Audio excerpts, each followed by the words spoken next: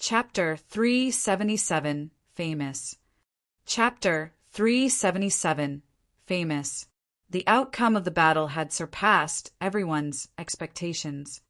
In less than 15 minutes, the 3 mounted bandits that had returned to the city were already dead with their blood staining the long street. There were even 2 7 Meridian Foundation establishment cultivators among them. That final thunder slash was an eye-opener for many cultivators as they felt an incomparable shock both visually and mentally. Countless gazes were fixed on that figure on the long street, wielding a saber and stained with blood. Their expressions were complex, some shocked, some fearful, some in awe, and some in scrutiny. Instantly, everyone realized that from this day forth, there would definitely be a place for this man in Xiantian City. He was now famous after a single fight. This was something that the disciples of Elixir Yang sect had not expected. Tang Yu was originally waiting for the prearranged timing to charge in with the cultivators under her charge and rescue Su Zimo's group. However, nobody expected the situation to turn entirely in the blink of an eye. Both mounted bandits were dead. This, despite his experience and calmness, Uncle Liang was stunned. A 5 Meridian Foundation establishment cultivator had killed 2 7 Meridian Foundation establishment cultivators on the spot. There were a full 2 cultivation realms above him. This wasn't the first time that Uncle Liang had come across a paragon talent as such. However, people as such were extremely rare and usually belonged to the top factions of Tianhuang mainland. What was the background of Su Zimo? He was not even carrying a sect badge, so he definitely wasn't a legacy disciple of the super sections. Furthermore, there were no traces of techniques inherited from super sects and top factions from Su Zimo. For super sects such as the 9 immortal sects, 7 fiend sects, and the 6 Buddhist monasteries, each of them had their own cultivation techniques and secret skills that their disciples were bound to use in life and death bouts. As such, they were easily recognizable. However, Su Zimo's capabilities, while his pair of spirit wings were extraordinary and his sword formation was stunning, none of them were the key to why he was able to kill cultivators above his level. The reason why that person was able to kill beyond his level was entirely because of that terrifying physique that resembled a pure-blooded, ferocious beast. In Tianhuang mainland, there were not many sects that specialized in body tempering among the immortal, Buddhist, and fiend sections. Glass Palace was one of them, but it was clear that this man had nothing to do with them. Could there be hidden sects or reclusive masters apart from the top factions who could groom such a terrifying paragon? Yet, why was the cultivation technique that could build such a physique unknown? For the first time, Uncle Liang felt that he could not make out Su Zimo anymore. Right then, a decisive look flashed through Tang Yu's eyes as she waved and said in a deep voice, "Elixir Yang sect, listen up! Follow me and kill the survivors of the 4 mounted bandits. Leave no one alive." Before she finished speaking, Tang Yu was the first to summon her flying sword and charge into the battlefield. Uncle Liang did not have time to think and quickly followed. The 1,000-odd Elixir Yang sect cultivators at the back swarmed forward as well, charging towards the remaining desperados. Although the desperados did not fear death, the death of Chai Li and Hu Meng was still a huge blow to them mentally. Coupled with the intense battle that they had just been through, they were thoroughly exhausted. The assault of the vigorous cultivators of Elixir Yang sect engulfed them entirely. Some of the desperados broke down and shrieked while running out of the city. However, they barely took a couple of steps when they were killed on the spot. One side was severely injured and worn out while the other side was filled with life and vigor. It was obvious who was stronger. The outcome of the battle was already decided. With the death of the 2 7 Meridian Foundation establishment cultivators, Elixir Yang sect no longer had any reservations.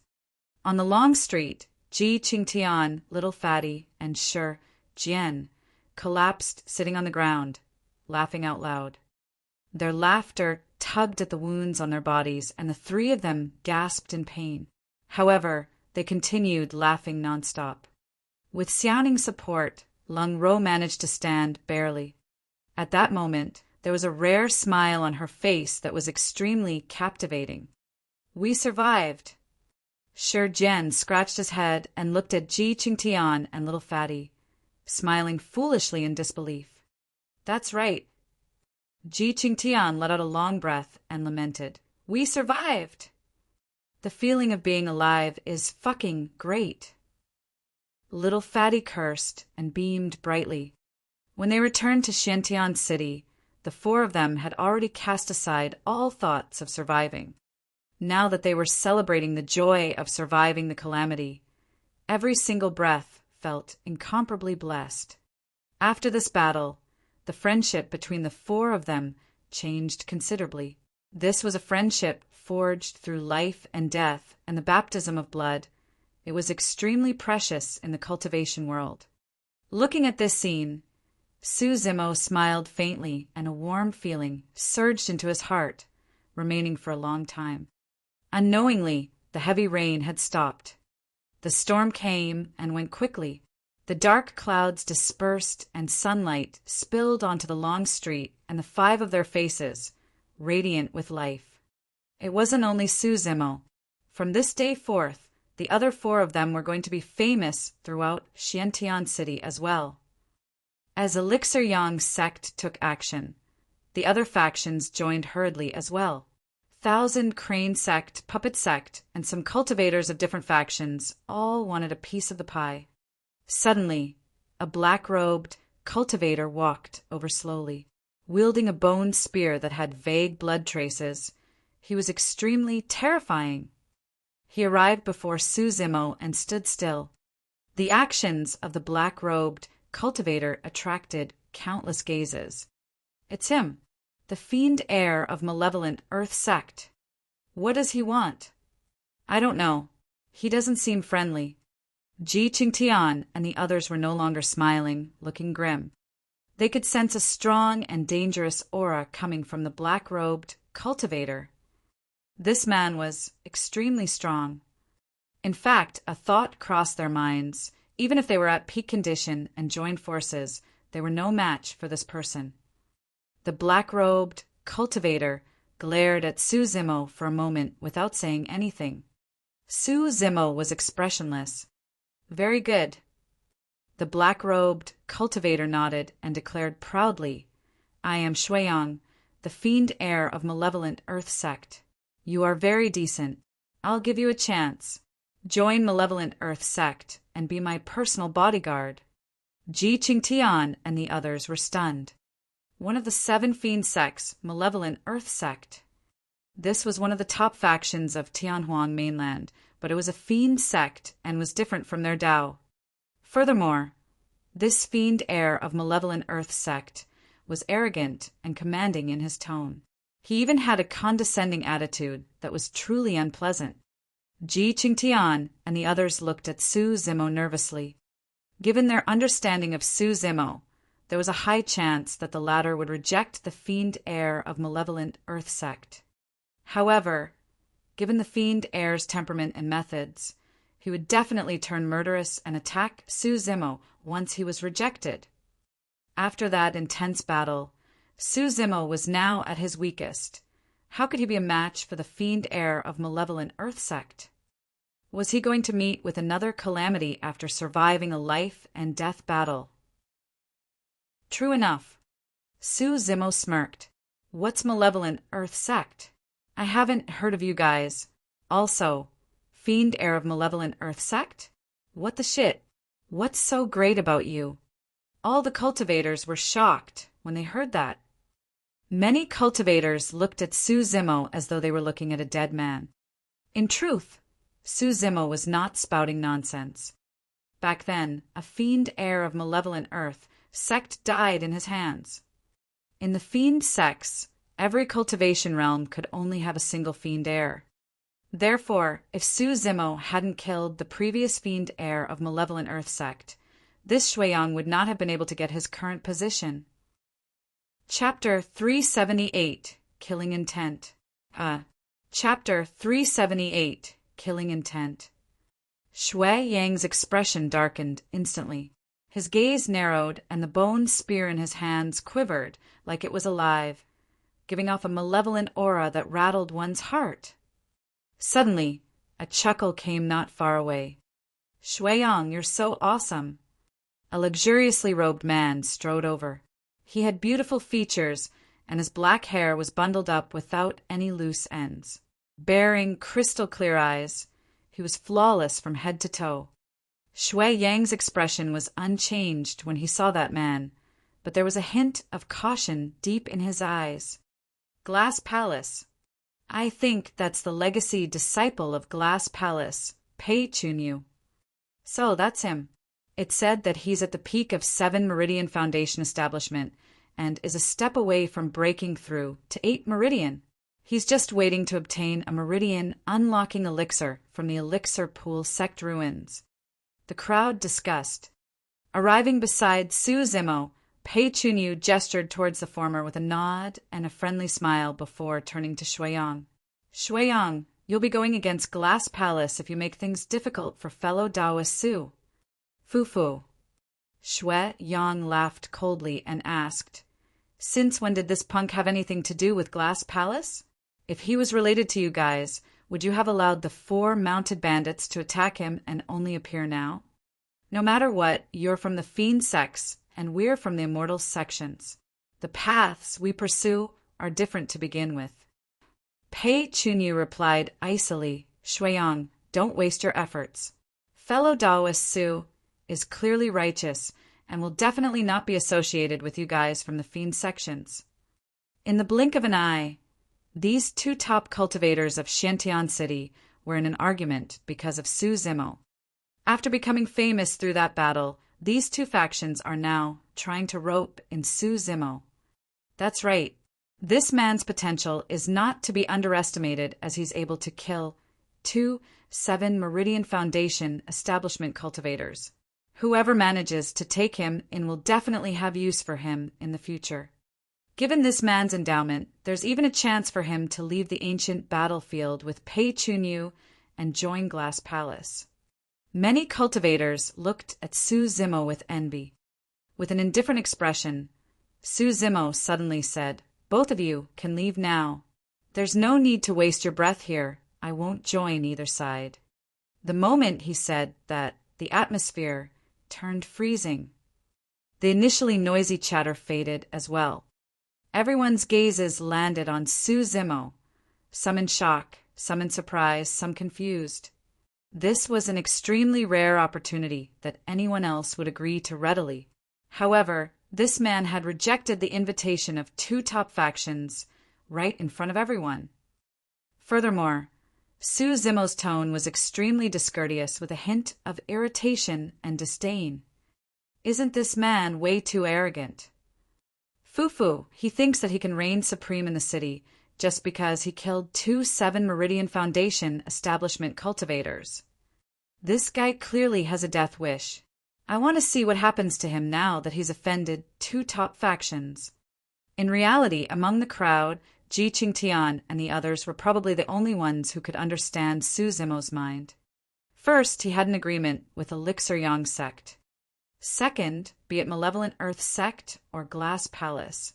Both of them merely wanted to recruit Su Zimo without giving anything in return. At this moment, the cultivators of Elixir Yang sect were still trying their best to wipe out the survivors of the 4 mounted bandits. However, these 2 factions wanted to rope in Su Zimo without losing any resources at all. Most importantly, Ji Qingtian and the others could not sense the slightest bit of sincerity from both Pei Chunyu and Shui Yang. Although Pei Chunyu was polite, there was a condescending arrogance in his tone. This man looked down on Su Zimo from the bottom of his heart. Rather than an invitation, it was more like he was doing charity. If Ji Qingtian and the others could sense it, Su Zimo understood it even better. That was why he rejected them without second thought. "Fu, ha ha ha." Suddenly, Shui Yang burst into laughter and looked at Pei Chunyu mockingly, saying in a casual tone, Seems like it was just a one-sided muse on your end. Interesting. A dark look flashed through Pei Chunyu's eyes. Su Zimo's reply was akin to disrespecting him in front of everyone. What was his status and position given the fact that he was a legacy disciple of Glass Palace? Coupled with Shui Yang's taunting, Pei Chunyu's killing intent surged. Maintaining his smile, he asked again gently, "Fellow Taoist Su, I didn't hear you right. Could you repeat yourself?" Although Pei Chunyu was smiling and his tone was gentle, Ji Qingtian and the others felt chills run down their spines. In other words, what he meant was that he was going to give Su Zimo another chance. If Su Zimo did not appreciate the chance, Pei Chunyu was going to kill him. This man had both the rights and the strength to do it. Ji Qingtian and the others were worried and could merely hope that Su Zimo would hold back temporarily instead of offending two top factions out of indignance. Everyone felt that Su Zimo wouldn't be a match for Pei Chunyu even if he was at his peak condition, let alone now when he was at his weakest after going through an immense battle and filled with injuries. As a legacy disciple of one of the immortal sects, Glass Palace, Pei Chunyu wasn't someone in the same league as the four mounted bandits. Ji Qingtian and the others looked at Su Zimo nervously. All of a sudden, Su Zimo smiled. "You didn't hear me? Let me simplify things and repeat it once more." After a slight pause, Su Zimo opened his mouth and spat out two words that shocked the world. "Get lost." The moment he said that, the surroundings fell completely silent. Many cultivators looked at that bloodied figure with agape mouths and shocked expressions as a single word filled their minds. Lunatic. For some reason, Ji Qingtian and the rest felt relieved instead. This was the true Su Zimo. This wasn't someone that would submit to injustice. It was as Su Zimo had said in the past, "I cultivate so as to go all out to exact revenge. I cultivate as I believe in an eye for an eye." Pei Chunyu's triggered killing intent naturally could not hide from Su Zimo's spirit perception. Since that was the case, there was no way Su Zimo would be nice to this guy. The only reason why Su Zimo dared to challenge Pei Chunyu was because of his demon form. This was a trump card that he would not use unless he had no other choice. Otherwise, Su Zimo would have struck first the moment Pei Chunyu's killing intent was triggered instead of wasting time saying so much to the latter. Pei Chunyu was stunned for a moment. Clearly, he hadn't expected such a reaction from Su Zimo. Or rather, he hadn't expected that Su Zimo would dare have such a reaction. Fufufu. Pei Chunyu laughed deeply. There was a metallic sound in his voice that was extremely piercing. A moment later, he put away his smile and his palm that was originally behind his back slumped downwards. It was shrouded with a jade-like radiance that was sparkling and crystalline. "I admire your immense potential. However," his eyes turned cold as he changed the topic. "Since you can't be used by me, I'll have to destroy you." Chapter 379, Secret Loss. Chapter 379, Secret Loss. This person is under my protection. Just as everyone thought that Su Zimo's death was certain, a voice rang out from his side in an unquestionable tone. Not far away, a sword beam sped over. On it was a handsome man with eyes that resembled a painting. It was Tang Yu from Elixir Yang sect, who liked to dress up as a man. When everyone's attention was focused on Tang Yu, an obscure glint flashed across Pei Chunyu's eyes as he gripped his fist suddenly and struck. The punch was aimed at Su Zimo's chest at an extremely fast speed. 5 spirit lights shone on the surface of his fist, and it burst forth like a blazing sun that had a blinding radiance. 5 spirit patterns. It was a perfect spirit weapon. Pei Chunyu was wearing a perfect grade glove on his hand that was as thin as a cicada's wings and almost transparent. If not for the fact that he had channeled spirit energy into it, the glove would have been extremely difficult to detect. It was a killing blow. "Watch out." Tang Yu's expression changed as she yelled.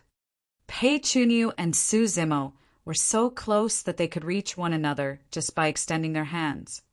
Tang, you could almost imagine the scene of a gory hole being punched out of Su Zimo's chest. The punch was completely without warning, like a sneak attack, and it was swift as lightning. No one was able to react to it, apart from Su Zimo. There was no wonder why Pei Chunyu was a legacy disciple of Glass Palace and a top-tier foundation establishment cultivator. His timing to strike was practically perfect. Tang Yu's appearance had diverted even Su Zimo's attention. That brief moment of distraction was all the time it took for Pei Chunyu to strike. If not for his spirit perception, Su Zimo would have died from that punch. However, despite his spirit perception, Su Zimo was still a step slower and could not whip out his blood quencher to defend. Instead, he could only take the attack head-on with his bare fists. Tang Yu's eyes dimmed when she saw that. Although Su Zimo managed to react, the outcome wouldn't be changed by much. To begin with, Pei Chunyu's cultivation realm was 2 levels above Su Zimo. Furthermore, Glass Palace's body tempering technique was renowned through Tianhuang mainland. Pei Chunyu could only be stronger than Su Zimo, there was no doubt. More importantly, Pei Chunyu's glove was a perfect spirit weapon, and Su Zimo was using his bare hands. To Tang Yu, it was almost certain that Su Zimo would be punched to death in this exchange. If he was lucky and managed to survive, his arm would be crippled, and that would diminish his combat strength, ending his cultivation path at this point. Bang! Their fists collided with a dull thud of defeat. The brilliance on the perfect spirit weapon vanished. Pei Chunyu did not move. Su Zimo's body shuddered, and he staggered back 3 steps before coming to a stop. Instinctively, he was in the stance of plow heaven stride for every single step and shifted his center of gravity, etching 3 deep footprints on the ground, shaking the earth. Su Zimo's fist was badly mutilated, revealing the bones within. However, those were not white but blood-red bones. Everyone watched with agape mouths as their eyeballs nearly popped out in disbelief. He was not dead. His arm was not crippled either. His fist was merely bleeding and slightly injured. How was that possible? Even a superior-grade spirit weapon would be smashed into pieces against that punch. Yet, how is it possible that Su Zimo's bare body? All the cultivators were completely stunned. If they had not witnessed it personally, none of them would believe what just happened. The fiend heir of malevolent earth sect, Shuiyang, frowned slightly as he looked at Su Zimo's right hand thoughtfully. Pei Chunyu's pupils constricted as he retracted his hand without a trace and placed it behind his back. Suddenly, Su Zimo burst into laughter as he looked at the hand that Pei Chunyu retracted. Apart from him, no one else knew what happened at the exact moment of the clash. Although Su Zimo's physique was strong, there was definitely no way he could withstand the might of a perfect spirit weapon. At that moment, even if he took on demon form, Su Zimo's strength would only be raised by a level, and he wouldn't be able to defend against the perfect spirit weapon still. It was like when a child turned into an adult and had his strength increased by folds. However, his body wouldn't be able to withstand the sharpness of a blade still. But there was a part of Su Zimo's body that was very special. His right hand. His right hand was covered with flesh on the surface. However, the flesh wrapped a blood-bone palm of unknown origins that was indestructible. Even the sharpness of blood quencher couldn't sever it. During that exchange, Pei Chunyu's strength gained the upper hand, and he managed to knock Su Zimo 3 steps backwards. However, in reality, Su Zimo did not receive too much damage and merely suffered flesh wounds. As for Pei Chunyu, he suffered a secret loss and was in unbearable pain. Nobody noticed that Pei Chunyu's retracted hand was trembling under the cover of his robes. The feeling of punching a steel board wasn't one that was pleasant.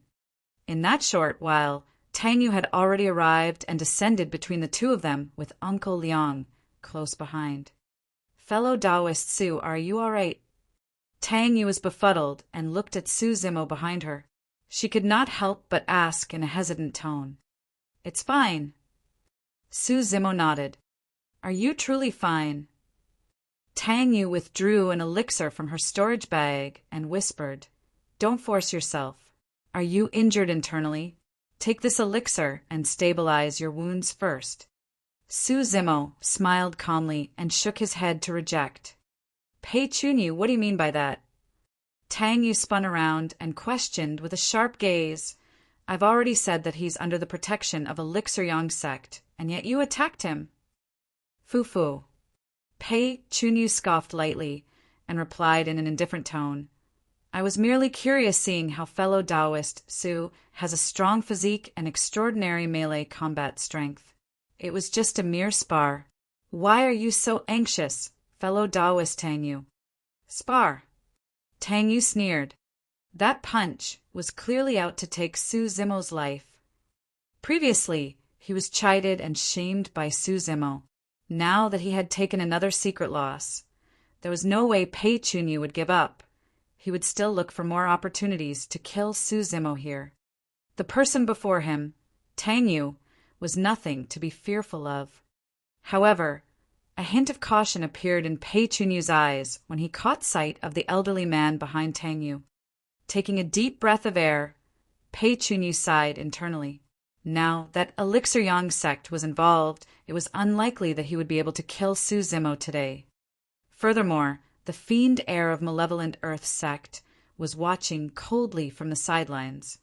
This was not the right time to engage in a conflict with Elixir Yang sect. Otherwise, Malevolent Earth sect might stand to gain from their disagreement. At that thought, Pei Chunyu cupped his fists towards Tang Yu and eyed Su Zimo deeply before saying with a fake smile, "Fellow Taoist, there's still a long way to go. There'll definitely be another chance for us to spar in the future." Pei Chunyu placed emphasis on the word spar. Smiling faintly, Su Zimo replied indifferently, "I'll take your dog life the next time we spar." "Ha ha ha." Pei Chunyu threw his head back and roared into laughter. "Good, good. I'll be waiting." With that, he flicked his robes and turned to leave along with the other Glass Palace cultivators. On the other side, Shui Yang followed suit. In the blink of an eye, two top factions in Xiantian City disappeared completely, as if they never appeared. Ji Qingtian and the others heaved a sigh of relief. Unknowingly, all four of them were already drenched in cold sweat. Chapter 380 Elixir Pool Sect. Chapter 380 Elixir Pool Sect. On the long street, the remaining desperados fled in all directions. Unable to resist, they were no longer a threat. It was also fortunate that Tang Yu had returned.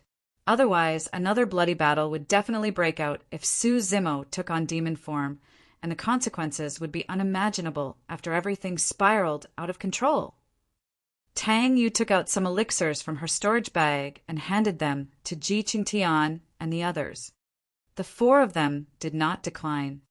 Even though they also had healing elixirs in their storage bags, their effects were definitely not comparable to those from Elixir Yang sect. When it was Su Zimo's turn, he merely took a glance and shook his head gently, choosing not to take them. "What's wrong?" Tang Yu asked confusedly. "Your injuries aren't minor, and these elixirs will help your recovery immensely. Don't worry, Elixir Yang sect's elixirs are definitely the best in Tianhuang mainland." Tang Yu was not wrong. The elixirs she took out were all of decent quality at superior grade. However, Su Zimo stuck to a principle ever since he started cultivating. He would only consume perfect-grade elixirs. The reason was because perfect-grade elixirs had pure medicinal effects without any impurities. Su Zimo would not be tempted by supreme-grade elixirs, let alone those at superior grade. He smiled and declined politely without explaining. While Su Zimo seemed like he was severely injured in the battle with more than 30 wounds and blood covering him from head to toe, in reality his foundation was unharmed. His organs were perfectly fine, as were his tendons and bones. In just a short while, Su Zimo's wounds were already starting to heal and had stopped bleeding. Given his terrifying regeneration capabilities, he could recover in just a few days. Xiantian City could be divided into 4 generic districts. The east side of the city was occupied by Glass Palace, west by Malevolent Earth Sect, and south by the heretical doctrines. The cultivators in the north side were Messier. Originally, the 4 mounted bandits were the strongest apart from Elixir Yang Sect and Thousand Crane Sect. However, the 4 mounted bandits were dead, and most of the desperados were buried on the streets, with only a minority that managed to escape from Xiantian City. Worn out, injured, and filled with the stench of blood, it was most likely that those desperados wouldn't be able to last a single night outside before they were devoured whole by the various ferocious beasts and ancient living beings out there. With the 4 mounted bandits gone, the north side of the city was now controlled by Elixir Yang Sect and Thousand Crane Sect. Before the bloody battle on the long street, Tang Yu had already valued Su Zimo highly and had an agreement with him to deal with the 4 mounted bandits. At that point of time, this agreement seemed fanatic and irrational. But now, everyone realized that Elixir Yang Sect had benefited massively. They managed to recruit somebody like Su Zimo, who was both strong and possessed terrifying potential without losing much resources. Furthermore, the 4 mounted bandits were destroyed. It was killing 2 birds with 1 stone. 10 days later, city's north, meeting hall of Elixir Yang Sect. By now, Ji Qingtian and the others were almost healed up, and Su Zimo had completely recovered a couple of days ago. Su Zimo's group of 6, Tang Yu, Uncle Yang, and a cultivator of Elixir Yang Sect's battle hall, Yan Jun, were gathered. Everyone, the reason why I gathered you guys here is to discuss information about an ancient ruin. Tang Yu said in a deep voice, "Since I've requested for your help, I'll divulge everything I know without holding back any secrets." Su Zimo's group nodded. All of them could sense Tang Yu's sincerity. During this period of time, Elixir Yang Sect provided a considerable number of high-quality elixirs to help Ji Qingtian and the others with their recovery. In truth, this ruin is related to a major sect back in the ancient era named Elixir Pool Sect. It was clear that the sect had something to do with elixir refinement through its name alone. Indeed, Tang Yu continued, Elixir Pool Sect was extremely famous back in the ancient era and was the foremost elixir refinement sect in Tianhuang mainland.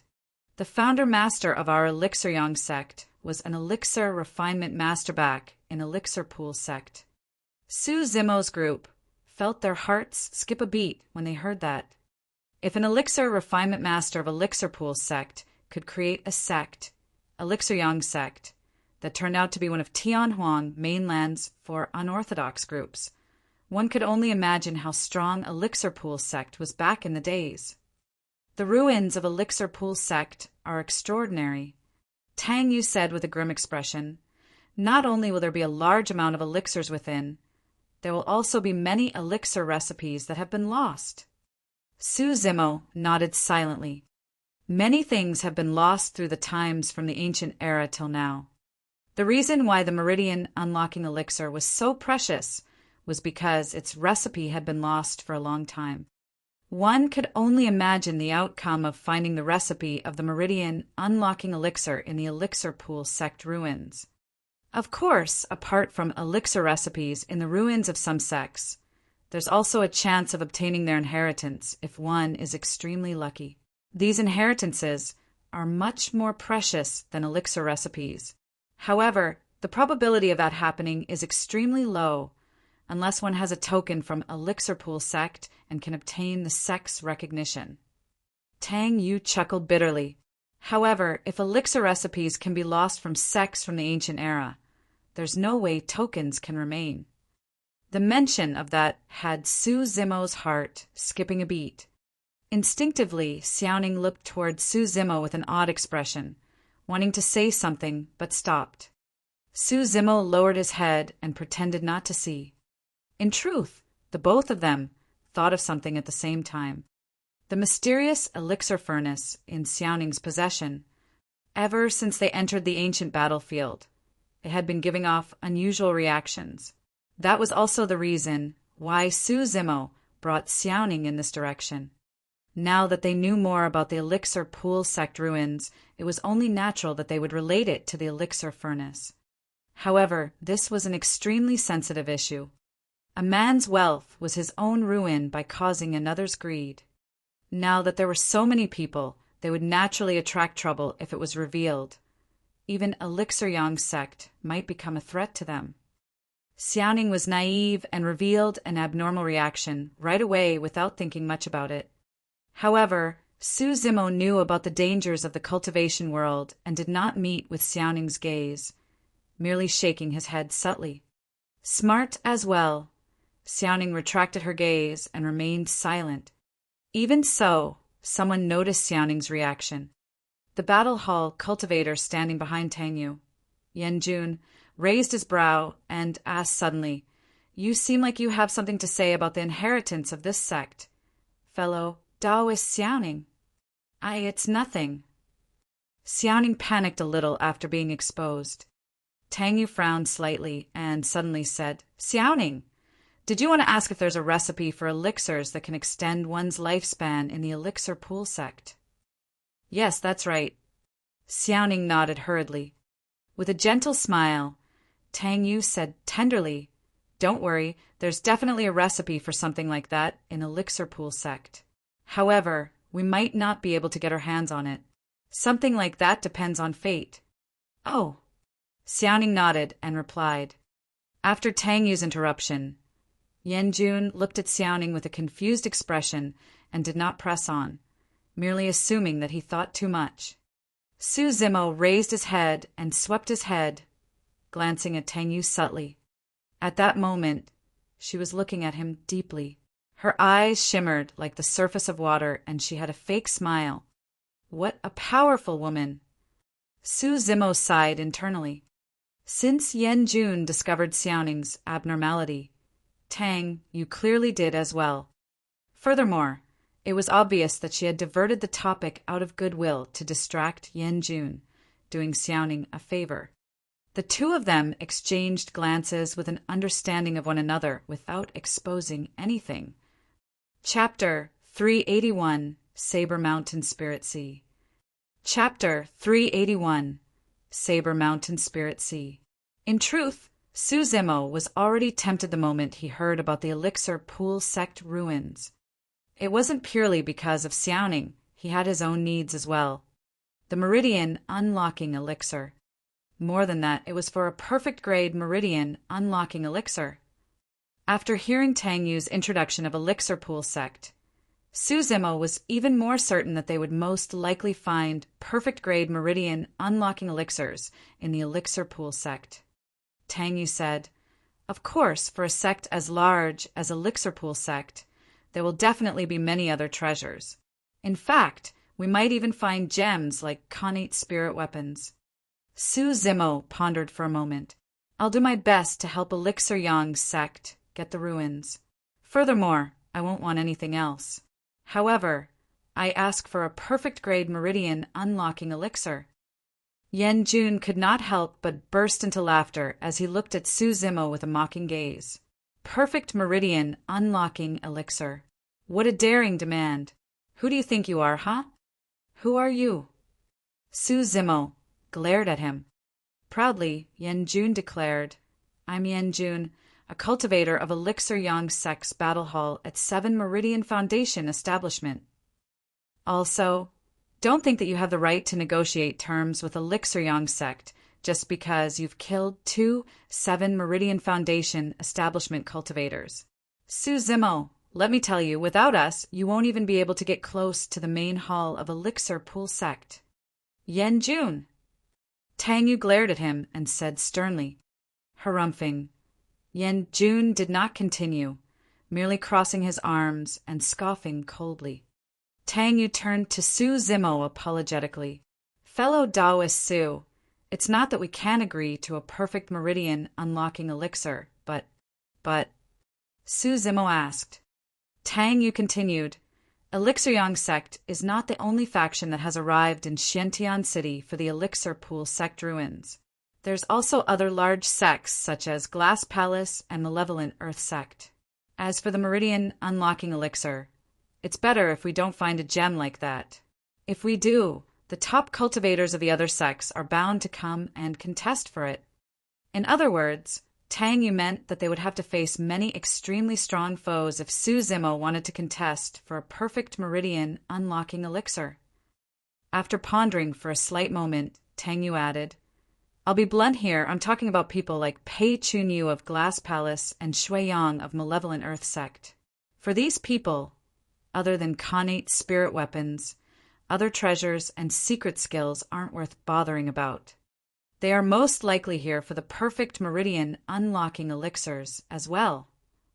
The higher the grade of the Meridian Unlocking Elixir, the greater the chances of one unlocking their spirit meridians. Pei Chunyu and Shui Yang were already at the peak of 7 Meridian Foundation establishment. The best chance for them to unlock their 8th spirit meridians would be to consume perfect Meridian Unlocking Elixirs. This was an opportunity they wouldn't miss. At the thought of Shui Yang and Pei Chunyu, Su Zimo frowned. He had exchanged blows with Pei Chunyu before. Although it was only a single blow, he could still sense how terrifying his opponent was. To be fair, if he had not made use of the Bloodbone Palm, there was a high chance that his arm would have been crippled by Pei Chunyu back then. Tang Yu said, Even though you killed 2 7 Meridian Foundation establishment cultivators, you have to understand that there's a distinction in strength between 7 Meridian Foundation establishment cultivators as well. Take me, for example. I'm at 7 Meridian Foundation establishment as well, but I'm an elixir refinement master. 5 of me won't be a match for people like Chai Li and Hu Meng. However, even 10 7 Meridian Foundation establishment cultivators, the likes of Chai Li and Hu Meng, wouldn't be a match for Pei Chunyu or Shui Yang. That's the difference we're talking about. Su Zimo remained silent. He knew that Tang Yu was not wrong. His chances of winning the two of them without the use of his demon form wasn't great.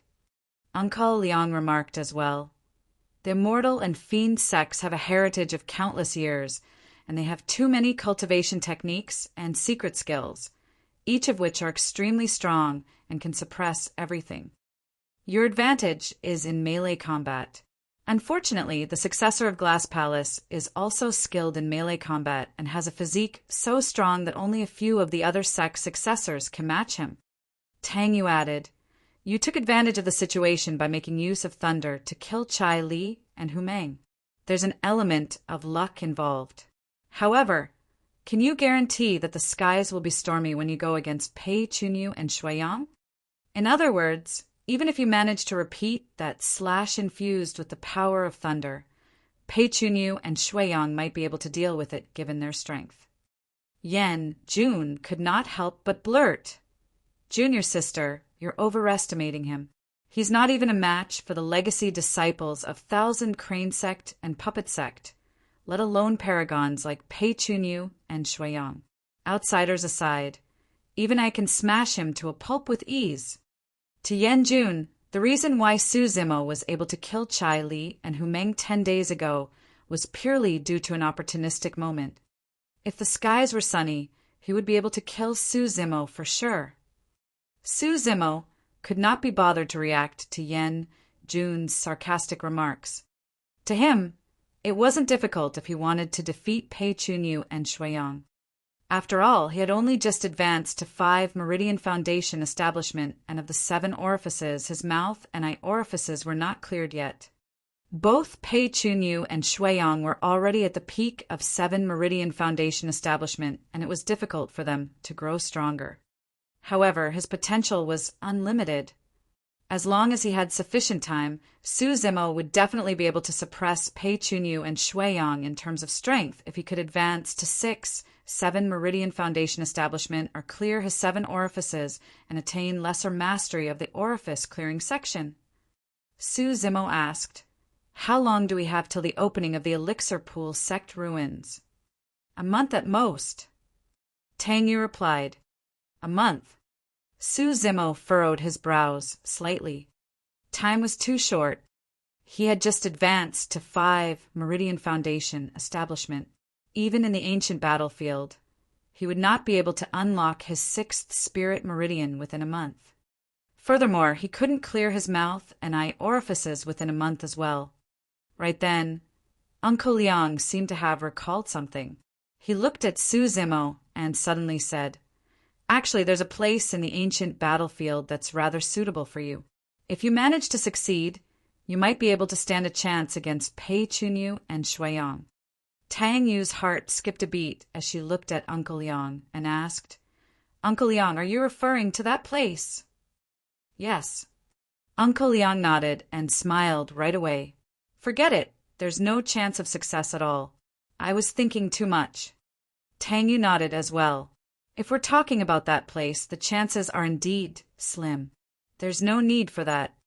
Su Zimo was curious as well when he heard how ambiguous the two of them were, and could not help but ask, "Senior, young Master Tang, what is the place you are referring to?" Tang Yu did not intend to hide anything, and asked instead, "Fellow Taoist, have you heard of the Saber Mountain Spirit Sea?" Saber Mountain Spirit Sea. Su Zimo frowned, shaking his head. Ji Qingtian and the others were confused as well. It was obvious that they knew nothing about that name. "Fufu." Yan Jun sneered. "Truly bumpkin cultivators. To think that they've never even heard of the Saber Mountain Spirit Sea. How laughable." Chapter 382. Legend of the Saber Emperor. Chapter 382. Legend of the Saber Emperor. Each time cultivators of the great Zhou dynasty entered the ancient battlefield, they would only linger around the borders. How could they have heard of the Saber Mountain Spirit Sea? If it was not because Su Zimo had brought Ji Qingtian and the others to this place, they might never have known about Xiantian City, nor would they have the chance to interact with large sects such as Elixir Yang Sect and Glass Palace in their entire lives. Experiences as such were rare and precious, serving as eye-openers. Su Zimo never had any feuds with Yan Jun. However, the latter had been unfriendly to him right from the beginning, shooting sarcastic remarks whenever he had the chance. As for the exact reason, Su Zimo had a vague guess. However, this was a cultivator of Elixir Yang Sect's battle hall after all, and Su Zimo was not bothered since Yan Jun had yet to cross his bottom line. Tang Yu frowned gently and shot Yan Jun a stern look before saying slowly, "The reason why the Saber Mountain Spirit Sea is so famous is because of an old legend related to it."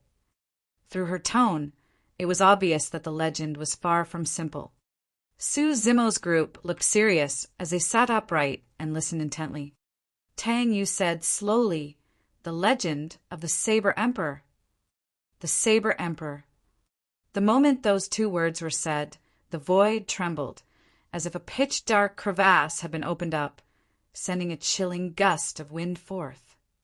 The mere mention of those words brought forth an indescribable pressure. It was ancient, as though it had crossed through the archaic times with an indestructible intent that was shocking. Instantly, a killing intent filled the hall. Everyone felt as if it had become much more difficult to breathe. It took a long while before the sensation dispersed. Tang Yu took a deep breath and said, "The Emperor represents invincibility, superiority, and uniqueness. He is invincible in the way of the saber with no one that can surpass him. Hence the title of the Saber Emperor. While the Saber Emperor may not have been the strongest person in Tianhuang mainland, he was the one and only emperor in the way of the saber among all the saber cultivators." Su Zimo understood. In any given era, there could be many emperors. However, in any particular domain or path, there could only be a single emperor. That was the definition of emperor: invincible, supreme, and unique. The emperor of the path of immortality was the immortal emperor. The emperor of the fiend path was the fiend emperor. The emperor of the way of the sword was the sword emperor. Following that line of deduction, those that become emperors must naturally be among the strongest cultivators of Tianhuang mainland. I believe all of you know that the sword reigns supreme in the current Tianhuang mainland, and the most common weapon of choice for immortal cultivators are flying swords. However, back in the ancient era, there were 100 weapon classes that fought for supremacy. Apart from swords, there were sabers, spears, halberds, axes, bows, and many other weapons. The sword had its own way, and so did the saber. There was an emperor for every type of weapon. However, in the ancient era, the human race was blessed with immense luck and gave birth to countless paragons in Tianhuang mainland, giving rise to multiple emperors. That was a golden era for us humans, and we waged a historic war against the other races known as the Ancient War. The war lasted for a long time, and countless human experts and ancient mighty figures fell. The emperors were all tainted with blood, and it was extremely tragic. Although we humans stood victorious after the war, most of the 100 weapon techniques were lost in the ancient battlefield with no future left in sight. The only remaining lineages were the ways of the sword and saber. Su Zimo and the rest were shocked when they heard that. They had never heard of these ancient tales and legends. Right now, they were greatly intrigued. Even though it was only a few short descriptions, everyone could almost envision that magnificent era before their eyes. In fact, Su Zimo had an urge to go against the tides of time and follow in the footsteps of his predecessors to witness that glorious history. Tang Yu continued, the reason why those two heritages could be passed down from the ancient war was naturally attributed to two people, the Sword Emperor and the Saber Emperor. There are way too many legends regarding these two mighty figures. Some describe them as mortal enemies, some describe them as bosom buddies, and there were even some who said that they were neither friends nor foes, merely appreciative of the other's talents. No matter what, the final outcome was that the Saber Emperor went far away and left Tianhuang mainland. Thereafter, there were no emperors for all the other weapons, and only the way of the sword reigned supreme, leading to the current state of the cultivation world. Su Zimo's group let out a long breath, unable to calm down for a long time. It was only now that they understood why most of the cultivators in the cultivation world used flying swords instead of flying sabers and other weapons. So this was the reason. Tang Yu said, the legacy that the Sword Emperor left behind back then is the current sword sect, one of the 9 immortal sects. Su Zimo was secretly impressed. Originally, he thought that super sects such as the 9 immortal sects, 7 fiend sects, and 6 Buddhist monasteries only earned their title as the strongest factions of Tianhuang mainland due to their ancient lineage and strong foundations. But judging from the situation now, all of those sects had shocking backgrounds. For example, of the 9 immortal sects, Sword Sect's founder master was the Sword Emperor of the ancient times. In fact, he was someone that influenced the future of the world, such that the way of the sword was supreme in the current cultivation world. After a moment of silence, Su Zimo suddenly asked, where did the Saber Emperor go? Tang Yu smiled faintly. He traveled far overseas and found a lone island in the ocean, leaving his legacy there. Su Zimo's heart skipped a beat as he blurted, one of the 2 islands! The top factions of Tianhuang mainland consisted of the 9 immortal sects, 8 demon races, 7 fiend sects, 6 Buddhist monasteries, 5 heretical doctrines for unorthodox groups, 3 aristocrat families, 2 islands, and 1 palace. That's right. Tang Yu's eyes flickered with a hint of admiration as she nodded. The legacy left behind by the Saber Emperor is one of the 2 islands, Divine Phoenix Island. The successor of Divine Phoenix Island rarely steps foot onto Tianhuang mainland. However, each time one of them does, they would definitely be unrivaled paragons that are bound to create waves in the cultivation world. Su Zimo lamented. From this perspective, the Saber Emperor did not lose back then. The legacy left behind by the Sword Emperor is one of the immortal sects, and the legacy left behind by the Saber Emperor is one of the 2 islands. In terms of reputation, status, or strength, the island is not weaker than Sword Sect. What does the Saber Mountain Spirit Sea have to do with the Saber Emperor then? Su Zimo asked. Tang Yu explained, "It said that when the Saber Emperor left Tianhuang mainland, he left behind a legacy, the Saber Mountain Spirit Sea in the ancient battlefield. While the Saber Mountain Spirit Sea truly exists, there has never been any cultivator who has obtained its inheritance for thousands of years. Countless paragons have been produced in this period of time, but all of them ended in failure. Gradually, the Saber Mountain Spirit Sea became a legend that no one believed in until..."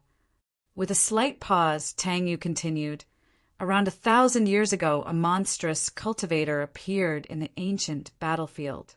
Although he was not from one of the super sects, he had frightening combat strength and could compete against all the legacy disciples of the various major sects. It was said that the person managed to obtain the Saber Emperors in the Saber Mountain Spirit Sea."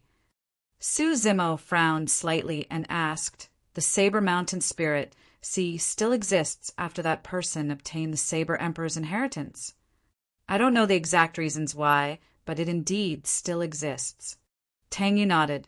"You're considered as a saber cultivator as well, and the Saber Mountain Spirit Sea is suitable for you and can help your strength grow rapidly. Naturally, there's a prerequisite, and that is for you to obtain the inheritance of the Saber Emperor." Chapter 383, Standing Shoulder to Shoulder with the Emperors. Chapter 383, Standing Shoulder to Shoulder with the Emperors. Upon hearing that, Su Zimo had already made up his mind that he wanted to make a trip to the Saber Mountain Spirit Sea. Even though Su Zimo had made use of sabers up till this point of his cultivation, he knew nothing about saber techniques. He merely relied on the power of his bloodline as well as his physique's strength to slash widely. Thankfully, he cultivated the mystic classic of the 12 demon kings of the great wilderness, making his skin coarse and flesh thick. Agile as an ape, he could pounce like a tiger, sprint like a horse, rise like the wind, land like an arrow, and be tough and nimble at the same time. Coupled with the assistance of his spirit perception, he could evade danger without even seeing it, and thus, it was quite rare for him to be disadvantaged. However, Su Zimo knew very well that if he were to meet a top-notch expert, his opponent would be able to easily find the openings of his saber technique and take him down, even if the latter's strength could not match his. Therefore, even if there was only a 1 in a million chance, Su Zimo wanted to head over and give it a shot. When he saw that Su Zimo was moved, Yan Jun sneered at the side. "There have been countless cultivators who have been to the Saber Mountain Spirit Sea before. Many of them were paragons that were far beyond their contemporaries. However, there has only been a single person who has managed to succeed through the thousands of years. Does a country bumpkin such as yourself, who have never even heard of the Saber Mountain Spirit Sea, think that you are befitting of receiving the Saber Emperor's inheritance?" Tang Yu was already displeased at how Yan Jun was targeting Su Zimo repeatedly. It was only after she noticed that Su Zimo was calm and had no reaction that she became slightly relieved. "Also, there's one more thing I have to remind you about." Tang Yu said deeply, "I don't know much about the Saber Mountain Spirit Sea either. After all, there has already been someone who received the Saber Emperor's inheritance 1,000 years ago. As such, you might end up making a wasted trip." "It's all right." Su Zimo smiled calmly. "The many legends that you've told me about are truly fascinating. In the ancient war, dragons and snakes rose together with the emperors in that golden era. The only regret I have is that I wasn't born back then to stand shoulder to shoulder with those emperors, leaving my name through history." The moment he said that, the hall went silent. Everyone watched with shock and slightly agape mouths. The verve of this man. How much verve was required for him to state that he wanted to leave his name through history by standing shoulder to shoulder with those emperors? The fact that such a statement was said by a foundation establishment cultivator was truly ridiculous and arrogant. For some unknown reason, Su Zimo was not filled with passion or unparalleled pride when he said those words, merely looking extremely natural. However, It felt as though the green-robed cultivator before them was truly qualified to stand shoulder to shoulder with those emperors. Even Yen Jun, who had a grudge against Su Zimo, could not spout out a single sarcastic remark at this moment. He wouldn't have dared to repeat Su Zimo's statement personally, worried that bad luck might befall him from the unknowns. Even for the emperors that have fallen for countless years, their dignities could not be sullied. Uncle Liang looked at Su Zimo deeply. Initially, he had underestimated Su Zimo. However, at that moment, Uncle Liang's previous impression of Su Zimo disappeared entirely. Su Zimo did not notice the strange expressions of everyone around him, merely immersed in his own emotions. Shaking his head gently, he lamented, "Time is merciless through history. Be it the Sword Emperor or the Saber Emperor, both have already passed on along with those eras, leaving only their legends. Since there's no longer a chance to witness the majesty of the Saber Emperor, I might as well head out to the Saber Mountain Spirit Sea. Even if I can't obtain the inheritance, I can relive the glory of the past in the ruins to make up for the regrets in my heart." Tang Yu nodded. "Since you have already decided, I won't stop you. However, you have to return to Xiantian City within the month to help us contend for the Elixir Pool sect ruins." "All right." Su Zimo nodded. Right then, a cultivator of Elixir Yang sect strode in quickly and greeted with cupped fists. "Young Master, Feng Man of Thousand Crane, sect requests an audience." "Sister Man." Tang Yu pondered for a moment and shifted her gaze. It paused on Lung Ro for a brief moment before she nodded. "Invite her in," she explained to Su Zimo's group. "The 4 unorthodox groups have a pretty good relationship. Sister Man is the commander for Thousand Crane Sect's expedition this time round, and I've known her for many years." Right then, a woman in a long white robe strode over. With a curvy and voluptuous figure, her steps were nimble and her black silky hair was tied in a bun, exuding a mature and dignified aura. Her features were exquisite and very beautiful. On the woman's waist, apart from a storage bag, there was a pink paper crane that was really pretty tied to it. Tang Yu walked over and smiled. "Sister Man, come on in." Feng Man glanced at Tang Yu and chuckled. "My, why are you still dressed like this? You're no longer young."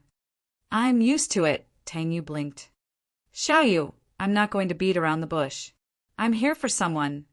Feng Man did not waste time with any small talk. "For her." Tang Yu glanced at Lung Ro. Feng Man smiled. "I can't keep anything from you." "Me?" Lung Ro was slightly stunned. Feng Man nodded with a gentle gaze. "I can see your talent in talisman crafting and can't bear to bury it. So I'm here to invite you to join Thousand Crane Sect. What do you think?" Lung Ro loved crafting talismans and indeed wanted to join Thousand Crane Sect. However, she did not expect the latter to come knocking.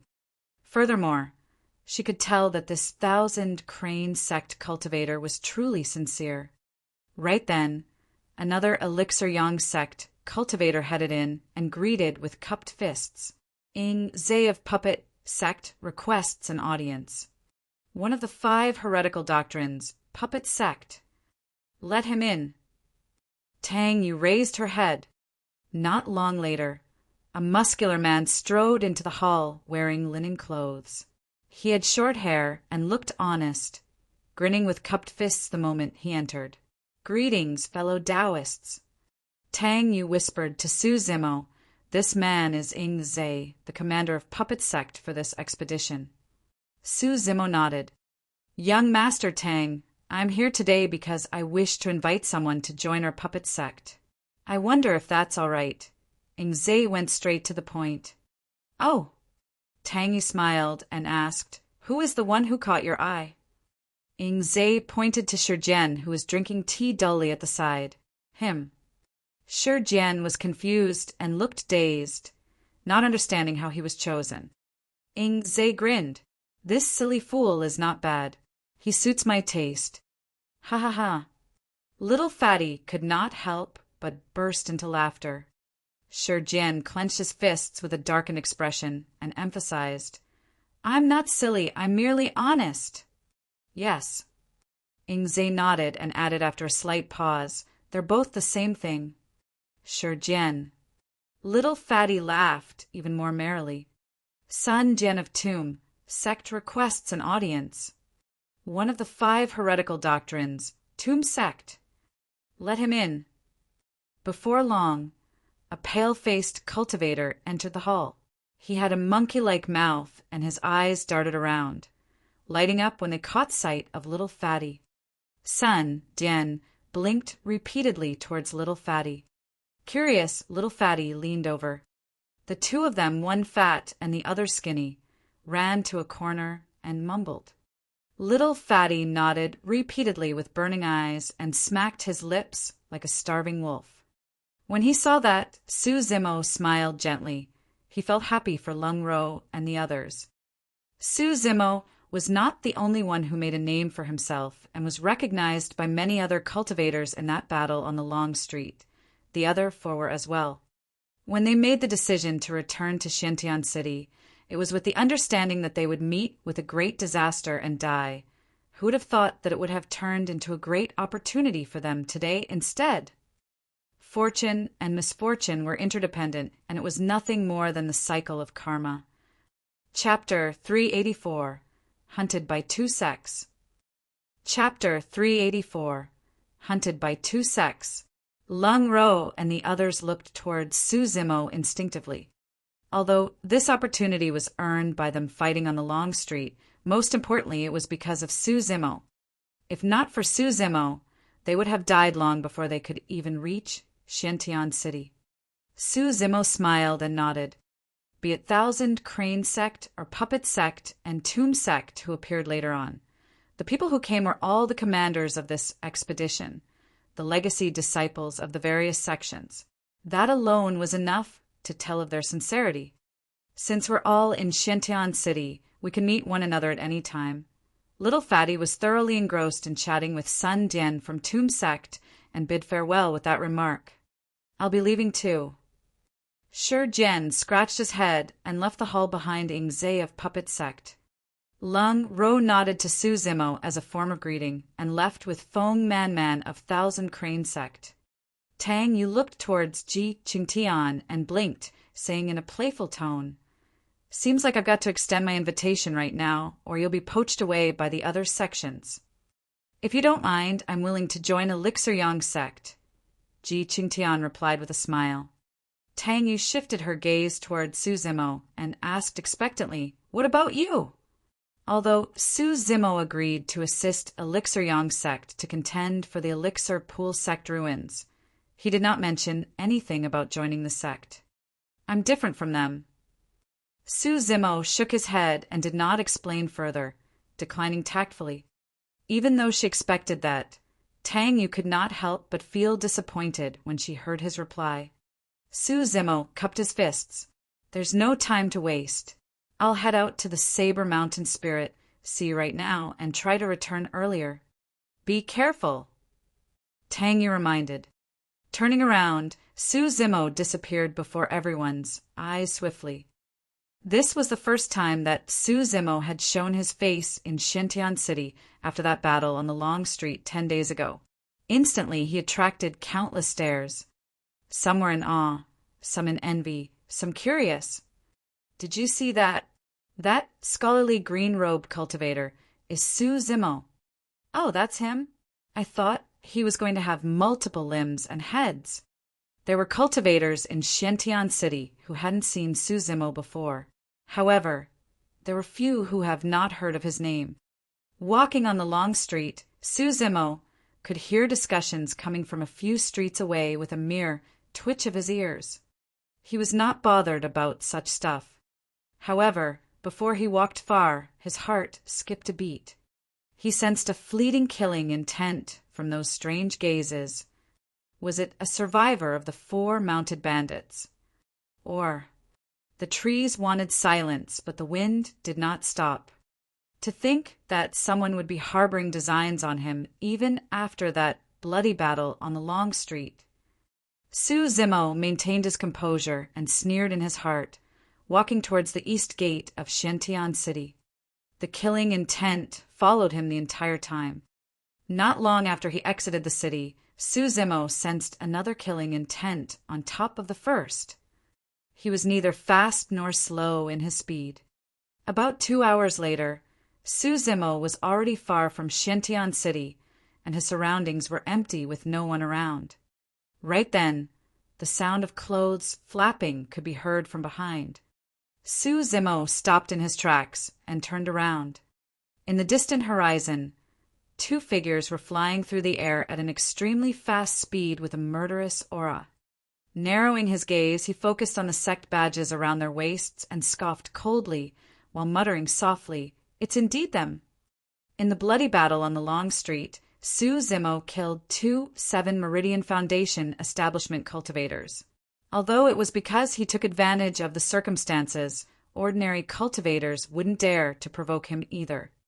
Furthermore, he had the backing of Elixir Yang sect. However, there were 2 sects in Xiantian City who had sufficient strength and reason to cause trouble for him. Glass Palace of the Immortal Sects and Malevolent Earth sect of the Fiend Sects. He had rejected Pei Chunyu and Shuiyang and embarrassed them in front of everyone the other day. Given their status, there was no way they were going to let things go. Naturally, Glass Palace and Malevolent Earth sect could not strike when Su Zimo was in Elixir Yang sect. However, cultivators of the 2 sects chased after him the moment he was out of the city. Both Glass Palace and Malevolent Earth sect had only sent a single person each. This was clear proof of how strong these 2 were. In reality, if Tang Yu was here, she would have been able to recognize the 2 of them. The cultivator from Glass Palace was Lu Yin, and the one from Malevolent Earth sect was Di Xing. At 7 Meridian Foundation establishment, both of them were the right-hand men of Pei Chunyu and Shuiyang and possessed terrifying strength. In the blink of an eye, Lu Yun and Di Xing had already arrived in front of him. They stood in midair on their flying swords, looking down at Su Zimo from left and right. Fu. Lu Yun chuckled lightly with a mocking gaze. Su Zimo, why aren't you running? Are you prepared to surrender since you know there's no way you can run? Di Xing's gaze was ice cold. Su Zimo smiled. If he activated his bloodline and deployed Divine Steed fleeting at full speed, these 2 wouldn't be able to catch up to him. The 2 of them descended slowly from midair, maintaining a fixed distance, and were cautious of one another. Lu Yin was the first to speak, as he pointed to Su Zimo and said to Di Xing, "Fellow Taoist, let's put it bluntly. The moment this man is dead, we'll split the treasures in his storage bag evenly." "No problem," Di Xing nodded. Rolling his eyes, Lu Yun continued, "I want the long blood-red saber in his possession." "If that's the case, I'll take the gigantic moon-white bow," Di Xing replied. The 2 of them were referring to the perfect spirit weapon, Blood Quencher, and the quasi-connate spirit weapon, Moon Concealment Bow. Neither of them took Su Zimo seriously and were already discussing how they should split his belongings. Su Zimo's eyes flashed with mockery as he shook his head slightly. Immortals and fiends were different. Since the ancient times, the duty of an immortal has always been to exterminate demons and slay fiends. But now, what difference did the immortal sect cultivator before him have with those of the fiend sects? "What are you guys doing?" Su Zimo asked indifferently. "Oh, I almost forgot about you. Senior brother Pei has a message for you." Turning around, Lu Yin let out a creepy smile and said slowly, "Anyone I wish to kill will definitely die." Di Xing's gaze was cold as he said maliciously, "Allowing you a chance to be senior brother Shui's guard was an honor for you. Since you don't want it, prepare to die." Fu. Su Zimo laughed and asked, "Why didn't Pei Chunyu and Shuiyang come themselves if they wanted my life? There's no need to use a sledgehammer just to crack a nut." Di Xing's expression was filled with disdain. Lu Yun sneered, Why does senior brother Pei have to deal with a nobody like you personally? Ha ha ha. Su Zimo laughed into the skies. His laughter was deafening, shaking the void like a great bell. Lu Yun and Di Xing felt a slight stinging pain in their ears. Suddenly, Su Zimo stopped laughing. His eyes were bright and filled with killing intent as he shouted, "The likes of you two actually think that you can have my life! Su Zimo, you're too arrogant. You think that you are fit to challenge me just because you've killed people like Hu Meng and Chai Li?" As a disciple of Glass Palace, Lu Yin was fearless as he took a deep breath and channeled spirit energy. Instantly, 7 spirit meridians shone beneath his robes and rumbled furiously with a mighty aura. There's no need to say anything else. Die! Su Zimo strode forward and whipped out Blood Quencher with a backhand. The blood beam expanded and enveloped Lu Yun and Di Xing. Chapter 385 Troublesome. Chapter 385 Troublesome. Whoosh! Su Zimo channeled his bloodline, and his bones and tendons sounded together, rumbling with the sound of tsunami alongside thunder cracking. 5 spirit lights shone on Blood Quencher and burst forth into a blinding radiance, akin to a blazing blood-colored sun. It shot through the void with a sharp edge. The power of that slash was extremely strong, and it was fast. Any other ordinary cultivator, even if they were at 7 Meridian Foundation establishment, would have been shocked. However, Lu Yun and Di Xing were unimpressed, and they even had mocking expressions. Let the body be like glass, transparent inside out and cleansed of impurities, turning indestructible. Lu Yun stood on the spot and chanted the mantra. Each time he said a single word, his body's aura would change slightly. Until the end, Lu Yun's muscles seemed like they were veiled with a mysterious luster, bright as glass and without flaws and impurities. At the same time, Lu Yun's arms shone with 4 spirit lights. It was a pair of braces, a supreme-grade spirit weapon. Glass Palace specialized in body tempering, and if one cultivated the sect's secret manual, the Glass Heart Sutra to its max, their body, eyes, and heart would be like glass. They would be indestructible, flawless, undying, immensely strong, and could fight against ferocious beasts with their bare hands. Therefore, cultivators of Glass Palace mostly used weapons such as gloves or bracers. Although bracers were rarely seen nowadays, they were one of the 100 weapon classes back in the ancient era and were not to be underestimated. Bracers were extremely flexible, and when equipped on one's arms, could be used both defensively and offensively, allowing one use their arms like their fingers. Swiftly, Lu Yun neither retreated nor dodged.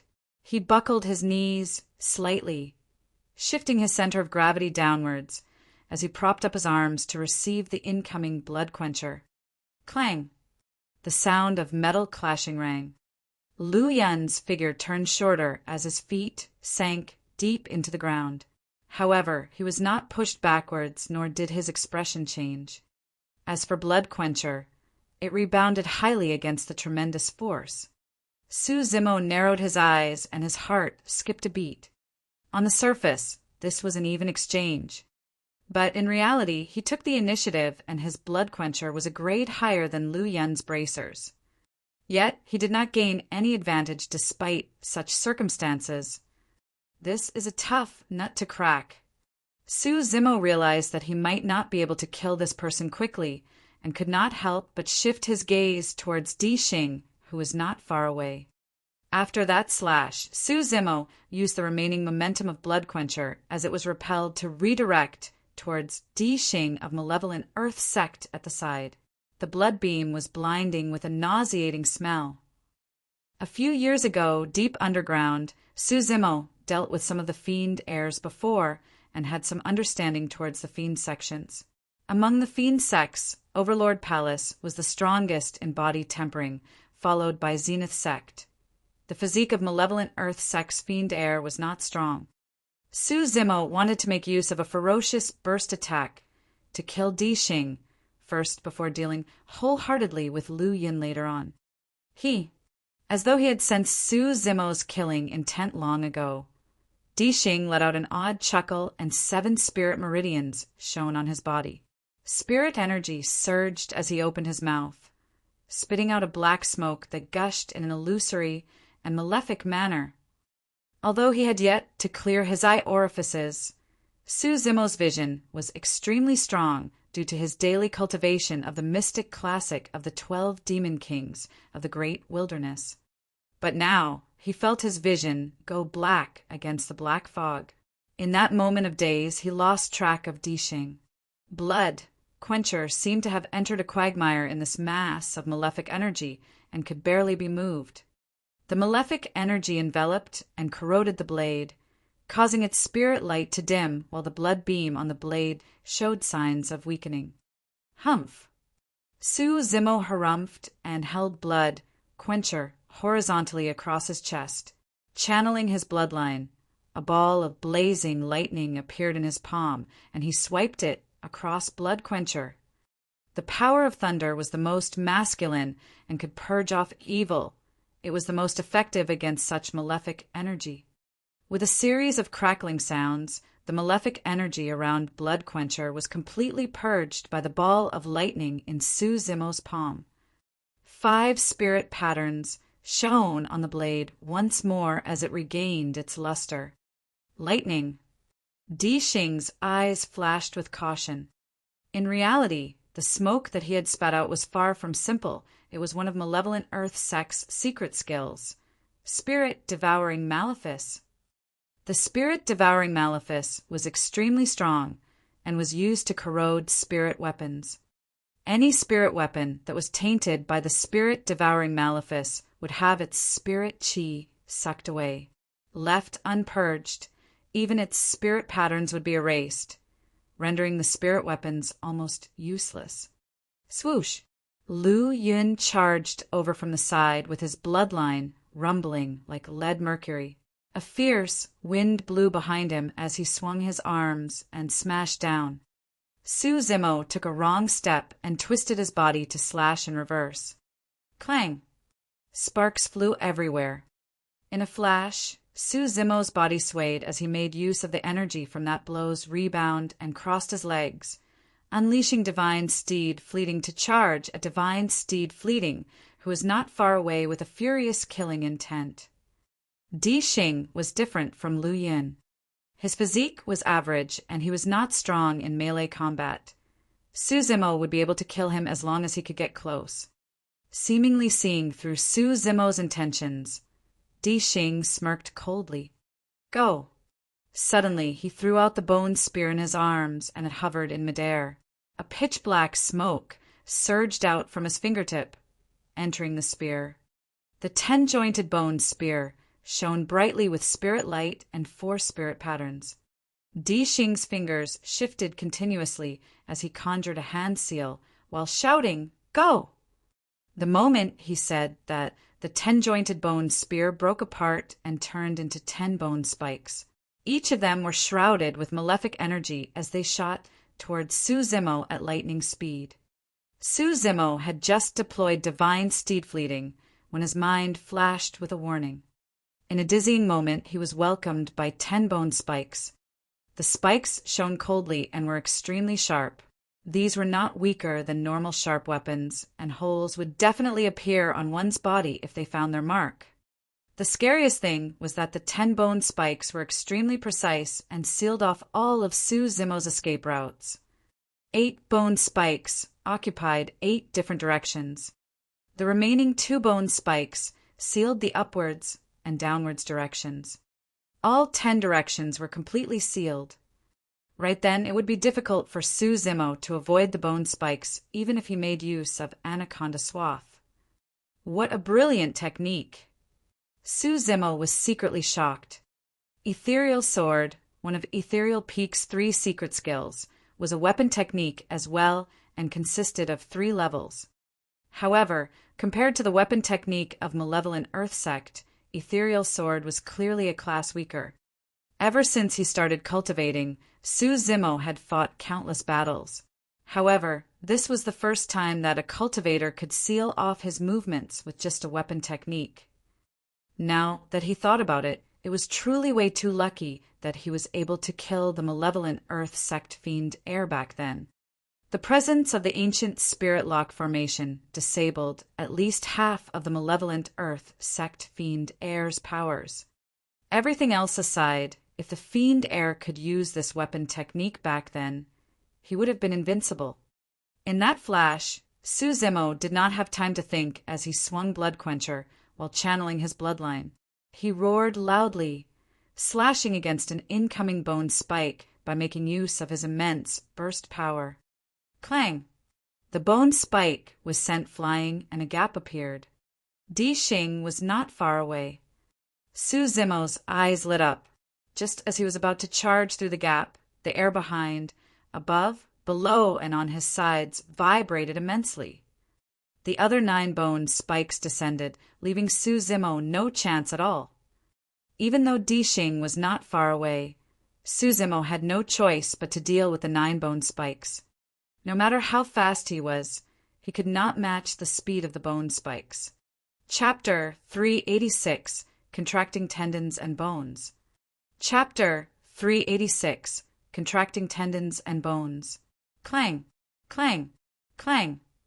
Suzimo swung Blood Quencher and repelled 3 bone spikes consecutively. Right after, he made use of his spirit perception and passed through the gap of 2 bone spikes extremely closely.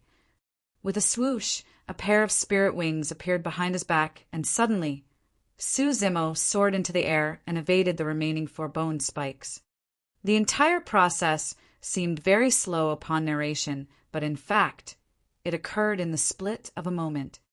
Any slight delay would have riddled Suzimo's body with holes. Suzimo was internally shocked by how he had to unleash multiple trump cards just to barely evade the wave of attacks from Di Xing's bone spear.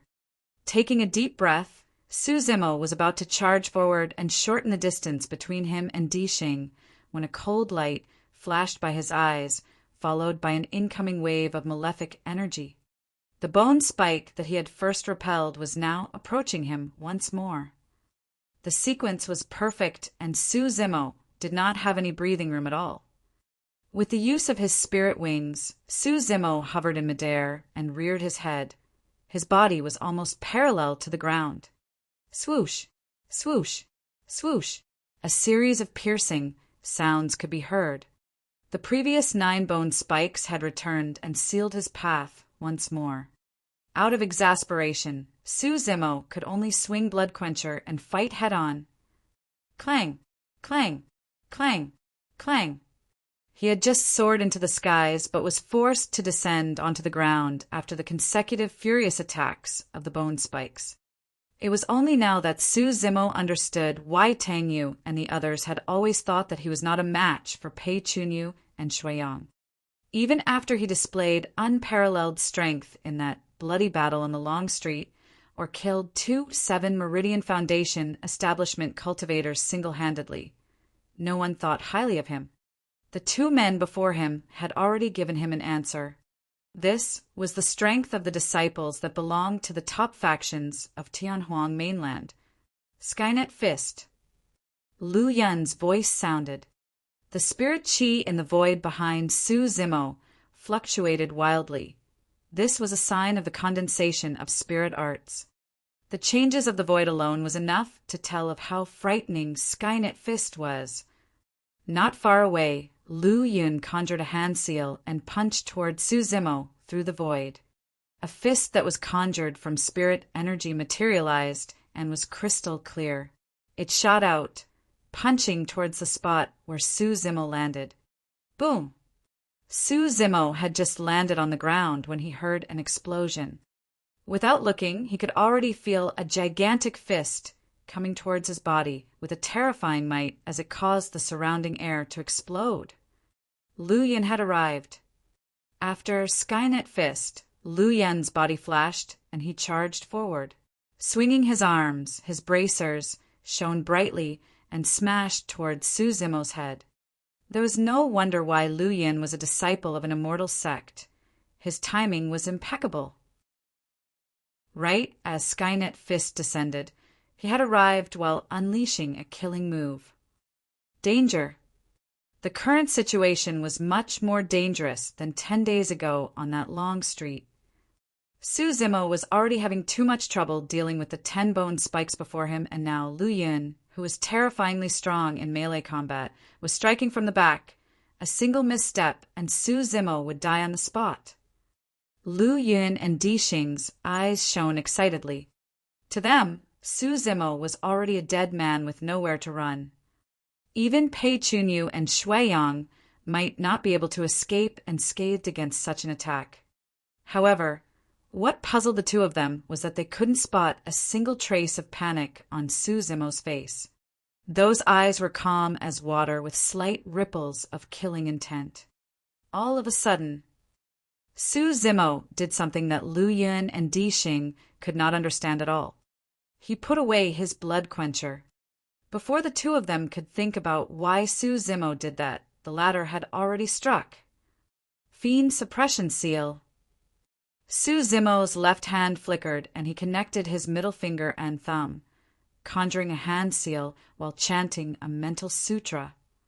Boom! A golden palm descended from the sky in a blinding manner. Tearing through the firmament, the patterns on the palm were clearly visible as it slammed towards the Skynet Fist with an apocalyptic might. The palm and fist collided, creating a deafening bang in midair. The spirit chi in the void turned chaotic instantly. A massive wave of energy shot out from the collision as a core, spreading towards the surrounding in a golden light as spirit energy dissipated. Su Zimo's arms were already starting to feel numb after clashing with Di Xing repeatedly earlier on. If not for his powerful bloodline that surged like a tidal wave, he would not be able to lift his arms now, let alone have the strength to retaliate. Right then, Lu Yun's fist flew over. Good move. Su Zimo narrowed his gaze and punched in reverse. His right hand was the indestructible blood-bone palm. One side was an accumulated attack, while the other side was a forced counterattack. Despite knowing that he had the disadvantage in strength, Su Zimo could only ensure that his right hand would not be crippled by the other party's punch. Bang! The fist and arm collided. Lu Yun's bracers struck Su Zimo's fist. However, instead of bones cracking, a dull sound of defeat was heard. Su Zimo's right hand was bloodied, but his bones were intact, merely suffering wounds on his flesh. Huh, his palm isn't crippled. Lu Yun's pupils constricted. The other party merely suffered injuries on the flesh after taking a supreme-grade spirit weapon head-on with his body. In fact, his bones weren't even cracked. As expected, Su Zimo's strength was not enough for that clash, and his body stumbled backwards towards the 10 incoming bone spikes. Fufu, he's going to die in my hand still. Di Xing sneered. However, he stopped before he could finish. Under their watchful gazes, Su Zimo was about to be pierced by the 10 bone spikes when his bones and tendons sounded at the same time. They shifted and suddenly contracted into a bundle, making him the size of a small child. Pissed, the two of them gasped. Lu Yun was even more shocked. How was that possible? Because Glass Palace specialized in body tempering, he knew very well that it was extremely difficult for a person to achieve what Su Zimo just did. That was the art of tendons transformation, a point where even the tendons and bones have been cultivated to the extreme. In fact, a person could change their appearance with this. Only a nascent soul with an essence spirit could distinguish between the person's true appearance. Even Pei Chunyu of Glass Palace could not achieve this, let alone him. After his body shrank, a few bone spikes that should have pierced Su Zimo missed instantly. Despite that, Su Zimo could not avoid all of the bone spikes. His miniature frame twisted in midair and contorted into an unimaginable arc, shuttling through a few bone spikes. Poof! Flashes of blood appeared. A bone spike brushed by Su Zimo's chest, leaving a wound. Although he did not manage to avoid all the bone spikes, Su Zimo managed to escape from a fatal situation with his unparalleled use of tendons transformation. Crackle! In front of the two of them, Su Zimo's bones and tendons sounded, and that child expanded right away, turning to his original body once more. Chapter 387 Kill. Chapter 387 Kill. Di Xing's gaze was dark as he glared at the wound on Su Zimo's chest. Although that wound wasn't deep, the weapons of Malevolent Earth sect were all basked and tempered in malefic energy. The moment they injure anyone, malefic energy would surge into the smallest of wounds. Those that were lightly affected would not be able to channel their spirit energy efficiently, and their combat strength would weaken. If they did not purge it in time, it might even destroy their foundation and cripple their chances at future cultivation. Those that were severely affected would have their hearts enveloped by the malefic energy, severing their meridians and killing them on the spot. Right in front of Di Xing, the wound on Su Zimo's chest flashed with streaks of lightning, purging the malefic energy entirely. Su Zimo stood where he was and glared at Lu Yun and Di Xing coldly. The killing intent in his eyes intensified, and his aura was changing as well. Di Xing laughed menacingly. Su Zimo, surrender. That tendon's transformation of yours is only going to work the first time. Next time, I'll be prepared and you'll be shred to pieces, even if you turn into a baby. Su Zimo, I'm going to give you a chance. Suddenly, Lu Yan's eyes shone, and he said, as long as you're willing to hand over your body tempering technique, I'll let you off. Furthermore, I'll be on your side and kill Di Xing. How does that sound?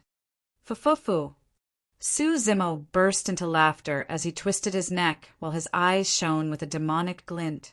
You guys really think you've won? The moment he said that, a sinister wind gusted without warning. Looking at Su Zimo with his sinister expression not far away, Lu Yun and Di Xing felt an unprecedented sense of fear. Why am I feeling this way? The two of them exchanged glances with grim expressions. You want my body tempering technique? Su Zimo licked his lips with a ferocious glint in his eyes. Grinning, he shouted, that depends on whether you can remain alive to learn it. Boom!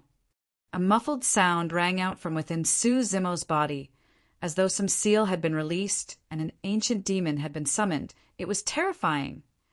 Although they had been fighting for a short time, Su Zimo had already realized that he wouldn't be able to defeat the two of them if he continued fighting with his current strength.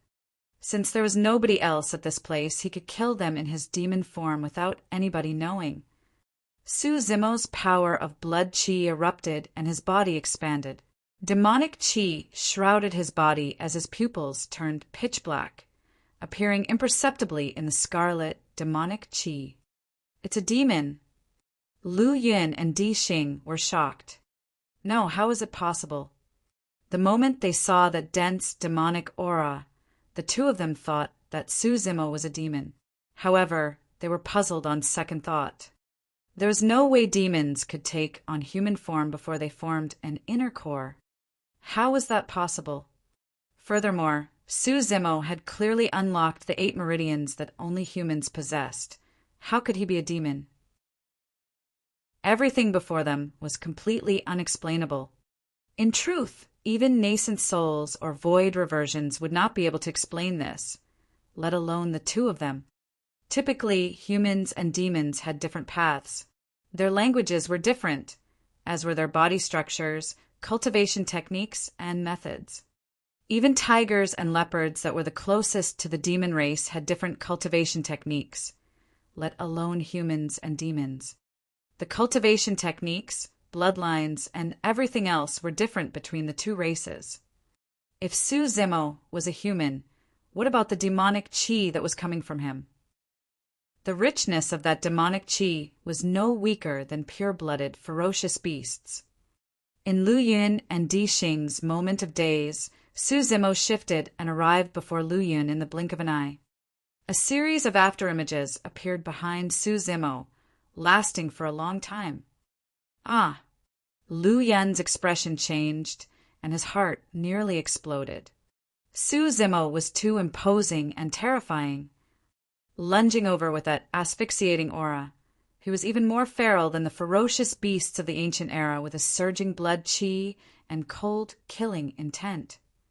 Lu Yun did not have time to contemplate and activated his bloodline, churning spirit energy furiously as his bracers shone with a bedazzling spirit light.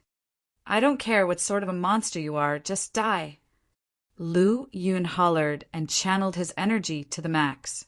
The veins on his neck popped out as he swung his arms, smashing violently down on Su Zimo's head. That was no arm.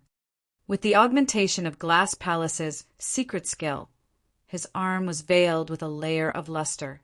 With the support of a supreme-grade spirit weapon on top of it, that was a steel whip as thick as an arm.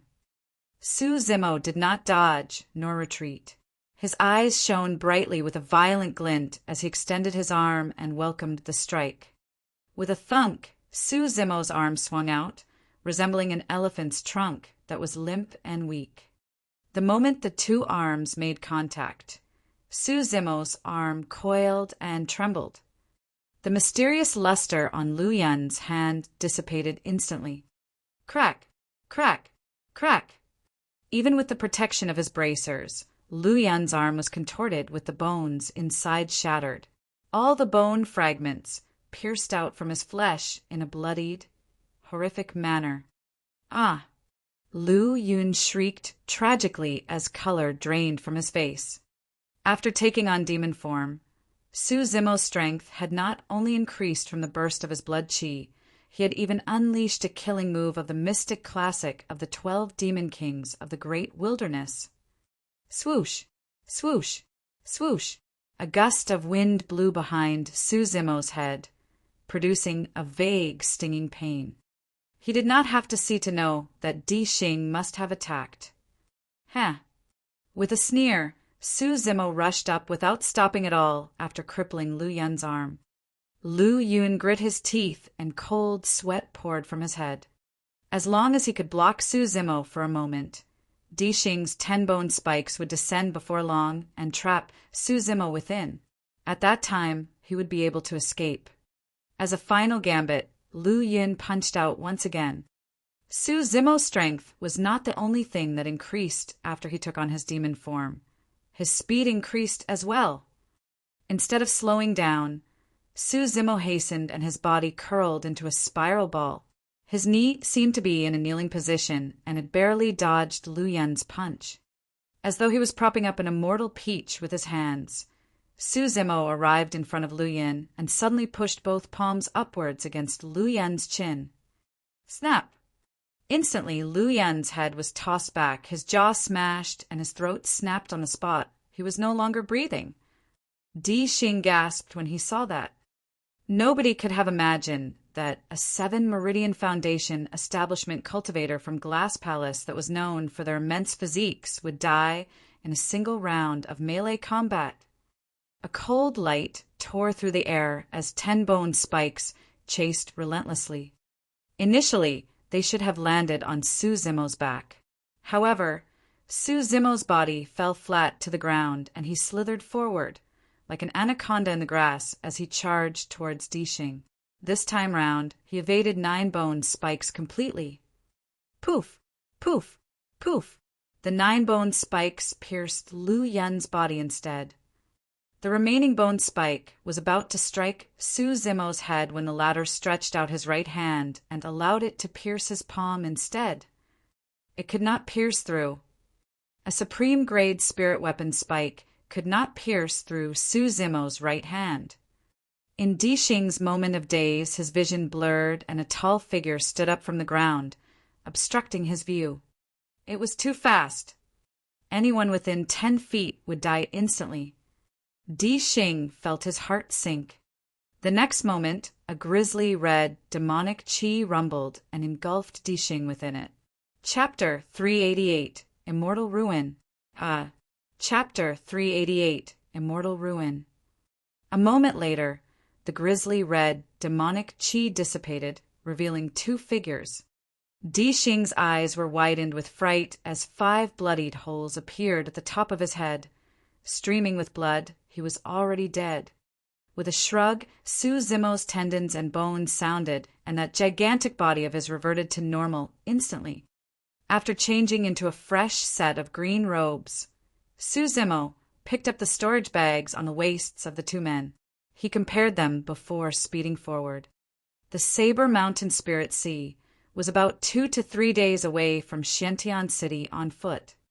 Along the way, Su Zimo checked out Lu Yu and Di Xing's storage bags. Initially, he thought that it would be best if he could discover the weapon technique of Malevolent Earth sect that could wield those 10 bone spikes. He could cultivate it and use it on his flying swords. That way, he would not only be able to conjure sword formations, but also burst forth with immense killing power with that weapon technique. To his disappointment, he found nothing worthwhile in their storage bags. However, Su Zimo could understand the logic behind it. The weapon technique of Malevolent Earth sect was definitely a secret skill.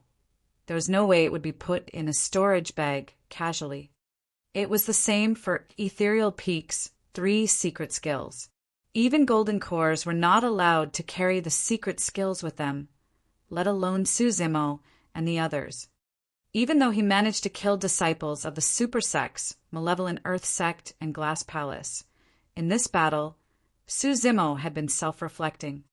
While he had been through countless battles ever since he started cultivating, he had rarely fought with disciples of these super sections. The only time was deep underground. 1 against 5, Su Zimo even managed to defeat 5 fiend heirs of the fiend sections. That battle created a false impression for him that even fiend sects were merely of that standard. In that case, there was nothing to fear about immortal sects and Buddhist monasteries.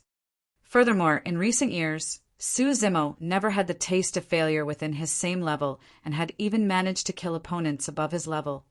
In his battle knowledge, he felt that he could make use of his movement techniques to shorten the distance between his opponents and kill them even if their cultivation realms were higher than his.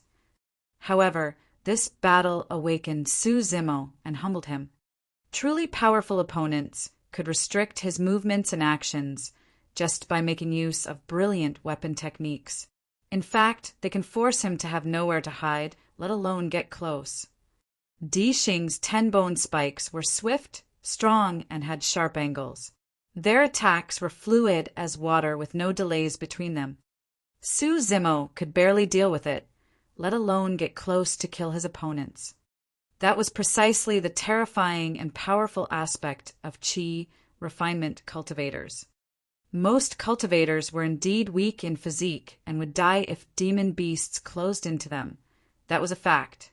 However, cultivators could make use of various spirit arts and weapons to restrict a demon beast's movements. Body-tempered cultivators and Qi refinement cultivators had their own advantages and flaws. The stronger of the two would depend on which side had the stronger advantage. Take the battle earlier, for example. Su Zimo could not deal with the attacks of the 10 bone spikes, merely by activating his bloodline. However, after he took on demon form and burst with his blood chi, his strength and speed was raised by a level, magnifying his advantage as a body-tempered cultivator and allowing him to close in and kill his opponent. Di Xing and Lu Yu were enough to cause trouble for Su Zimo. If he was dealing with Pei Chunyu and Shuiyang, things would be even more difficult. Furthermore, Glass Palace and Malevolent Earth sect were only a part of the immortal and fiend sections. There were a total of 9 immortal sects, 7 fiend sects, and 6 Buddhist monasteries. All of those ancient sects had firm foundations and countless secret skills. What sort of methods would their legacy disciples possess, and how terrifying would they be? Despite knowing that, Su Zimo's eyes had no trace of worry. Instead, they shone with a fervent gleam. On the surface, he had ventured deep into the ancient battlefield for a perfect meridian unlocking elixir. However, deep in his heart, Su Zimo wanted to witness the disciples of these super sects. He wanted to battle. He wanted to battle through the world. Deep in his bones, there was a pride that did not allow him to be weaker than others. Thanks to his strong stamina and physique, Su-Zimo traveled day and night without resting. Even in the night, he didn't have any scruples. By emitting his immense demonic chi while traveling, few demon beasts dared to approach him. 2 days later, Su-Zimo slowed down gradually and looked at the distant horizon with deep shock in his eyes. He had never seen the legendary Saber Mountain Spirit Sea before. However, the moment he arrived at this place, he already knew that the mountain and sea before him was the exact location. Before he even arrived, Su-Zimo could hear the rumbling of the sea gushing and invigorating one's mind. The damp aura blew at his face. The aura was not merely damp air, it was damp spirit chi that was rich and pure. Could the boundless sea before me be made up of spirit chi entirely? Su-Zimo could not help but feel shocked when that thought crossed his mind.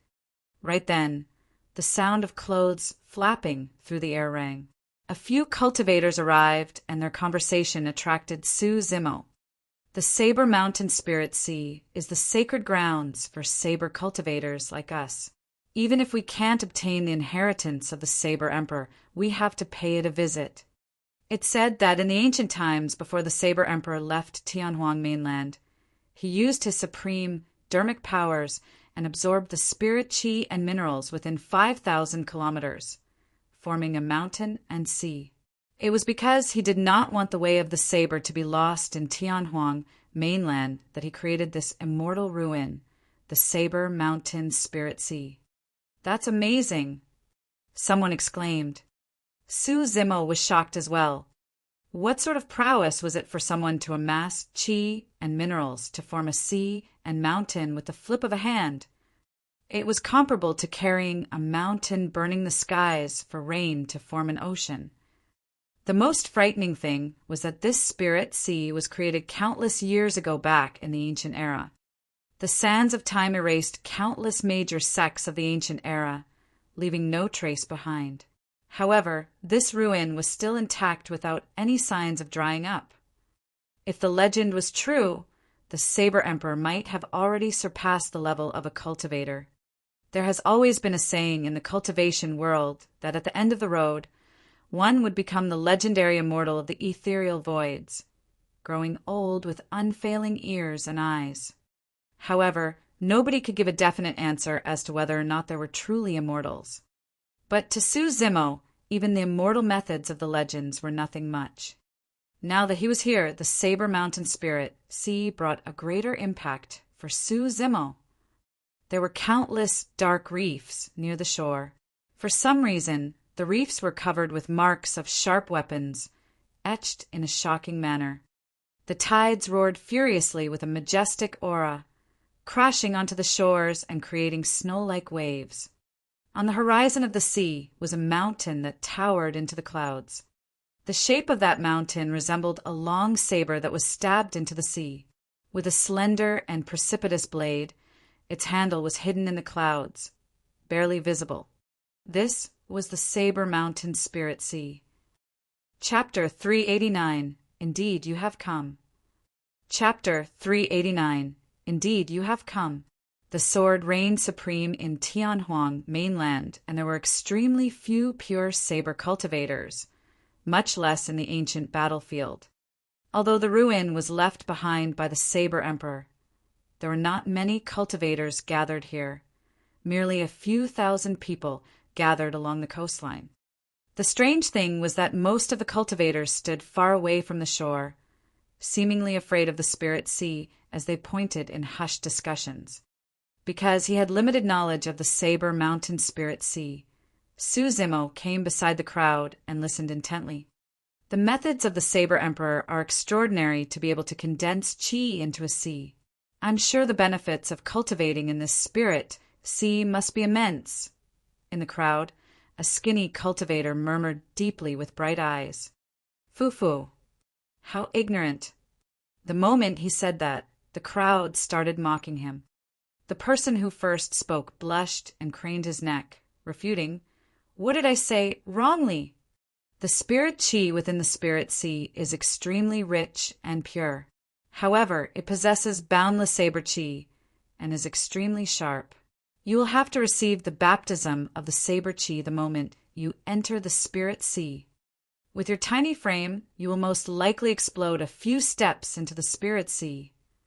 Hee. There have been countless elites who have been buried in the spirit sea throughout history. You can try entering if you're not afraid of death. Su Zimo was enlightened. This was the reason why there were marks of sharp weapons on the reefs.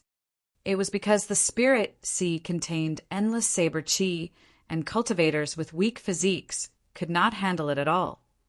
If they stood too close to the shore, one might not be able to escape if a huge wave crashed and engulfed them within. A cultivator said in a deep voice, "This is a test left behind by the Saber Emperor. One will have to cross the spirit sea and ascend the Saber Mountain if they want to obtain his inheritance." Su Zimo looked into the distance. The Saber Mountain stood erect at the end of the spirit sea, truly far away and unreachable. "That's easy." The skinny cultivator pointed to the Saber Mountain and declared proudly, "We can just ride on our flying swords. Even though the Saber Mountain is far away, there's no way we wouldn't be able to reach it before nightfall." Ha ha ha. The crowd laughed once more. Someone shook his head. If the test left behind by the Saber Emperor was so simple, there wouldn't only have been a single person who received his inheritance from the ancient era till now, right? Before he finished, a cultivator arrived from far away, looking excited. Summoning a spirit saber from his storage bag, that person leaped onto it and channeled spirit energy before shouting softly, "Go!" Sure. He turned into a streak of light and crossed the spirit sea, flying towards the Saber Mountain.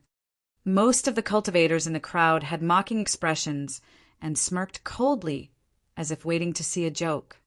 Su Zimo knew that things were probably not so simple. Before he could complete his thought, the person froze in midair above the spirit sea and paused for a moment before falling in.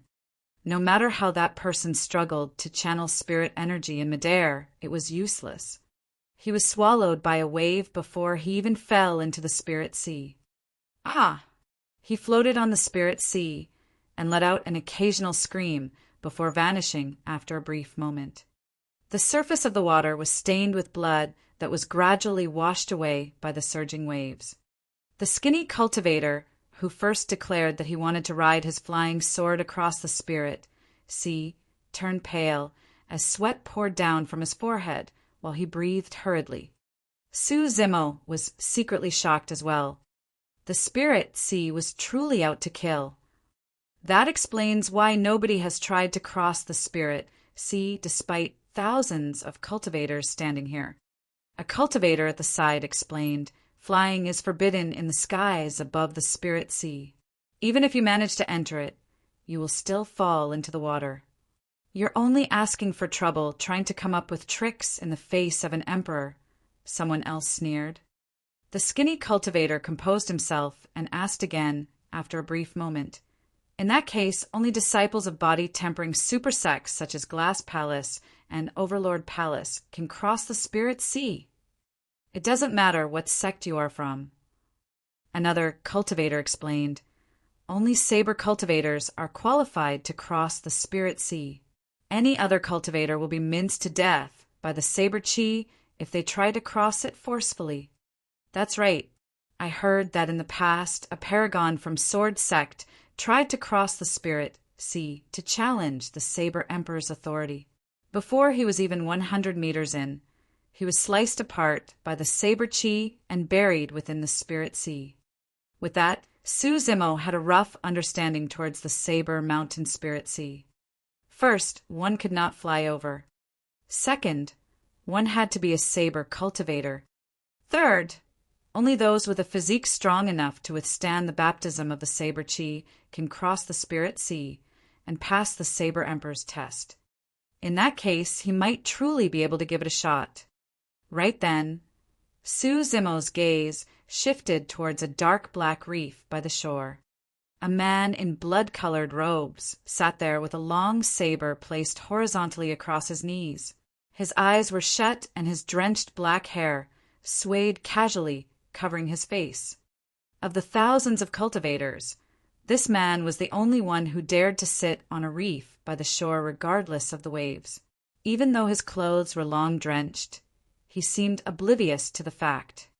There were more than 10 corpses behind this person. Some of them had clearly just died not long ago. When he looked at the person's back view, Su Zimo felt like he had seen this man somewhere before, but could not recall where. After pondering for a moment, he looked at a cultivator beside him and asked softly, "Who's the blood-robed cultivator?" "That's a savage character." The cultivator whispered warily, "Do you see those corpses behind him? Those were cultivators who wanted to cross the spirit sea. However, they chose to start too close to him and were killed by him. Just because of that." Su Zimo furrowed his brows slightly. If that was the only reason why this man went on a massacre, he was definitely not just savage. The cultivator pursed his lips and said, "Zenith Sex Fiend Air doesn't need reasons to kill. It's him." Su Zimo's heart skipped a beat. The cultivator at the side continued, "There's a high chance he's going to cross the spirit sea and obtain the inheritance. I heard that the cultivator who managed to obtain the Saber Emperor's inheritance 1,000 years ago was from Zenith Sect as well." All of a sudden, the blood-robed cultivator who was seated on the reef with his eyes shut stood up and turned around slowly, looking in Su Zimo's direction. A top-tier expert, as such, would definitely sense something if someone was staring at him for a long time. Furthermore, at that moment, Su Zimo's mental state fluctuated slightly, and there was even a hint of hostility in his eyes. When he saw the person's face, Su Zimo no longer had any doubts. The blood-robed cultivator was the fiend heir of Zenith's sect that he had fought underground back then. Fufufu. The blood-robed cultivator laughed and stared at Su Zimo. His eyes were bright and burned with excitement as he said slowly, "Indeed, you have come. I've been waiting for a long time." Chapter 390, Crossing the Spirit Sea. Chapter 390, Crossing the Spirit Sea. The moment he said that, the saber hovering in front of the cultivator buzzed loudly, emitting an extremely intense killing intent that sent shivers down one's spine. The group of cultivators who were originally standing beside Su Zimo dispersed in shock. The blood-robed cultivator's name was Baiyu. Back then, after the few of us escaped by chance, we thought that you were buried beneath. Baiyu's gaze was burning as he stuck out his grisly red tongue, revealing a set of pearly whites and a sinister smile. However, when I heard that Demonist G survived, I guessed instantly that you must have too. Su Zimo did not move and asked with a calm expression, "You knew that I was coming?" "Huh." Baiyu replied delightedly, "Given your potential and methods, there's no doubt you will enter the ancient battlefield. Furthermore, since you use sabers, you are a saber cultivator and will definitely come to the Saber Mountain Spirit Sea." The competition for the position of the Fiend Heir was extremely intense in the Fiend sections. Almost all the Fiend Heirs got to their positions by trampling on countless corpses. None of them were common folks. It was especially so for Zenith Sect. For a sect that established its roots through killing, the competition between fellow disciples was even more cruel. As the Fiend Heir of Zenith Sect, there was no way he could swallow the indignance of losing to an unknown cultivator underground back then. Seems like the two of them have a deep feud. What is the background of that man? How is he still alive and well despite having a feud with the Fiend Heir of Zenith Sect? Far away, the cultivators discussed in groups. Baiyu's gaze darted past Su Zimo's waist, and he could not help but scoff coldly when he did not catch sight of a sect badge. "I don't care what your background is. Today, I'm going to take your life to establish my Tao formation. I'm afraid you're going to be disappointed." Su Zimo replied indifferently, "If I can defeat you once, I can definitely defeat you again." The moment he said that, The crowd fell into an uproar. That man managed to defeat the fiend heir of Zenith sect. What's his background? Do you need to ask? He's definitely a paragon from one of the 9 immortal sects. Clang, clang. Without a second word, Su Zimo took out Blood Quencher from his storage bag. His spirit energy churned and the saber shone brightly like a frightening blood sun. A perfect 5 patterns with a torrential blood chi. The blood stench emitted by Baiyu was extremely similar to Baiyu's aura. Good saber, good saber. Baiyu's eyes lit up and he burst into laughter. That saber was practically custom-made for me. You think you're worthy of it. Su Zimo replied indifferently. Blood Quencher was refined by him personally. Right when he was about to fail, he infused his bloodline to condense the 5th spirit pattern, completing it. Su Zimo's bloodline was used to cultivate the mystic classic of the 12 demon kings of the Great Wilderness and the Void Thunder Manual, and it possessed essence of the dragon race. Apart from him, there was no one in this world that was worthy of wielding it. Deploying divine steed fleeting, Su Zimo lunged forward before releasing Plow Heaven Stride. He landed on a reef in front of Baiyu and stopped. Boom! The reef exploded. Blood Quencher descended from the sky, and its blood beam exploded, engulfing Baiyu within it. He's only at 5 Meridian Foundation establishment? A 5 Meridian Foundation establishment cultivator is actually challenging the fiend heir of Zenith sect. How did he manage to survive to this point with his low cultivation realm? A wave of shock and astonishment could be heard from the crowd. Clang! Baiyu did not retreat nor dodge. He propped up his supreme-grade saber with both arms and retaliated with a backhand slash. The sound of metal clashing overwhelmed the crowd's exclamations while silencing all their previous doubts. 7 spirit meridians shone beneath Baiyu's blood robes as spirit energy gushed, emanating a thick blood stench and almost materializing his killing intent. However, Baiyu did not have any advantage against Su Zimo's slash. Such terrifying melee combat strength! That person's bloodline. I seem to be hearing the sound of a tsunami in it. You must have heard wrongly. That must be the sound of the spirit sea. Tsunami blood. How could someone have cultivated their bloodline to that level? Baiyu's eyes flashed with a cold killing intent. Loosening his grip, Baiyu's saber left his hand and revolved around Blood Quencher's blade, aiming straight for Su Zimo's face. That attack was extremely strange and had surpassed Su Zimo's knowledge and expectation. Shocked, Su Zimo retreated hurriedly. Shing! Although he managed to dodge it in time, a cut was still made on his robes in front of his chest. His chest felt a chill and a slight sting. Baiyu scoffed coldly and did not bother to fight head-on with Su Zimo. Striding forward, he gripped his saber once more, and his figure flashed. The next moment, he slashed down at Su Zimo's ribs with his saber's blade pointing up. Su Zimo frowned. Baiyu's saber technique was extremely lethal. However, the angles in which the blade came from were way too sharp and difficult to deal with. Su Zimo retreated once more.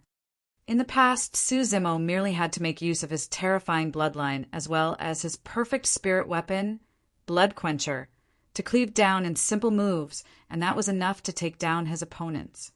However, in the past few days, he realized his weakness after exchanging blows with disciples of Tianhuang mainland's top factions. He did not know any saber techniques at all and was full of openings. The moment he attacked, his opponents would locate his openings and deal him a fatal strike. Baiyu did not have to fight head-on and could force Su Zimo to retreat just by relying on his superior saber technique. Su Zimo did not even dare to retaliate with his saber. If he did, it would be a mistake. His openings would only be magnified and his situation would become much more dangerous. Baiyu's attacks were relentless and came in a flurry. Every single slash was a killing move with a murderous intent, causing blood stench to surge everywhere. If he was careless, Suzimo could die on the spot. With the help of his spirit perception, Suzimo managed to avoid a number of dangerous situations. Back then, underground, Suzimo was able to fight against 5 men and even kill a fiend heir. But now, without the ancient spirit lock formation, the fiend heir of Zenith's sect could fight at his maximum strength and suppress Suzimo completely with the help of his precise and sinister saber techniques. Even so, there was still no trace of panic in Suzimo's eyes. It was simple for him if he wanted to break free of the current predicament. He could take on his demon form and burst forth with his blood chi. At that time, Suzimo's strength and speed would be raised to another level, and he could fight at melee range no matter the type of saber technique he had to face. However, there were many people around. If he were to take on demon form, he would most likely be an outcast in the ancient battlefield in Tianhuang mainland from now on. The second option he had was to cross the Spirit Sea. As he thought about it, Suzimo already had a plan in mind. With a long howl, he retreated and dashed towards the Spirit Sea. What? That man wants to cross the Spirit Sea. Does he have a death wish? Now that he was worked up, there was no way Baiyu was going to let Suzimo off as he hollered, "There's nowhere for you to run!" One after another, the 2 of them appeared above the Spirit Sea in an instant. Suzimo took a deep breath of air and skipped on the waves with light treads, sprinting towards the Saber Mountain. He was 5 kilometers away in the blink of an eye. Baiyu bit his long saber with his mouth and sprawled like a water strider that was floating on the water. Gliding with his limbs, his speed was not slower than Suzimo's. Chapter 391 Unwavering. Chapter 391 Unwavering. The Spirit Sea was definitely not a blessed place in the eyes of everyone. This was a place where countless elites and paragons have been consumed. Right now, there were few cultivators who dared to attempt it. Suzimo and Baiyu's rush into the Spirit Sea one after another caused a commotion. Initially, the water surface merely surged with waves. However, after the 2 of them entered, the Spirit Sea seemed to have been agitated and turned tumultuous. Gigantic waves over 100,000 feet tall were formed, crashing down with tremendous auras. Suzimo and Baiyu froze at the same time, looking at the towering wave before them with stunned expressions. This was the power of heaven and earth and was impossible for humans to resist. In the face of the raging wave, Suzimo and Baiyu appeared tiny and insignificant. Bang! Boom! Boom! The massive wave crashed and absorbed the 2 of them into the sea. Even golden cores would find it hard to resist such power. Before he was sucked in, Suzimo hurriedly took a deep breath of air and held it. In the blink of an eye, the 2 of them were devoured. Now that he truly entered the Spirit Sea, Suzimo experienced the saber chi that those cultivators were talking about. Every single drop of seawater possessed an infinitely ship intent, slicing at his body from all directions like a blade. Even with his powerful body, he could feel slight waves of pain. Suzimo was secretly shocked. If any ordinary cultivator were absorbed by the Spirit Sea, they would most likely be torn into pieces within 10 breaths. All of a sudden, Suzimo's mind flashed with a warning as the water current behind him fluctuated unusually. It was as though an extremely sharp object was cutting through the waves towards him. "It's Baiyu." Even after entering the Spirit Sea, Baiyu did not give up on hunting down Suzimo. Suzimo exerted all his force and leaped like a water dragon, resurfacing above the water. He tread on the water and continued sprinting towards the Saber Mountain. Baiyu was hot on his heels. In front of them, the waves rumbled louder and louder.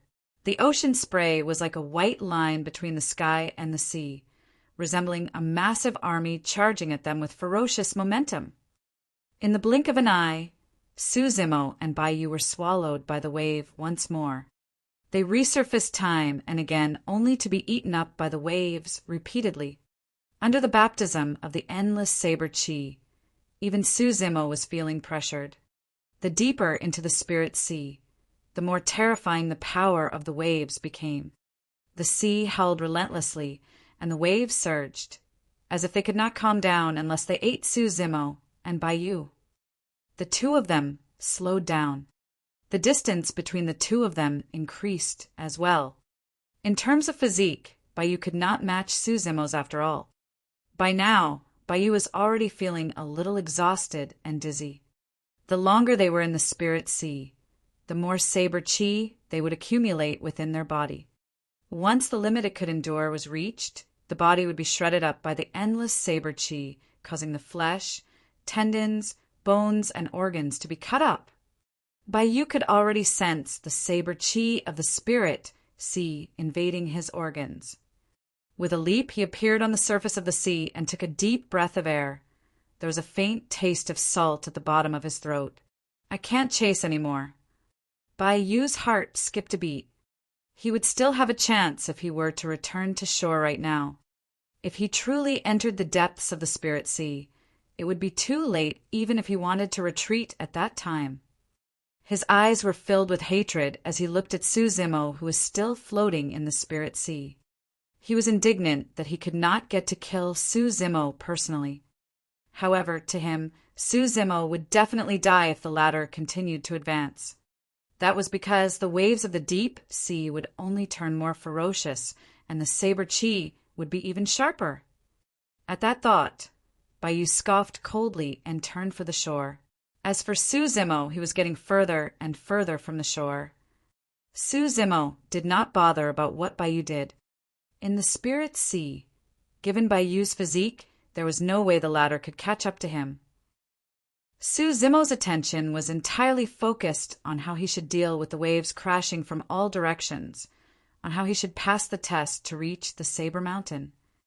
After arriving on the shore, Baiyu's face was pale as he assumed a lotus position right away to channel his bloodline so as to purge away the saber chi in his body. A long time later, thousands of cultivators stood at the shore and watched the tiny figure. All of them were shocked with agape mouths. For hours had passed, and that man was still struggling through the spirit sea. This was an outcome that none of them had expected. At this moment, even though Suzimo appeared tiny, none of them viewed him as a pathetic being. His unyielding will moved everyone. It was the same for the path of cultivation as well. If one did not have a will and determination as such, how could they reach the very end? Could he truly be able to obtain the Saber Emperor's inheritance? I don't think so. Throughout history, only one person has succeeded. This person can't do it. By the looks of it, I don't think he can hold out for much longer. Many cultivators discussed softly. Suddenly, Baiyu opened his eyes and let out a long breath, adding a tinge of redness back to his face. He had finally expelled all the saber chi in his body after 4 hours of cultivation.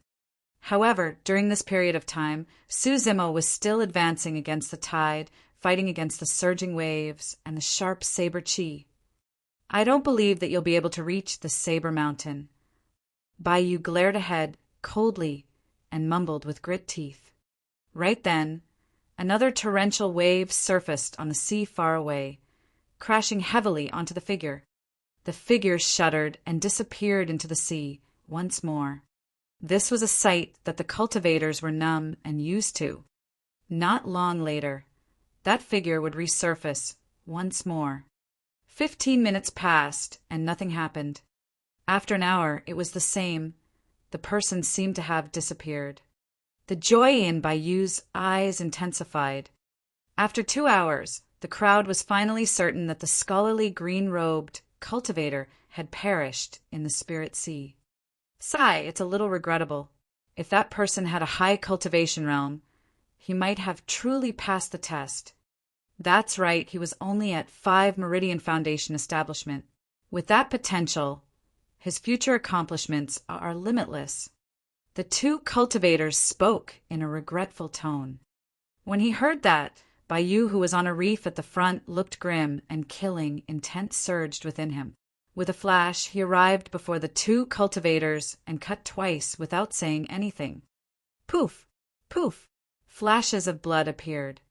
The two slashes were extremely fast, coupled with the fact that the two cultivators were totally unprepared. Their necks were sliced by Bayou instantly, and blood sprayed everywhere as they died on the shore with eyes widened in regret. The Tao of Zenith's sect was to kill. If one wanted to kill, they killed, regardless of reason or explanation. The remaining cultivators were shocked and dispersed hurriedly, running as far as they could from Bayou. Bayou looked calm even after killing two people, as if he had done something perfectly normal. Returning to a reef, he continued, cultivating with closed eyes. No one else knew. At the bottom of the spirit sea, a figure was walking forth, step by step. Stepping on the sand at the bottom of the sea, he wielded a blood-colored saber in his left hand. Although he was already covered with wounds, he continued forging ahead. The bottom of the spirit sea was dark and cold, yet those eyes shone with a bright light that was unwavering like a mountain. Chapter 392 Breakthrough. Chapter 392 Breakthrough. It was getting increasingly difficult to travel on the surface of the sea. The power of the waves was too strong, and Suzimo's body was already breaking apart from the relentless impacts. His organs were already shaking violently. He would definitely die if he continued that way. As such, Suzimo could only take a deep breath of air and sink to the bottom of the sea. The bottom of the sea was filled with white bones. Those were the elites that have died in the spirit sea over countless years. Stepping on their bones, Suzimo advanced slowly. The bottom of the sea was much calmer compared to the surface, without any shocking or turbulent waves. However, there was the undercurrent. Deep in the sea, Suzimo had to endure even more pressure with the endless saber chi alongside going against the current. There were countless times when he was pushed back by the undercurrent. However, each time he got back up and continued advancing. As time passed by, the saber chi within Suzimo's body was already at his limit. Wounds appeared on his flesh, blood vessels, tendons, bones, and organs as the sharp saber chi crisscrossed. Suzimo's skin had already split open and blood was oozing out. There were spider web-like cracks all over Suzimo's body, and it looked horrifying. He grunted and stopped in his tracks. If this continued, his life force would be completely destroyed by the saber chi. Suzimo sat on the ground and burst forth with his power of blood chi. He was not worried about his demonic cultivation being exposed now that he was at the bottom of the sea. The sound of tsunami, rumbling thunder, tigers and leopards, as well as an odd sound that was rather familiar, emanated out from his body in a terrifying manner. Dragon's roar. A thought flashed through Suzimo's mind. This fourth sound was the dragon's roar that he had heard back in the primordial ruins. It possessed a vastness, majesty, and solemnness that came from the primordial era. The half a dragon's egg that Suzimo ate left an irremovable mark in his body. At the same time, he began to circulate the mental technique of the mystic classic of the 12 demon kings of the great wilderness. If he wanted to survive, he would first have to suppress the saber chi within him. From the initial body tempering section, he carried on with tendons transformation, bones strengthening, marrow cleansing, organs refinement, and finally ended at orifice clearing. Suzimo chanted the 6 sutras internally and circulated their mantras mentally, cycling them continuously within his body. A wild bovine demon king appeared behind Suzimo, plowing through the heavens. Its horns were sharp as spears as it raised its head furiously, threatening to tear the firmaments apart. After a slight delay, another phantom appeared. This time round, it was a massive bear demon that stood upright and held into the skies. Right after, an anaconda circled around with cold eyes. A towering ape demon stood with bloodshot eyes, roaring in an untamed manner as it pounded its chest and stomped its feet. The dull thuds produced sounded like a god drumming from the heavens. On his back, a divine steed with bone spikes galloped over, cracking the voids everywhere its hooves landed in a frightening manner. Right after, the phantoms of the white tiger and spirit leopard appeared, bearing their menacing fangs as they lunged over. Billions of lightning bolts coiled around Su Zimo's body blindingly. In that sea of lightning, the phantoms of countless demon kings appeared, howling into the skies with endless might as they fought against the saber chi within Su Zimo's body. In front of everyone, the surface of the sea that had returned to normalcy suddenly started surging once more with torrential waves without any warning at all. It was as though a terrifying life form of the ancient era was awakening at the bottom of the sea. Could that man be alive? It can't be right. The cultivators were filled with doubt. Bai Yu's eyes flashed with suspicion. Deep in the sea, saber chi streaked rampantly, leaving wounds both inside and outside Su Zimo's body. His bloodline rumbled, and wounds were healed to normal the moment they oozed with traces of blood. Destruction and repair, destruction and repair. The cycle continued. Intense pain stimulated Su Zimo's nerves.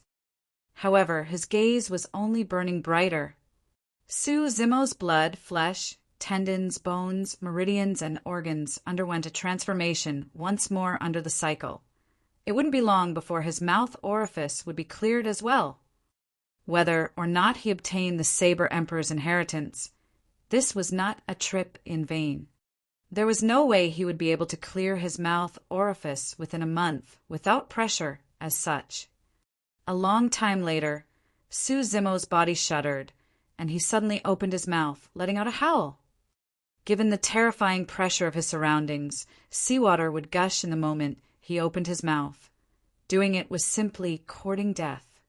However, as he howled, the phantoms of the demon kings behind him howled at the same time. A tremendous sound wave was released, causing endless ripples, and forced back the seawater around him. His mouth orifice was cleared. At this point of his cultivation, of the 7 orifices, his eye orifices were the only ones yet to be cleared. After howling, the seawater drowned Su Zimo in an even more turbulent manner, crashing repeatedly. As though it was provoked, the saber chi turned even wilder.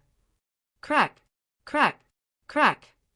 The phantom of the demon kings dispersed. The next moment, an even more terrifying aura appeared. Behind Su Zimo, a blood-colored butterfly appeared. It seemed illusory and surreal with 2 crescent moons imprinted on its wings. Instantly, the seawater calmed down, frozen solid as though it was shocked by the aura. The blood-colored butterfly flapped its wings gently, and the saber chi within Su Zimo's body was suppressed, going silent instantly. With that, the blood-colored butterfly disappeared, as though it had never appeared to begin with. Now that the saber chi was no longer aggressive, all that remained within Su Zimo's body was the purest spirit energy. It was as vast as the sea. The spirit energy within Su Zimo's dantian was increasing rapidly. He had just advanced to 5 meridian foundation establishment, but right now, his 5th spirit meridian was completely filled with pure and rich spirit energy. As spirit energy surged, his 6th spirit meridian started to appear faintly. A long time later, there was a loud boom. The 6th spirit meridian was unlocked beneath his green robes. 6th meridian foundation establishment. Su Zimo was stunned. He had broken through in both his immortality and demonic cultivation. Although he was now at the bottom of the sea, the pressure he was experiencing decreased greatly. Su Zimo continued advancing against the currents. Before long, the spirit sea changed once more. As though an invisible pair of hands had reached into the spirit sea to stir it forcefully, a gigantic vortex was formed, affecting the entire sea. Zemo was sucked into it and merely felt the world spin. His entire body was contorted by the power of the vortex and felt like it was about to explode. His tendons and bones sounded at the same time as his organs shifted positions. Hurriedly, Zemo released his blood chi to contain the injuries within his body. He channeled the mystic classic of the 12 demon kings of the great wilderness, and his head shone with 5 mysterious glows of the 7 orifices. Only his eye orifices were dim, without light. If he had not broken through earlier on, Zemo would have been shredded after being sucked in by the vortex. The change in the spirit sea attracted countless stares once more. The vortex was way too terrifying, resembling a black hole that threatened to devour the entire universe. How could this be? I heard from my master that 1,000 years ago, a similar phenomenon appeared after the cultivator who obtained the Saber Emperor's inheritance entered the spirit sea. You mean to say, look, there seems to be someone inside the vortex. On the reef, Bayou's expression turned extremely terrible. Chapter 393, Sea Calming Manual. Chapter 393, Sea Calming Manual. Initially, Zemo was already experiencing pressure from the water resistance at the bottom of the sea. That pressure was the reason why he was able to clear his mouth orifice, one of the 7 orifices. After he was sucked into the vortex, Zemo experienced even greater pressure, and with no other choice, he could only channel the mystic classic of the 12 demon kings of the great wilderness furiously to deal with it. Flesh and blood expansion, twitching of tendons, trembling of bones, swapping of blood in the marrow, refinement of the 5 organs, and clearing of the 7 orifices. Under the stimulation of the vortex, endless demonic chi rushed towards his head, striking the eye orifices again and again. After a long time, Zemo, who was trapped uncontrollably within the vortex, opened his eyes suddenly, and 2 divine lights burst forth, illuminating the entire dark sea. All 7 of his orifices were cleared. His skin, flesh, tendons, bones, marrow, organs, and orifices entered a synthetic relationship, forming a major heavenly cycle within his body and attaining lesser mastery of the orifice-clearing section. Although the vortex was still present, Zemo was rooted to the spot. He did not budge no matter how the seawater washed, spun, and twisted around him. Now that his 7 orifices were cleared, the feeling of dizziness vanished instantly. In a moment of emotion, Zemo could not help but roar into the skies. His roar was so high-pitched that it pierced through metal and cracked rocks. In fact, it overwhelmed the surging sound of the sea. The cultivators who were standing at the shore could not help but shiver with shocked expressions when they heard the howl. They no longer had any doubts. That man is still alive. Is he going to be the second person to obtain the Saber Emperor's inheritance? The fiend heir of Zenith's sect, Bayou, sat on the reef looking grim in silence. Look! Suddenly, someone yelled and pointed to the depths of the spirit sea. Everyone looked over and saw that the vortex that resembled a black hole was moving slowly towards the Saber Mountain, as if it was being pushed by some unknown force. What's going on? Everyone was confused and could not understand what was happening. If any cultivator could fly above the spirit sea and look down at that moment, they would be greeted with a shocking sight. In the middle of the vortex, a green-robed cultivator was striding casually at the bottom of the sea. Hands behind his back, his eyes were bright, and he was surrounded by demonic chi. Each step he took pushed the vortex forward a little bit. The entire spirit sea was being moved by him. Time passed by slowly. In the blink of an eye, a day and night had passed. By now, the vortex had arrived at the foot of the Saber Mountain, and in front of everyone, a black dot figure walked out from the spirit sea towards the mountain. He had passed. After 1,000 years, there was another cultivator who passed the Saber Emperor's test and was about to obtain the latter's inheritance. At the shore, many cultivators were dumbstruck, and their eyes flashed with a hint of jealousy. Bayou narrowed his eyes, and his gaze shimmered. Nobody knew that the shock in his heart was even greater right now. It was because he had heard that 1,000 years ago, the senior from Zenith sect who obtained the Saber Emperor's inheritance was completely exhausted by the time he crossed the Spirit Sea. He had to rest for 7 days to recover his energy before ascending the mountain. But right now, this man before him actually had the energy to ascend the mountain right after crossing the Spirit Sea. He has to die. Closing his eyes, Bayou thought to himself. He knew slightly more about the Saber Emperor's inheritance than the other cultivators. It was said that the Saber Emperor left 2 secret arts at the top of the mountain. One of them was a secret mental technique and was already obtained by the senior from Zenith sect. It was said that the other one was a saber technique with 5 stances. In other words, the inheritance that Su Zimo was about to acquire was the 5 stances. The more profound a saber technique was, the harder it would be grasp it. Furthermore, there were different levels of mastery to the saber technique as well. Bayou believed that even if Su Zimo managed to learn the 5 stances in the short term, he would not be able to master the essence of it. Since his cultivation realm is still low and he isn't familiar with the saber technique yet, now is the best chance to kill him.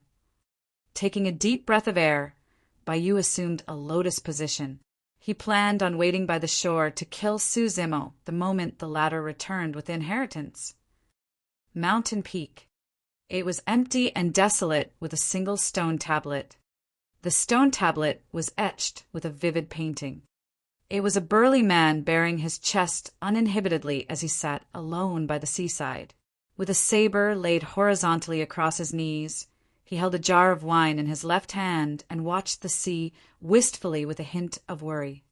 Although he had never seen the Saber Emperor in person, Su Zimo knew the moment he saw the painting that the burly man was the Saber Emperor. Walking forward, Su Zimo stroked the stone tablet gently with his palm. The coarse surface of the stone tablet related to him the signs of time passing by. Suddenly, Su Zimo froze on the spot. A thought surged into his mind. Somebody else has finally arrived here after 1,000 years, sigh. That sigh was one of gratification and emotion, but mostly of relief. The ancient war destroyed the Tao of the 100 weapons, leaving the sword to reign supreme. I am about to cross far beyond the South Sea, and I don't wish for the way of the saber to be lost in Tianhuang mainland. As such, I've left behind my inheritance. There are 2 manuals here that await those with affinity. Su Zimo knew that this was only a remnant thought left behind by the Saber Emperor. The first manual, the title manual, is a secret mental technique that has already been imparted to that person 1,000 years ago. The second manual, the Sea Calming Manual, is a saber technique with 5 stances. Today I shall impart it to you. Suddenly, the voice vanished and an image appeared before Su Zimo's eyes. The burly man stood on the Saber Mountain, holding the saber casually as he leaped into the Spirit Sea. His eyes shone brightly, and the wistfulness in his eyes was gone, replaced with a sharp glint as he charged against the current and slashed forward. Swoosh! The seawater split to the sides, creating a blank area, whipping the saber to cut the water. At the same time, the Saber Emperor's voice sounded. First stance of the Sea Calming Manual, Countercurrent. After Countercurrent, the Saber Emperor waved the saber and circled around his body. Instantly, the seawater stirred up huge waves that splashed in all directions. Second stance of the Sea Calming Manual, Raging Tides. Immediately after, the Saber Emperor retracted his saber and slashed forward once more. The angle of this slash was unique, as if it was striking thin air as it twisted and spun. As the slash landed, the Spirit Sea started spinning, forming a gigantic vortex as though it was pulled by something. Third stance of the Sea Calming Manual, Vortex. Upon seeing this, Su Zimo suddenly had an epiphany. He had experienced those stances personally in the process of crossing the spirit sea. Crossing the spirit sea was not just a test, but also an inheritance on its own. Fourth stance of the Sea Calming Manual, Ripple. Fifth stance of the Sea Calming Manual, Sea Calming. In the blink of an eye, all 5 stances were performed. The Saber Emperor's voice continued ringing. Although there are only 5 stances to the Sea Calming Manual, my life's knowledge has been infused in them. It's the great Tao of the saber created by simplifying everything and returning to the basics.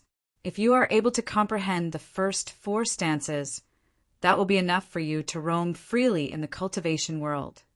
If you can comprehend the final stance, even the world will be your oyster. Chapter 394, Imminent Danger. Chapter 394, Imminent Danger.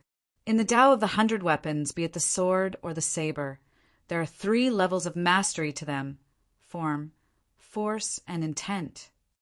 The Saber Emperor's voice continued sounding. By form, it means the stance of the saber techniques. This is the most superficial of the mastery levels, and as long as a cultivator is willing to practice diligently, they will be able to attain proficiency and utilize it naturally. Force is the second level and is rather abstract. It could be understood as the force of the chi, aura, or sound, and it's not something that everyone can achieve. Some people spend their entire lives without understanding the meaning behind the idea of force. At the level of force, the might of your saber technique will be even mightier, reaching a whole new tier of mastery. The third level is intent. Similar to sword intent, the saber has saber intent as well. Simply put, this is the realm of one's intent, and it's formless and ethereal. A single slash can contain the might of the universe. The obscurity of the intent realm can only be understood after one cultivates their essence spirit. One had to be at nascent soul realm at the very least if they wanted to achieve the third level of mastery. For now, Su Zimo did not have to think about that at all. Right now, all he had to do was master the first 2 levels of cultivating saber techniques. Whipping out Blood Quencher, Su Zimo recalled the 5 stances performed by the Saber Emperor and began practicing on the mountain peak. As the Saber Emperor had said, even though there were only 5 simple stances, executing a perfect version of even one of them was extremely difficult. At the same time, Su Zimo finally understood why the Saber Emperor had to lay down a test as such. The Sea Calming Manual's requirement on one's physique was way too high. Although countercurrent was a starting move, a person's arm would explode if their physique was not strong enough. Even after lesser mastery of the orifice clearing section, Su Zimo could only use it while channeling his bloodline. That single slash required every single muscle on his body to move. Of course, that was not the only difficulty to executing a perfect version of the stance. There must not be any deviations to the degree of his motions, the timing and angle of his slash, as well as the strength used. Any single mistake, and the saber technique would not be able to be executed. Su Zimo practiced repeatedly. Fortunately, he had experienced countercurrent, raging tides, vortex, and ripple personally while crossing the spirit sea, and they were comparatively simpler to understand. After 10 days of not resting and sleeping, Su Zimo could finally manage to perform the first 4 stances. Although he was not entirely familiar with the first 4 moves, a little inexperienced in fact, he had still succeeded. However, during this period of time, no matter how Su Zimo adjusted, recalled, and practiced, he could not perform the final stance, Sea Calming. Although it was a simple slash, Su Zimo could not do it no matter what. He was not discouraged. According to the Saber Emperor, Sea Calming was the essence of the Sea Calming Manual, and the world would be one's oyster if they could comprehend it. What sort of a level was that? It was most likely beyond everything that Su Zimo knew. In that 10 days, apart from Su Zimo, there was also a burly man on the peak watching Su Zimo practice silently without saying a single word. After 10 days, when he saw that Su Zimo was able to perform the first 4 stances of the saber technique completely, a look of comfort finally flashed through the burly man's eyes. "Very good, you are very good." The saber emperor nodded, and his voice gradually dimmed. At the same time, his figure faded rapidly and disappeared from the world. Retracting his saber, Su Zimo bowed deeply in the direction where the figure of the saber emperor disappeared. The next moment, the saber mountain collapsed and the spirit sea evaporated. Standing on thin air, Su Zimo felt a sense of sadness fill him. After imparting the title and sea calming manual, the final traces of that supreme paragon of the ancient era had disappeared from Tianhuang mainland as well. On the shore, many cultivators looked at the scene unfold with shock and remained silent for a long time. The saber mountain spirit sea disappeared before their very eyes at a visible speed. The saber mountain crumbled into rubble, and the spirit sea dried up, with spirit chi returning to nature. From this day forth, the saber mountain spirit sea no longer existed in Tianhuang mainland. It was fortuitous that everyone managed to witness it. Descending on the ground, Su Zimo fell into deep thought, pondering about the second level stated by the saber emperor, force. Under normal circumstances, there was no need for Su Zimo to try and comprehend the second level, since he was still very amateurish with the first 4 stances and had yet to achieve the first level. However, he felt a sense of déjà vu towards the comprehension of force. Back when he was studying in Pingyang town, Su Zimo often practiced calligraphy. In calligraphy, there was a saying of the 9 forces, relating to the movement of the brush tips and the way of writing. The 9 forces were about mastering the landing, reverse, hiding of the tip, protecting the body, weakening the stroke, raising the brush, the ending stroke, and the horizontal finish.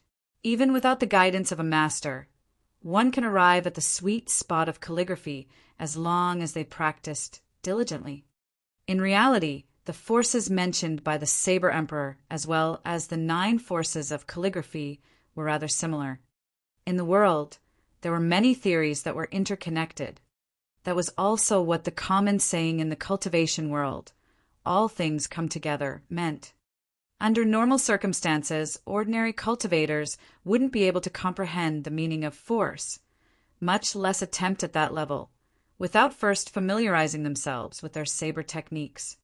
However, Su Zimo was a scholar before entering the cultivation world and had studied the 9 forces of calligraphy before. The concept of force was not one that Su Zimo was foreign with. Therefore, he attempted to comprehend the meaning of force before he was familiar with the saber techniques of the sea calming manual, trying to grasp at something. Closing his eyes, Su Zimo entered an indescribable state of bliss. This was an extremely rare state of enlightenment. He would definitely gain something the moment he awakened. After the saber mountain spirit sea vanished, Su Zimo had already attracted everyone's attention. When he entered the enlightenment state, everyone was in an uproar. Entering that state right now was definitely trouble rather than blessing for Su Zimo.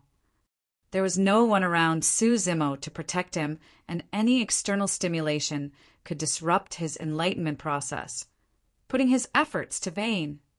Furthermore, that was secondary. The most important thing was that someone was out to take his life.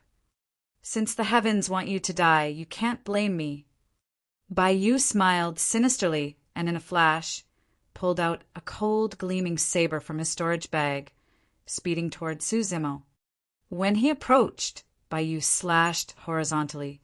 That slash was not fast, nor was it strong. Furthermore, it did not have any killing intent at all. Bai Yu was worried of alarming Su Zimo, who was in his enlightenment state, changing the current situation. He wanted to kill in stealth. Su Zimo's eyes were still tightly shut, as if he had not realized that danger was knocking right on his door. At the sight of that, many cultivators shook their heads and sighed. Initially, Su Zimo was the envy of many after obtaining the Saber Emperor's inheritance. However, Who would have thought that he would die in the blink of an eye? At the end of the day, fate had played a trick on him. Bai Yu smirked in glee when he saw that the blade was about to slice Su Zimo's throat. "You're still going to die in my hands, even if you've obtained the Saber Emperor's inheritance." Bai Yu sneered. Just as the blade was about to cut Su Zimo's throat, the latter's figure suddenly retreated without warning and narrowly avoided that fatal strike. Narrowing his gaze, Bai Yu's expression changed. Chapter 395, Countercurrent Force. Chapter 395, Countercurrent Force. Bai Yu could clearly see that the blade had already cut off the hair on Su Zimo's skin. A slight inch forward was all that was required to slice the latter's throat. However, the attack had still missed. It was a mere centimeter gap. The strangest thing was that Su Zimo had not opened his eyes throughout the entire process. It was as though he had dodged the attack, subconsciously. With a lowered head, Su Zimo resembled a meditating old monk, immersed in his own world and totally oblivious to his surroundings. Still trying to gain enlightenment, Bai Yu sneered and no longer concealed the killing intent in his heart. Channeling his bloodline, his spirit saber buzzed and trembled, cutting toward Su Zimo with full force as it shimmered brightly with spirit light. The attack was extremely fast and was almost instant. Swash! Su Zimo's expression was unchanged and his body fluttered like a willow catkin, evading that murderous attack from Bai Yu with his eyes still closed. Bai Yu frowned. He truly could not comprehend Su Zimo's current state. Su Zimo's eyes were closed and could not see the trajectory of the saber. Even if he was making use of his hearing to judge the wind, there was no way he would be able to dodge the attack as such. However, for some reason, he avoided it again. If the first time was a coincidence, the consecutive 2 attacks. Dodge? Let's see how long more you can manage to dodge. Bai Yu strode forward, and his saber trembled, giving off the faint stench of blood and enveloping Su Zimo within it. Swoosh, swoosh, swoosh. Bai Yu struck consecutively, unleashing Zenith Saber, his secret skill. The slashes were relentless, fatal, and came at sinister angles. Despite the circumstances, Su Zimo did not open his eyes and continued retreating. However, as time passed by, the available space for Su Zimo to dodge diminished, and he was gradually shrouded by Bai Yu's saber technique with nowhere to run. All the cultivators watching were puzzled by the fight. To be exact, it wasn't a fight. After all, one party was dodging right from the start without attacking at all. That person sure has guts. To think that he's still trying to get enlightened at a time like this. He really has a death wish. His eyes are clearly closed, but it seems as though he can sense danger. It's as though he's got some divine sense. How did he do it? To everyone, it seemed as if Su Zimo had keen senses that allowed him to dodge with ease. In truth, Su Zimo was currently in a pseudo-state of slumber. The moment Bai Yu attacked him, his spirit perception had already warned him, and he could have awakened completely from his state of enlightenment. However, this was an extremely rare opportunity. Su Zimo could sense that he was just a little bit away from understanding the secret of force. Therefore, Su Zimo forcefully ignored the disruptions of the outside world, dodging subconsciously with his sharp spirit perception while wholeheartedly focusing on his enlightenment. It was an extremely dangerous decision, and one that was overly mad. Any single mistake, and he would be dead on the spot. By then, whether or not he was enlightened would no longer have any meaning. The reason why he could hold out for so long against the attacks of Zenith Sexair was because he had cleared his 7 orifices and attained lesser mastery of the orifice clearing section, resulting in an increase of his strength and speed. However, he was bound to fall if this carried on. Bai Yu's saber techniques turned increasingly lethal as the blood stench of his blade increased. Su Zimo's available space to retreat shrank repeatedly, and he was now only moving around an extremely limited radius. It was a highly dangerous situation. However, he had yet to comprehend the secret behind force. He had to make a decision. All of a sudden, a thought flashed through Su Zimo's mind. Bayou's attacks resembled the undercurrent at the bottom of the sea, surging forward wave after wave relentlessly. Su Zimo recalled the difficulty he had advancing at the bottom of the sea against the undercurrent, and suddenly, thoughts of realization entered his mind. Countercurrent stance. The secret of the stance was mostly in the word counter. What was counter? The fact that cultivators wanted to abandon their mortal bodies to become immortal and break free from the constraints of the universe. That was counter. Counter meant not retreating and fighting furiously forward. Su Zimo's entire journey had been one of countering. Back in Pingyang Town, his knees refused to buckle and his spine refused to bend against perfected being Tsonglang's bullying. That was his counter. Countering meant an immensely fearless aura. In truth, everything that happened in Pingyang Town back then could not be hidden from Daiyu's senses. Back then, if Su Zimo had chosen to kneel and submit, Daiyu would have killed perfected being Tsonglang on the spot, ending her karma with Su Zimo before leaving. However, the counter that Su Zimo made was the reason why he received Daiyu's acknowledgement and changed his fate. One could only change their fates by countering the heavens. One could only obtain the rights to change their fates if they dared to counter even the heavens. Those who obeyed the will of the heavens would become mortals, while those who countered it would become immortals. Countering meant not bowing down, not retreating, not fearing, not buckling. It was an invincible march of courage and strength forward. The countercurrent stance could counter the situation. At that moment, Su Zimo no longer had anywhere to run or hide.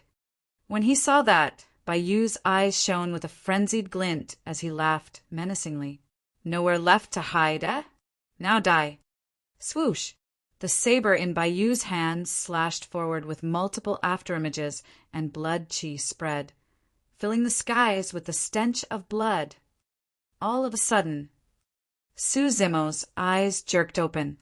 His eyes were clear and bright, like crystals deep in the sea that shone with a mysterious luster. There was no trace of fear nor panic in them. When he saw those eyes, a sense of uneasiness flashed through Bayou's heart. Unknowingly, perhaps when Su Zimo opened his eyes, a blood-colored saber had appeared in his hands. Its blade was gigantic and shone with 5 spirit lights in a bedazzling manner. Countercurrent. Su Zimo said calmly and waved casually. Swoosh! As blood quencher moved, there was a sound of tides surging in a reverse current coming from its blade. Initially, Bayou had the advantage with his domineering momentum. However, the situation between them was instantly reversed with Su Zimo's slash. A torrential force crushed forward like a surging tide alongside blood quencher. All the afterimages from Bayou's saber disappeared instantly. The blood stench emitted from his saber was washed away completely by the invisible tide as well. Against that massive force, Bayou's saber technique appeared simple and weak. Saber force. Bayou's eyes widened in shock. How was that possible? He joined Zenith Sect when he was 5 years old and had been practicing with a saber since then. After being immersed in the way of the saber for dozens of years, he had merely reached the peak of the first level of mastery of the saber and had not managed to reach the secret of force yet. However, the person before him had comprehended the meaning of saber force after cultivating for a mere 10 days. In the face of the saber force, all saber techniques were merely in form no matter how precise they were. The 2 sabers collided. Clang! Bayou's body shuddered and his face turned incomparably pale. Spitting out a mouthful of blood, he flew away limply and his gaze dimmed. Pissed, the cultivators watching were dumbstruck. A single slash. Bai Yu's initial advantage was gone after Su Zimo opened his eyes, and within a single slash he was the one that was sent flying and severely injured. Chapter 396 Change in Shantian City. Chapter 396 Change in Shantian City. The difference was too great. Initially, Bai Yu's only advantage was in his saber technique. But now, after Su Zimo comprehended the countercurrent force, Bai Yu's advantage was non-existent. Furthermore, Su Zimo's strength had increased significantly after attaining lesser mastery of the orifice clearing section. Right now, he was crushing Bai Yu completely. Even though it was just a single slash, he had already injured Bai Yu severely. With a cold gaze, Su Zimo flashed forward and raised a saber, chasing after Bai Yu. Bai Yu's face was ghastly pale with fear. Looking at Su Zimo, who was charging over, his eyes flashed with determination as he bit his tongue gently, spitting out a stream of essence blood. Dong! Dong! Dong! Bai Yu's chest heaved up and his heart pounded furiously. With every single pound, new blood would course through his limbs. On the surface of the blood burned a thin layer of flames that possessed endless energy. Blood escape. Su Zimo narrowed his eyes. He knew the best about the secret skill used by Bai Yu. In that ancient coffin underground, Su Zimo obtained the Blood Refinement Fiend Sutra, and this secret skill was recorded in it. Back then, during the battle at Dongling Valley, Su Zimo also relied on blood escape to escape, ending up in the capital of Great Zhou by chance and avoiding his disaster. Once released, blood escape would burn up a third of the body's bloodline in exchange for a momentary speed burst, allowing one to escape hundreds of kilometers away. Sure. Bai Yu turned into a streak of blood and sped off into the distance. In the blink of an eye, he had already fled 1,000 feet away. It was too fast. Back then, Su Zimo even managed to shrug off golden cores with the speed he gained by using blood escape. Right now, Su Zimo had two options if he wanted to chase Bai Yu. First, turn into his demon form and unleash his blood chi. Second, unleash blood escape as well in pursuit. After considering carefully, he found neither options feasible. The first option would bring him too much trouble since there were thousands of cultivators around. The second option was not worth it. After a slight delay, Su Zimo gave up on hunting Bai Yu and put away his blood quencher, pulling out a gigantic moon-white bow from his storage bag. The fact that he did not continue chasing did not mean that Su Zimo was going to let Bai Yu off. He bent the bow and loaded an arrow. 5 spirit lights shone in Su Zimo's embrace as if he was hugging a full moon. Swoosh! A sharp arrow tore through the air. It was a heart-piercing arrow. Given Su Zimo's arm strength, coupled with the quasi-connate spirit weapon, Moon Concealment Bow, the arrow shot out at lightning speed, piercing towards Bai Yu's back. Bai Yu, who was in blood escape, sensed something and crushed a protection talisman. Boom! The arrow exploded with a loud bang after striking the protection talisman. Bai Yu's body shuddered and he coughed out blood once more, staggering and nearly falling. Laughing into the skies, Su Zimo declared loudly, "All right, you're lucky since you've managed to dodge that arrow. I'll spare your life today. Also, it's all thanks to your help that I'm able to comprehend the countercurrent force." If it wasn't for Bai Yu's relentless attacks that forced Su Zimo to have nowhere to retreat, he might not have been able to gain enlightenment on the force that could counter that desperate situation. Bai Yu paused slightly and turned to look at Su Zimo with a hateful gaze. Sensing Bai Yu's gaze, Su Zimo smiled faintly. "You had better hide yourself in the ancient battlefield from now on. Don't let me see you again, or you won't even get the chance to release blood escape the next time we meet." Gritting his teeth hatefully, Bai Yu roared and turned forward to continue sprinting. That speck of blood in the air disappeared from everyone's sights before long.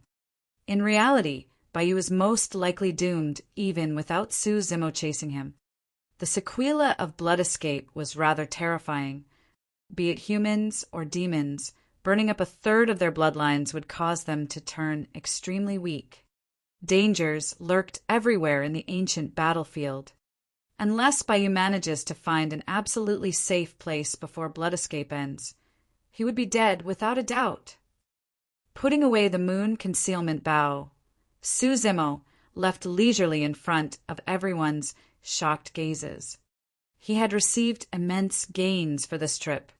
Right now, the only things left to do was to familiarize himself with the 5 stances and comprehend the force of the other 4 stances. Every stance corresponded to a different force. Naturally, the intents were different as well.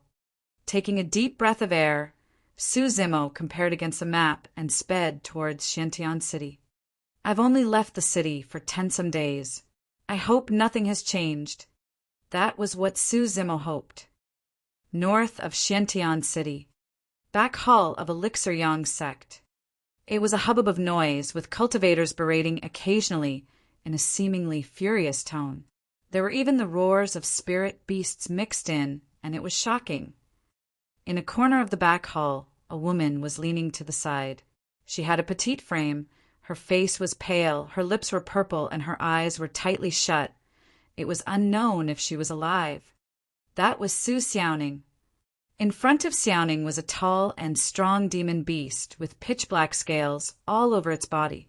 It resembled a wolf and a tiger with extremely sharp claws and teeth as it surveyed the surrounding with its pitch-black eyes in hostility. That was none other than Night Spirit. Night Spirit stood in front of Xiaoning, and its tail swayed gently with traces of blood shimmering at its tip. Not far in front of Night Spirit, a corpse laid on the floor with Elixir Yang sex badge on his waist. There was a bloodied hole in his glabella with warm blood oozing out of it. It was clear that the person was just killed by Night Spirit not long ago. Yan Jun stood opposite Night Spirit along with a group of Elixir Yang sect disciples, all of them looking furious and agitated. Damned beast, you truly don't know what's good for you, just like your master. Yan Jun scolded coldly. A cultivator shouted, Beast, how dare you kill a disciple of Elixir Yang sect? You'll pay for his life with yours. The other cultivators pointed at Night Spirit and scolded as well. Although each of them wielded their flying swords, none of them dared attack recklessly. Everyone had witnessed the way the cultivator from earlier died. He was killed by Night Spirit before he could even take out his flying sword. Sensing the hostility from everyone present, Night Spirit's gaze was cold as it opened its mouth slightly, letting out a chilling growl from the depths of its throat. Given Night Spirit's violent character, it should be engaged in a massacre right now instead of enduring the scoldings and humiliation of these cultivators. There were multiple times when Night Spirit lowered its body, entering a stance prepared to pounce. However, it swallowed everything back inside. It turned back and glanced at Su Xiaoning from time to time, worried about her safety. In fact, there was a trace of worry and guilt in its eyes. Night Spirit patrolled around Xiaoning. From that angle, it could block against any incoming threats. Right then, an Elixir Yang sect disciple came beside Yan Jun and said deeply, Senior Brother Yen, let's ignore that Suzimo and join hands to kill this demon beast. No matter how strong this beast is, there's no way it can defend against so many of us, right? That's right. Another cultivator nodded. We can't let Junior Brother Pooh die just like that. Everyone, let's work together to kill this beast as revenge for Junior Brother Pooh. With a darkened expression, Yan Jun pondered for a moment. Suddenly, he raised his palm and said coldly, Everyone prepare! Chapter 397, Good Kill. Chapter 397, Good Kill. Hold on. A figure strode in swiftly from outside the door. Although she wore men's clothes, her eyes resembled a painting and her features were delicate. That was none other than the commander of Elixir Yang sect, Tang Yu. Sweeping her gaze, She frowned when she saw the dead Elixir Yang, sect disciple, on the floor. When she finally caught sight of Xiaoning, her expression changed starkly as she yelped, "Purple corpse corrosion poison!" Uncle Liang nodded with a grim expression. "Her face is pale and her lips are purplish. That's right, it should be one of Poison Sect's 7 lethals, the purple corpse corrosion poison." Tang Yu was initially in seclusion cultivation, but only found out that something big had happened after she was summoned urgently. She heard from her fellow disciples that Xiaoning was met with an attack on the long street at the city's north. Although the attacker was killed by Night Spirit on the spot, Xiaoning was inflicted by the poison. To think that it's Poison Sect. Tang Yu's face darkened with a terrible expression. Right now, the north side of Xiantian City was watched over by Elixir Yang Sect and Thousand Crane Sect. As such, Tang Yu was initially puzzled as to who would attack so brazenly in the city's north. She did not expect that it would be one of the 5 heretical doctrines, Poison Sect. Although Poison Sect disciples were not strong in head-on combat, many factions and cultivators were unwilling to be enemies with them. Poison Sect had 7 lethals. Every single lethal was extremely fatal and one would die upon touch. Furthermore, Poison Sect disciples were extremely cunning and ruthless. They specialized in hidden weapons and were very stealthy. It was way too simple if Poison Sect disciples wanted to kill anyone. A casual contact while eating, drinking, or even breathing. Every common action could cause one their lives. Even for Foundation establishment cultivators, if they were careless, they could be poisoned by the Qi refinement warriors of Poison Sect and die unexpectedly.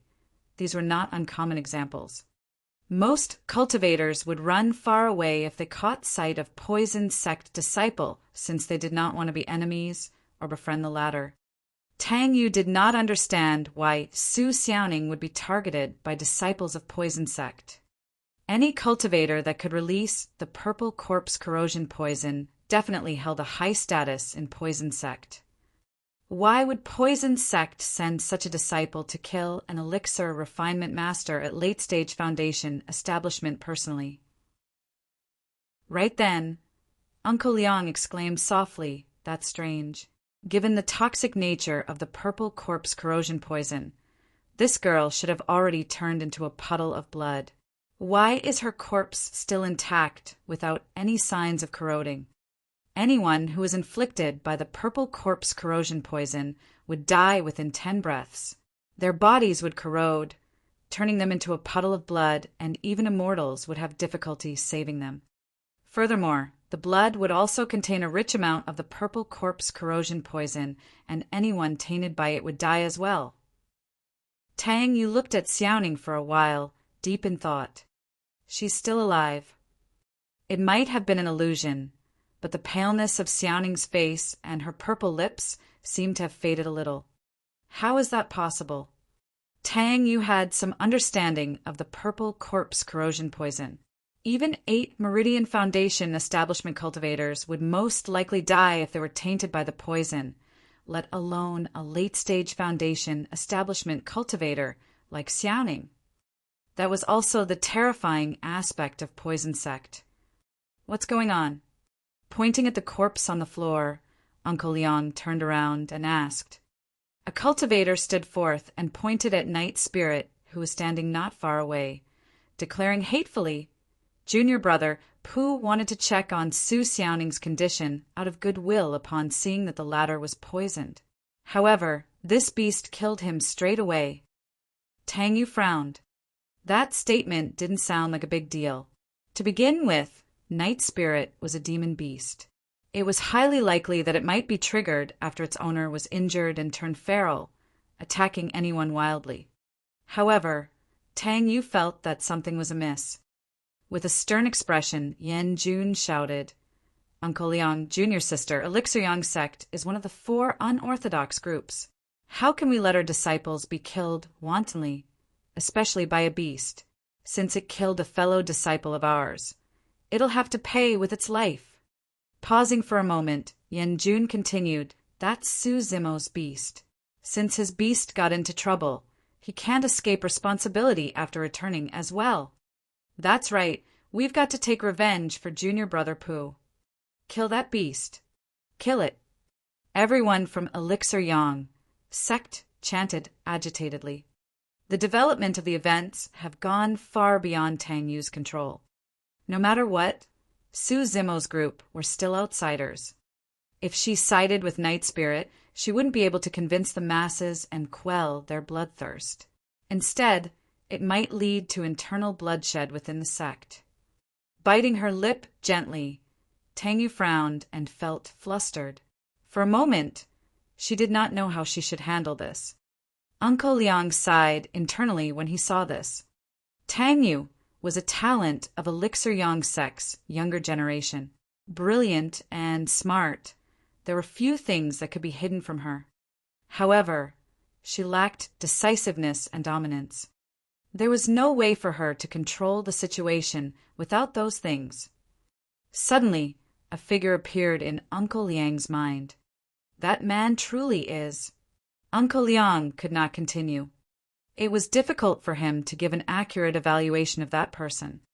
Although he looked like a meek and demure scholar on the surface, he exuded an air of dominance deep from his spine.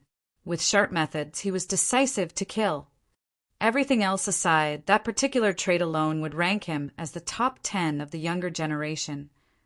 Suddenly, a voice sounded from outside the main hall. "Who do you guys want to kill?" The voice was calm, neither loud nor soft. However, it suppressed the chaos in the main hall.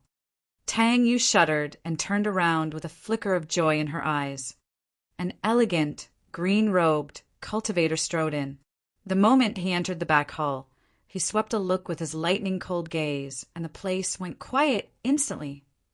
It was a mighty aura. Although it was indescribable, it could suppress everything. Su Zimo had returned.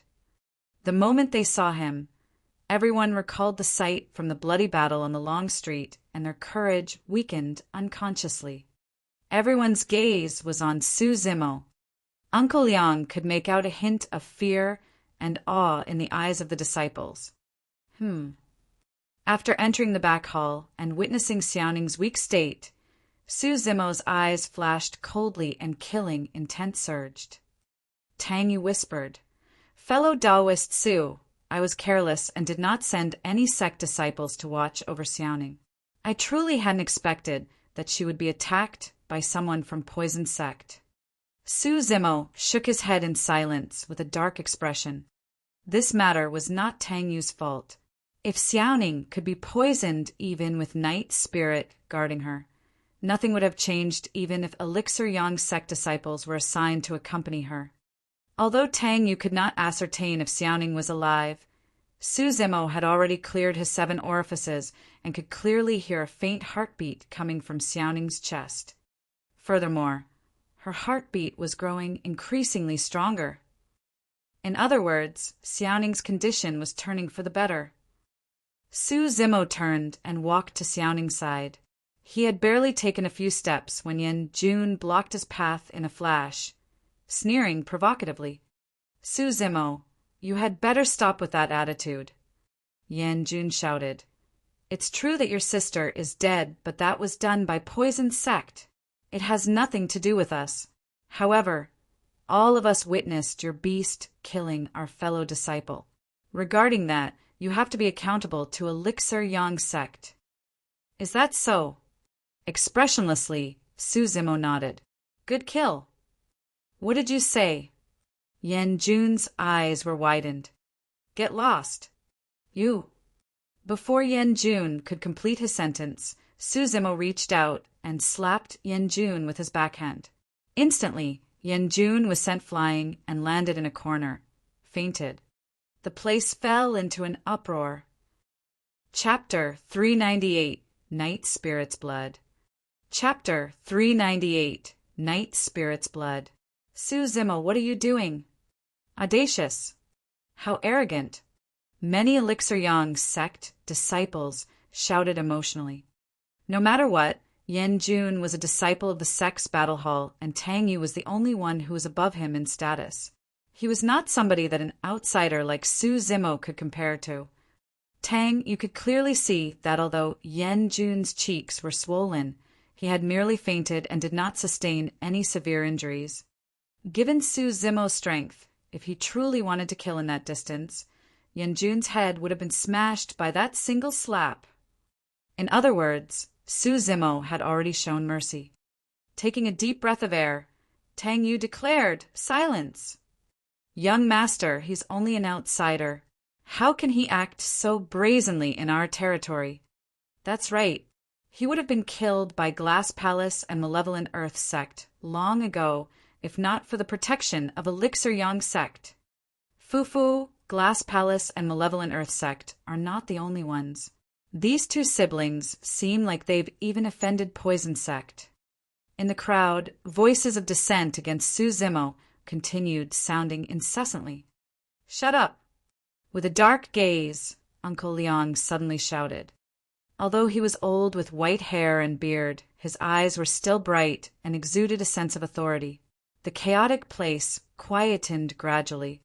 All the Elixir Yang sect disciples knew very well about the background of the old man before them. It was possible that they might protest against Tang Yu's decisions. However, even if the masses disagreed with the old man, the most they would do would be to grumble a little internally. Tang Yu said deeply, "This matter will definitely be accounted for in a bit. Everyone, please quieten down." After a brief pause, Tang Yu called back Su Zimo and frowned. Xiaoning is afflicted with the purple corpse corrosion poison, one of the 7 lethals of Poison sect. Be careful, the poison is extremely toxic and it's easy for you to get tainted if you are careless. Su Zimo nodded and walked to Xiaoning's side. "Growl." Night Spirit slumped its head and let out a deep growl, feeling a little guilty. Su Zimo patted Night Spirit on the head while shaking his own. "It's not your fault." If it was an ordinary assassination attempt, there was no way it would have gotten past Night Spirit. However, Poison sect cultivators were way too scheming, and there was no way to guard against them. In that short while, Xiaoning's expression had gotten much better. In fact, her cheeks were now redder, and her heartbeat was getting stronger. Her condition was improving. Uncle Liang was amazed when he saw that. The 7 lethals of Poison sect could not be cured by any cultivators outside the sect. Throughout his life, Uncle Liang had never heard of anyone who had survived against the purple corpse corrosion poison. Furthermore, by the looks of it, the purple corpse corrosion poison seemed to be disappearing bit by bit from within Xiaoning's body. The purple color on Xiaoning's lips was fading, and there were merely a few drops of blood left on it. Although there were only a few drops of blood, Su Zimo could sense an extremely powerful energy. That was definitely not Xiaoning's blood. Su Zimo swept his gaze and looked at Night Spirit's wrist, where there was a deep gash that had yet to fully recover. No wonder. Back when they just entered the ancient battlefield, Night Spirit had already displayed the terror of its bloodline, where it could ignore the poison of the blood centipede and was immune to it. The reason why the purple corpse corrosion poison was being purged from Xiaoning's body should be because she drank Night Spirit's blood. That's not right either. Su Zimo thought again. The purple corpse corrosion poison was extremely toxic and would activate within 10 breaths. Although Night Spirit's blood could purge the poison from Xiaoning's body, it required a relatively longer time. How did Xiaoning manage to survive in between that period? After clearing his 7 orifices, Su Zimo's 5 senses turned even sharper. Now that he was closer, he could vaguely sense a warmth emanating from Xiaoning's chest along with a faint medicinal scent. That's it. Su Zimo was enlightened. The mysterious elixir furnace that Xiaoning possessed was still kept at her chest area. If he was not wrong, that warmth and medicinal scent should be emitted by the elixir furnace. The elixir furnace was also the reason why Xiaoning's heart artery was preserved until it could take in Night Spirit's blood to purge away the poison within. Su Zimo finally heaved a long breath and calmed down after ensuring that Xiaoning was all right. Turning around, he glared at the corpse on the ground. The bloodied hole on the glabella of the corpse was clear evidence that Night Spirit did it. You want an explanation? Sure, I'll give you an explanation. Surveying his surroundings, Su Zimo said indifferently, Night Spirit won't harm anyone for no reason. If that person is dead, it must be because he crossed Night Spirit's bottom line. Bullshit! An Elixir Yang sect cultivator with a long face hollered. Junior brother Pooh was trying to head forward and check out of goodwill. However, your beast killed him without any reason at all. We saw it for ourselves, and you're still trying to deny it. Su Zimo smiled and glared at that guy sharply with a cold gaze, replying with a deep intent. It was true that he came forward to check things out. However, we don't know whether it was out of goodwill. What do you mean by that? A hint of panic flashed through that person's eyes. Su Zimo turned towards Tang Yu and asked, Young Master Tang, you mentioned that the purple corpse corrosion poison is extremely toxic and contagious, right? That's right. Tang Yu nodded and her eyes flashed, as if she had thought of something. Even you would be afraid of going forward casually, am I right? Su Zimo continued asking. Yes. Tang Yu admitted with a nod. Indeed, she did not dare to get close after realizing that Xiaoning was inflicted with the purple corpse corrosion poison.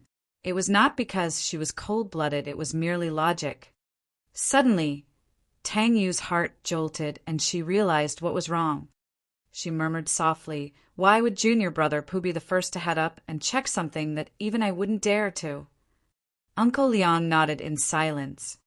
Tang Yu continued, most importantly, there's no antidote available for the purple corpse corrosion poison. There's no reason for junior brother Pooh to head forward at all.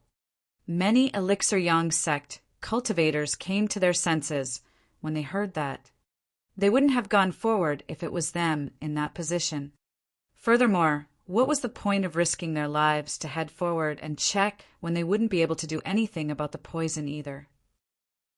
Tang Yu's gaze turned cold as she glared at the corpse on the floor without saying anything more. Su Zimo's gaze flashed like lightning towards the long-faced cultivator and said slowly, I'm guessing that the reason why the person went forward to check wasn't because Xiaoning was poisoned. It was because Xiaoning didn't die from the poison. The long-faced cultivator's expression changed slightly as his eyes flickered. He did not dare to meet with Su Zimo's gaze. Squinting his eyes, Su Zimo said word by word, that person's killing intent appeared after finding out that Xiaoning wasn't dead, and that was why he was killed by Night Spirit. Fellow Daoist, am I right? Su Zimo was intimidating. The long-faced cultivator forced a laugh. How would I know? Walking slowly towards the long-faced cultivator, Su Zimo asked with a sinisterly dark gaze, what are you afraid of? I'm not. In this short period of time, your heart has been racing and your breathing turned hurried. You're clearly panicking. Also, I sensed your killing intent towards me a moment ago. By the time he was finished speaking, Su Zimo had already arrived in front of the long-faced cultivator. The person's face was frightfully pale as he stumbled backwards, instinctively. Even the other cultivators could tell that he was looking guilty. Chapter 399. Go and die then. Chapter 399. Go and die then. The long-faced cultivator had not expected that Su Zimo would possess a spirit perception and had extremely keen senses towards something such as killing intent that was immaterial. It was logical that the other cultivators would feel hostile towards Su Zimo. However, the long-faced cultivator felt a killing intent. Uncle Liang sighed. Shiyushan, come clean and you might still have a chance to live. The long-faced cultivator named Shiyushan was thoroughly panicked. He realized that his fellow sect mates that were standing beside him a moment ago had backed off, looking at him warily. Gulping, Shiyushan looked towards Su Zimo instinctively. Su Zimo's gaze was sharp as a knife. emitting a piercing glint with occasional flashes of lightning. It was unusually sharp and instantly penetrated the last line of defense in Shi Yushan's heart. This was the invisible power of his gaze. This was a level that Su Zimo achieved after clearing his eye orifices and tempering them with demonic qi. In the mortal world, some hardened killers would often let out savage gazes, such that ordinary people would feel fear upon meeting with their eyes. The eyes were interlinked with one's guts. Therefore, in a fight between two people, one might lose his courage if he was intimidated by the latter's gaze, revealing openings. In the pugilistic world, among postnatal and connate experts, there was a saying that one had to cultivate their eyes before cultivating their guts, and that technique was known as the gaze technique. In the cultivation world, techniques that could cultivate one's eyes were all secret skills. The bewitching eye from the pure maiden sect of the fiend sex and the enraged Vajra gaze of the Buddhist monasteries were renowned supreme dermic techniques. Demoness Ji rarely had to dirty her hands personally to kill. It was normal for her opponents to commit suicide after receiving a single gaze from her. Before clearing his 7 orifices, Su Zimo did even dare to look at Demoness Ji straight in the eyes casually. That was also why Su Zimo had headaches each time he saw Demoness Ji and tried to avoid her as much as possible. Speak! Su Zimo took a step forward, his eyes sparkling like lightning as he shouted. He added a small portion of thunderclap kill into saying that word. Coupled with the fact that Su Zimo had already cleared his mouth orifice, the word exploded like thunder in Shi Yushan's ears. Shi Yushan was already extremely rattled by Su Zimo's gaze. Now that he was shouted at, he almost broke down as he knelt on the ground with a thud and a frightfully pale face. I was wrong. I was wrong. With a quivering voice, Shi Yushan spoke. Dukai of Poison Sect used the life-severing powder on me and Junior Brother Pooh, and he's the only one with the antidote. We had no choice either. Dukai of Poison Sect. Tang Yu frowned slightly and explained to Su Zimo. Dukai is the commander of Poison Sect's current expedition. At 7 Meridian Foundation establishment, his mastery in poison is deep and he's a savage person. Su Zimo was expressionless and nodded. When he saw that everyone ignored him, Shi Yushan turned even more fearful and said hurriedly, Furthermore, I haven't done anything that betrayed the sect or harmed our fellow disciples. Dukai was merely targeting Su Zimo's group and said that he'll give us the antidote as long as can kill one of them. By that point, most of the doubts that everyone had were answered. The Elixir Yang sect cultivator that was killed by Night Spirit was also inflicted by the life-severing powder of Poison Sect. That explained his actions earlier. Uncle Yang laughed coldly. You've already betrayed the sect by waiting until now to tell us everything. I'm afraid that you probably won't hesitate either if Dukai asked you to kill your fellow sect mates in exchange for the antidote. Many Elixir Yang sect disciples felt their hearts skip a beat and lingering fear. No, I won't.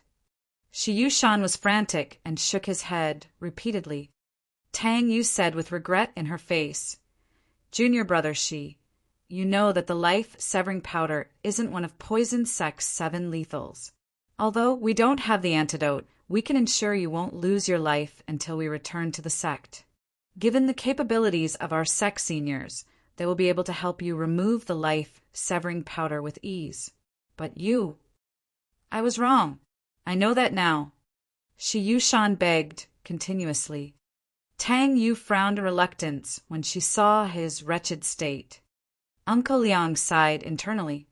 Tang, you still lacked the determination to kill at the end of the day. No sect would spare someone like Shi Yushan easily. Just as Uncle Liang was about to step forth and make the decision to kill Shi Yushan on the spot for Tang Yu, Su Zimo's voice sounded darkly. Since you're so afraid of death, go and die then.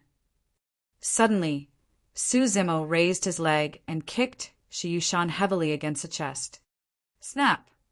Shi Yushan was sent flying and slammed against the wall completely before sliding down with a trail of blood. His entire chest was sunken as his eyes glazed over. With a tilt of his head to the side, he was dead on the spot. The cultivators, watching, were dumbfounded. Tang Yu opened her mouth, as if she wanted to say something. However, in the end, she merely sighed without saying anything. Yes. Right then, in the corner, Xiaoning, who was initially sleeping, let out a drowsy sound. Su Zimo hurried over and squatted down. He placed his palm against Xiaoning's forehead before asking gently, "Xiaoning, how are you feeling?" "Brother." Xiaoning opened her eyes slightly and could not see what was before her clearly yet, merely replying instinctively due to the familiarity of the voice. "It's me." Su Zimo gripped Xiaoning's hand. A familiar warmth surged into her heart, and instantly, Xiaoning felt much more awake. She tried her best to open her eyes, and her lips twitched as she smiled. "Brother, you're back?" "I'm fine, don't worry." Su Zimo found himself smiling uncontrollably when he saw Xiaoning smile. Pushing her fringe away endearingly, he asked with a slightly reproachful tone, "Why were you so careless?" Xiaoning stuck out her tongue and blinked multiple times. Coming towards them, Tang Yu took out a jade bottle. "This is a great essence, nourishing elixir. Let Xiaoning consume it. Her body has just only purged away the poison and is still weak." "Thank you so much." Su Zimo nodded and received the jade bottle before pouring out an elixir the size of a fingernail and feeding it to Xiaoning.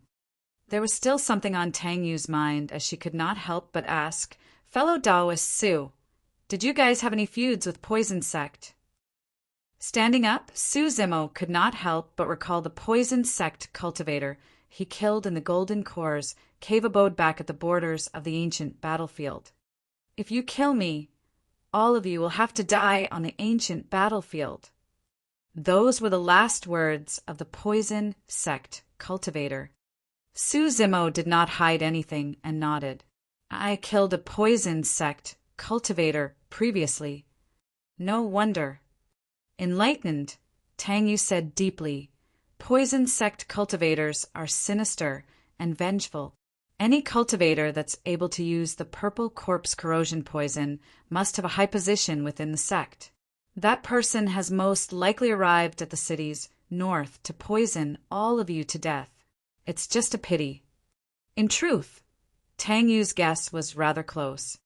The Poison Sect cultivator's name was Luong, and he was also at 7 Meridian Foundation establishment.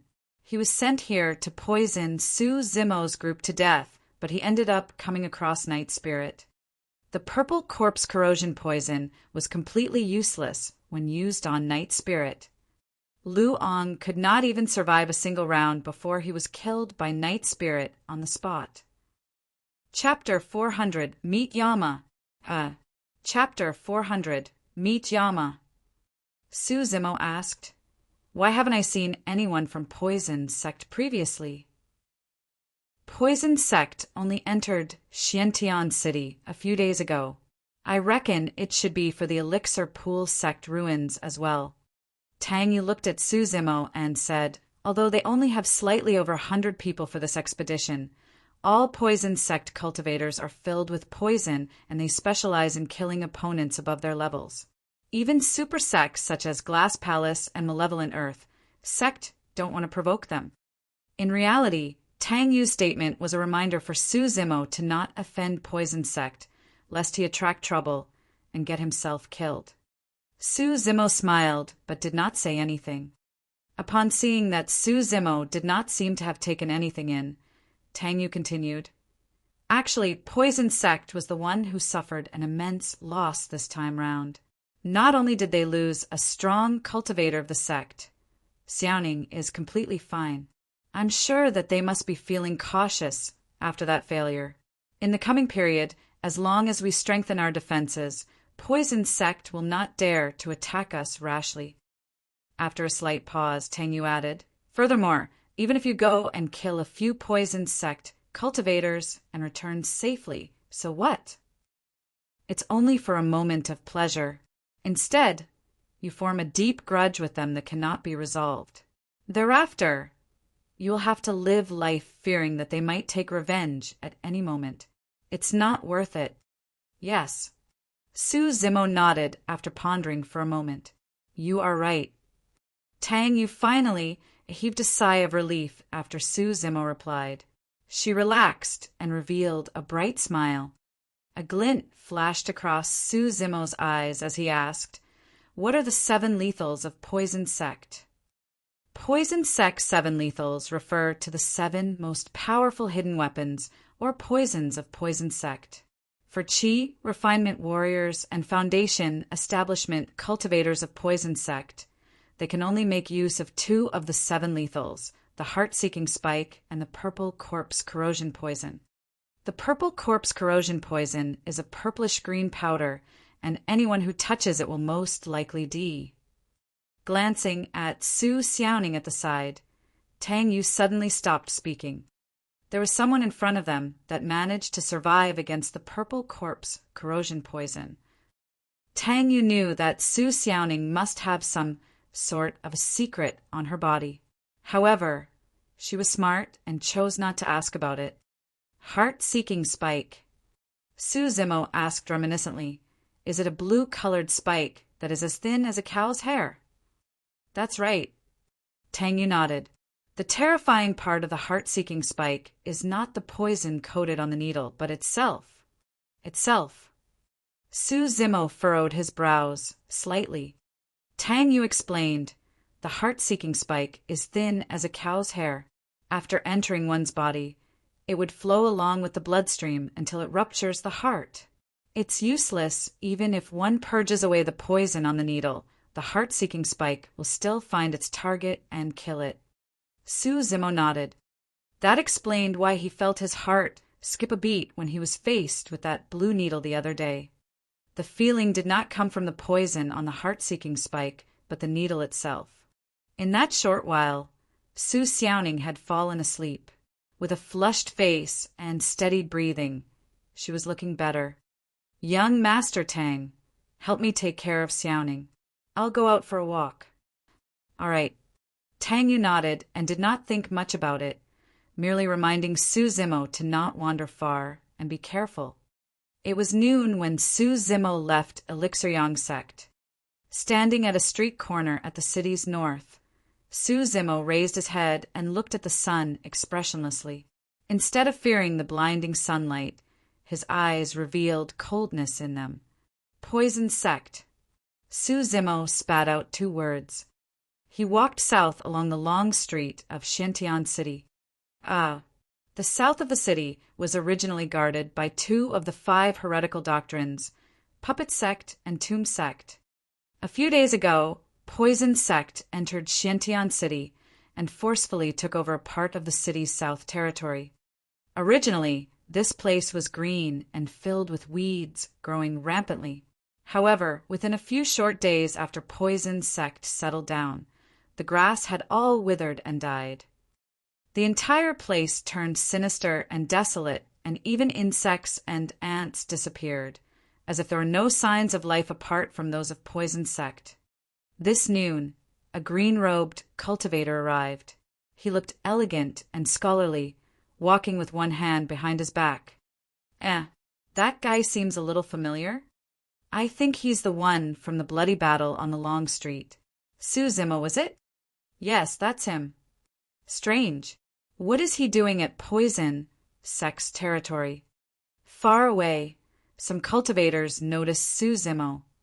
After all, he was the only person in the territory of Poison Sect, and he was strikingly obvious with his green robes that did not match the attire of Poison Sect. Before long, in front of everyone's watchful eyes, Su Zimo arrived before the residence of Poison Sect. 2 Poison Sect cultivators whose faces looked pale and yellow stood on each side of the door. They stared at Su Zimo, who was approaching with disdain in their eyes. To them, Su Zimo looked extremely weak and did not seem like a threat. Furthermore, Su Zimo was not wearing a sect badge on his waist. In other words, this was not somebody from a super sect. "What are you doing here?" The Poison Sect cultivator on the left asked with a raised brow. Smiling gently, Su Zimo pointed to the residents and asked instead, "This is poison sect, right?" "So what if it is?" The other cultivator sneered. Without replying, Su Zimo asked again, "Is Du Kai here?" "Insolent. You must have a death wish." The poison sect cultivators were enraged and shouted. The cultivator on the left hollered coldly, "The name of senior brother, Du isn't something the likes of you can casually call out." The other cultivator added with a dark, sinister gaze, "Punk, you had better give me a reason not to kill you. Otherwise, I'll let you meet Yama in a moment." "Yama." Su Zimo grinned. "Why wait a moment? I'll send you guys to meet him right away." Taking a step forward, Su Zimo suddenly extended his palm and swung it in reverse. With a thud, his arm whipped out like the trunk of a mystic elephant and smashed heavily against the head of the cultivator on the right. The person's brain juices splattered, and he died on the spot without uttering a single word. The cultivator on the left was flabbergasted. He had not expected Su Zimo to try and kill them in poison sex territory. "You." He had just said a single word when Su Zimo had already closed in. Without saying anything, Su Zimo pushed him palm down on the person's head and exerted strength. Poof! The person's head was shoved inside his chest with his neck snapped. He was dead before his body even collapsed onto the ground. Indifferent even after killing 2 people, Su Zimo entered Poison Sect's residence with a calm expression. The cultivators that were watching from afar had agape mouths. They had yet to react to what just happened. After a brief moment, there was an uproar. "Something is happening." Those 3 words were the only things left in the minds of those cultivators. They did not know what grudge Su Zimo had with Poison Sect.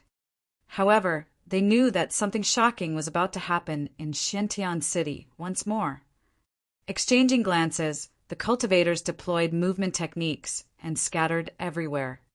Before long, the entire Xiantian City was about to find out about this. Chapter 401. Who is Du Kai? Chapter 401. Who is Du Kai? Xiantian City, North, Elixir Yang Sect.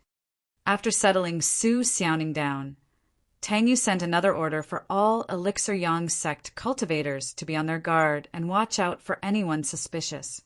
She was extremely wary of Poison Sect.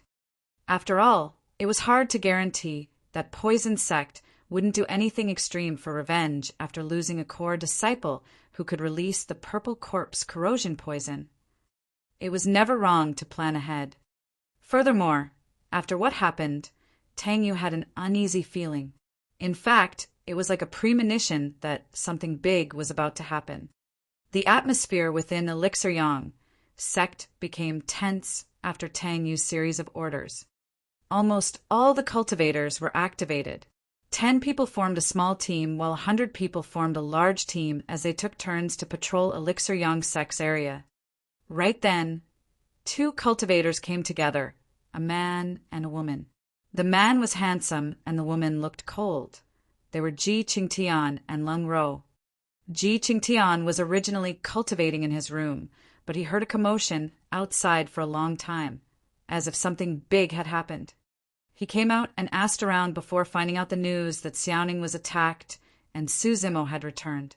Instantly, he hurried forth to find out more about the details. Lung Ro was originally cultivating in Thousand Crane Sect and had only found out about this when she heard Thousand Crane Sect cultivators discussing about it. By the time she got here, she bumped into Ji Qingtian. When Tang Yu saw the 2 of them, she greeted and nodded. "Fellow Taoists, you're just in time. I was about to warn you guys to watch out. Your group has been targeted by Poison Sect. How is Xiaoning? I heard that she was poisoned?" Ji Qingtian asked. "She's fine now." Tang Yu smiled. "She's currently asleep. I reckon she'll recover after resting for a couple of days." "What about Zimo?" Lung Ro suddenly asked. Tang Yu replied. He said that he's going out for a walk. "I guess he'll be back soon. Do you guys want to wait here for a while?" When they heard that, Ji Qingtian and Lung Ro's expressions changed. The two of them exchanged glances. Both could tell the worry in the other's eyes. What's wrong?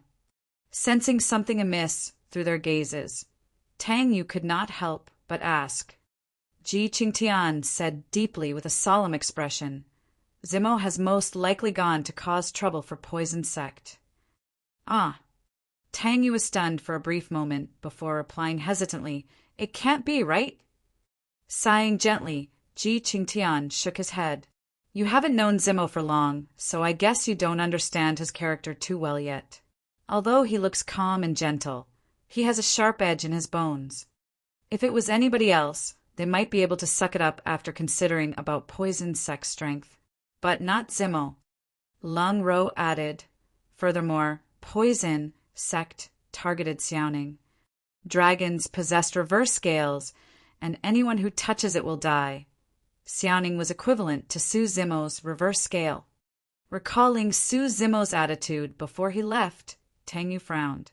However, he seemed like he was rather calm and did not have any strong killing intent. How is that possible? Ji Qingtian and Lung Ro shook their heads. Given Su Zimo's personality, there was no way he would let things go, especially after something happened to Xiaoning. Ji Qingtian asked, What did Zimo say to you before leaving? Nothing much. I urged him to calm down and told him that he would only be seeking a moment of pleasure even if he killed a few Poison Sect cultivators. Not only would it not help, he would even incur Poison Sect's maniacal revenge. After thinking, Tang Yu continued, Furthermore, he even agreed to my viewpoint at that time and said that I was right. Ji Qingtian's expression changed slightly as he took a deep breath of air. There should be no mistake. Zimo has definitely gone to Poison Sect. Huh. Tang Yu was confused. I'm guessing that Zimo merely said half of what's on his mind. He did not verbally say out the second half. What half? Tang Yu asked subconsciously. You are right, so. I'll go and kill everyone from Poison Sect. Everyone. Tang Yu's expression changed starkly, and her eyes were filled with shock. This fellow Taoist Su is alone. Wouldn't he most likely die by going there? There's bound to be countless hidden weapons and traps at Poison Sect's residence. Tang Yu was panicked and murmured, Fellow Taoist Su is way too reckless. Even though he's indeed strong, Poison Sect cultivators are extremely sinister in their methods. He hasn't even heard of Poison Sect's 7 lethals. There's no doubt he'll be disadvantaged. I don't know whether he'll be disadvantaged. Ji Qingtian shook his head. But what I do know is that this is something Su Zimo will definitely do. That's the type of reaction he should have. I'll go back and ask for backups from the 1,000 Crane Sect cultivators. Without wasting time, Lung Ro turned to leave. Tang Yu composed herself and said in a deep voice, I'll gather forces right now and try to head to the city's south as soon as possible. I hope I'm not too late. City South, Poison Sect. In a spacious hall, the doors were tightly shut. Although it was noon and the sun was scorching outside, there was not much light within the hall, and it seemed dark and creepy. In the darkness, deep within the hall, a voice sounded from the center. How long has Lu Ong been gone for? The voice was sharp and feminine with a hint of coldness that made one shudder. Senior Brother Du, it's been almost 4 hours. A cultivator appeared and cupped his hands. That's long. The dark feminine voice sounded again, seemingly impatient. From what I know, there are 3 people in the city's north. Apart from Su Xiaoning, there's also Ji Qingtian and Lung Ro. It'll probably take him some time to poison all 3 of them to death. The person who spoke was Wei Qi, a 6 Meridian Foundation establishment cultivator of Poison Sect.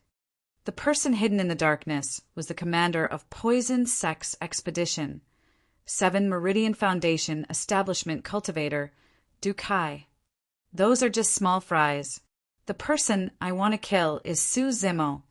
Du Kai's voice was filled with endless killing intent. Anyone who dares to touch anybody from Poison's sect will have to enjoy the taste of our methods. A short moment later, Du Kai asked again, "Where did that Su Zimo go to? Why isn't he back to the city yet?" "Don't worry, senior brother Du his sister is in Xiantian City, so he'll definitely be back," Wei Qi replied with certainty. Right then, a commotion could vaguely be heard outside. Du Kai frowned and did not take it to heart. This was the territory of Poison's sect. Even super sects such as Glass Palace and Malevolent Earth sect wouldn't dare to tread lightly.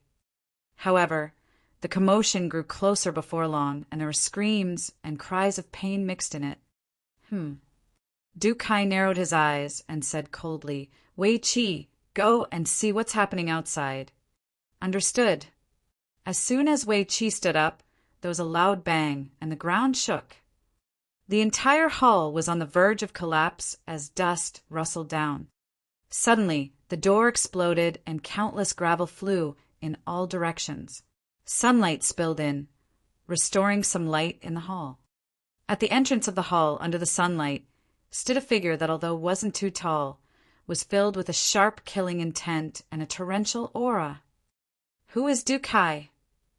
The person's gaze was burning and was even brighter than the scorching sun outside. Chapter 402, Who Can Stop Me? Chapter 402, Who Can Stop Me? In the hall, Wei Qi dodged multiple incoming rocks and looked extremely wretched as he turned his gaze towards the door. When he saw the intruder, he exclaimed in shock, "Ah, it's Su Zimo!" Du Kai was initially extremely composed deep in the hall. When he heard that name, his eyes narrowed to a slit and shone with a cold glint as he smirked cruelly. Su Zimo's eyes shifted onto Wei Qi's face and shone brightly with a sharp killing intent. In a flash, he appeared before the latter. It was too fast. Wei Qi merely felt his vision blur and his throat clamp up. He was lifted entirely from the ground with Su Zimo choking his throat. "You've seen me before?" Su Zimo asked coldly with a razor gaze. Poison sect had only entered Xiantian City a couple of days ago, and during that time, Su Zimo was not in the city. He was on the Saber Mountain. It was normal for Poison sect to have heard of his name. However, it was strange if someone knew his identity at first glance. With Su Zimo choking him, Wei Qi could barely breathe and looked extremely terrible. His eyes turned bloodshot and bulged out from their sockets as his tongue stuck out. "I saw you before in that cave abode." Wei Qi stuttered with fear in his eyes. He knew extremely well that the person before him was going to snap his throat if he hesitated, even slightly. "Oh." Su Zimo nodded and understood instantly. There had always been a doubt in his mind. How did Poison sect that was in the ancient battlefield know about him killing a cultivator of theirs in the Golden Core cave abode? So there was a second Poison sect cultivator in the crowd back then. In other words, the final statement made by the Poison sect cultivator before his death was for this cultivator, so as to send a message back to the sect to take revenge for the former. "Very well. You can die now." Exerting strength in his palm, Su Zimo crushed Wei Qi's throat and tossed the corpse aside. Right from the beginning, Du Kai sat deep in the hall without moving, watching everything curiously with a mocking gaze. Outside the hall, Poison sect cultivators from all over the place were starting to gather. "Su Zimo, you've got balls.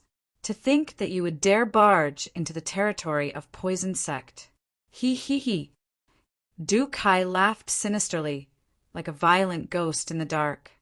"Poison sect?" Su Zimo sneered. "I can come and leave as I please. Who can stop me?" "Ha ha ha. How brazen. Do you really think that you can kill our cultivators just like that?" Du Kai burst into laughter and stood up, declaring coldly, "Poison sect cultivators are filled with poison from head to toe. You must have a death wish for killing our cultivator with your bare hands. Why don't you take a look at your palm and see if it's starting to turn black? I urge you. Su Zimo raised his palm, and Du Kai's voice stopped. His palm was still jade-like white and looked pristine without any traces of poison. Instantly, Du Kai's face darkened. Although the poison coated on Wei Qi's body was not one of the 7 lethals, it was more than enough to kill more than 10 ancient remnant beasts. In fact, even pure-blooded ferocious beasts might be half dead against this poison. However, Su Zimo was completely fine. He was completely unaffected. Du Kai had seen everything clearly. There was no glove or protective equipment on Su Zimo's palm. Even if he racked his brains, he would not have imagined that Su Zimo possessed such terrifying power in his bloodline. The toxic poison that could eliminate ancient remnant beasts was completely washed away by Su Zimo's immensely terrifying bloodline right after entering his body. Everyone else viewed Poison Sect as a great threat, but they were nothing much to Su Zimo. The 7 lethals of Poison Sect were the only things that could threaten him. Du Kai, was it? You don't have to wait for that Poison Sect cultivator to return anymore. He has already died on the long street in the city's north. Striding widely, Su Zimo advanced towards Du Kai. Additionally, my sister's life is in no danger. Sorry to disappoint you.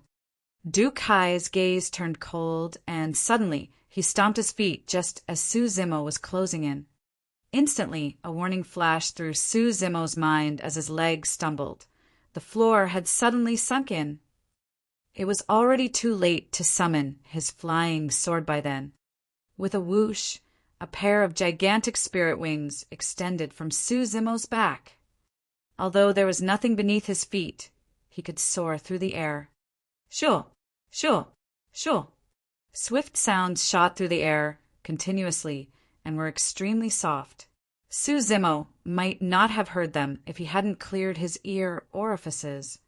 The moment the floor slab beneath his feet sank in, a poison needle as thin as cow's hair shot up from the darkness below. It was the heart-seeking spike, one of Poison Sect's 7 lethals. With a spirit perceptions warning, Su Zimo had already activated his wings a moment earlier and charged towards Du Kai, who was in the depths of the hull. A blue heart-seeking spike brushed by Su Zimo, missing by a bare inch. At the entrance of the hull, many Poison Sect cultivators swarmed in, summoning their spirit weapons one after another.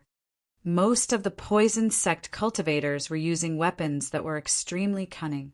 The only thing they had in common was that they were all coated with poison, reflecting in rainbow colors against the sunlight.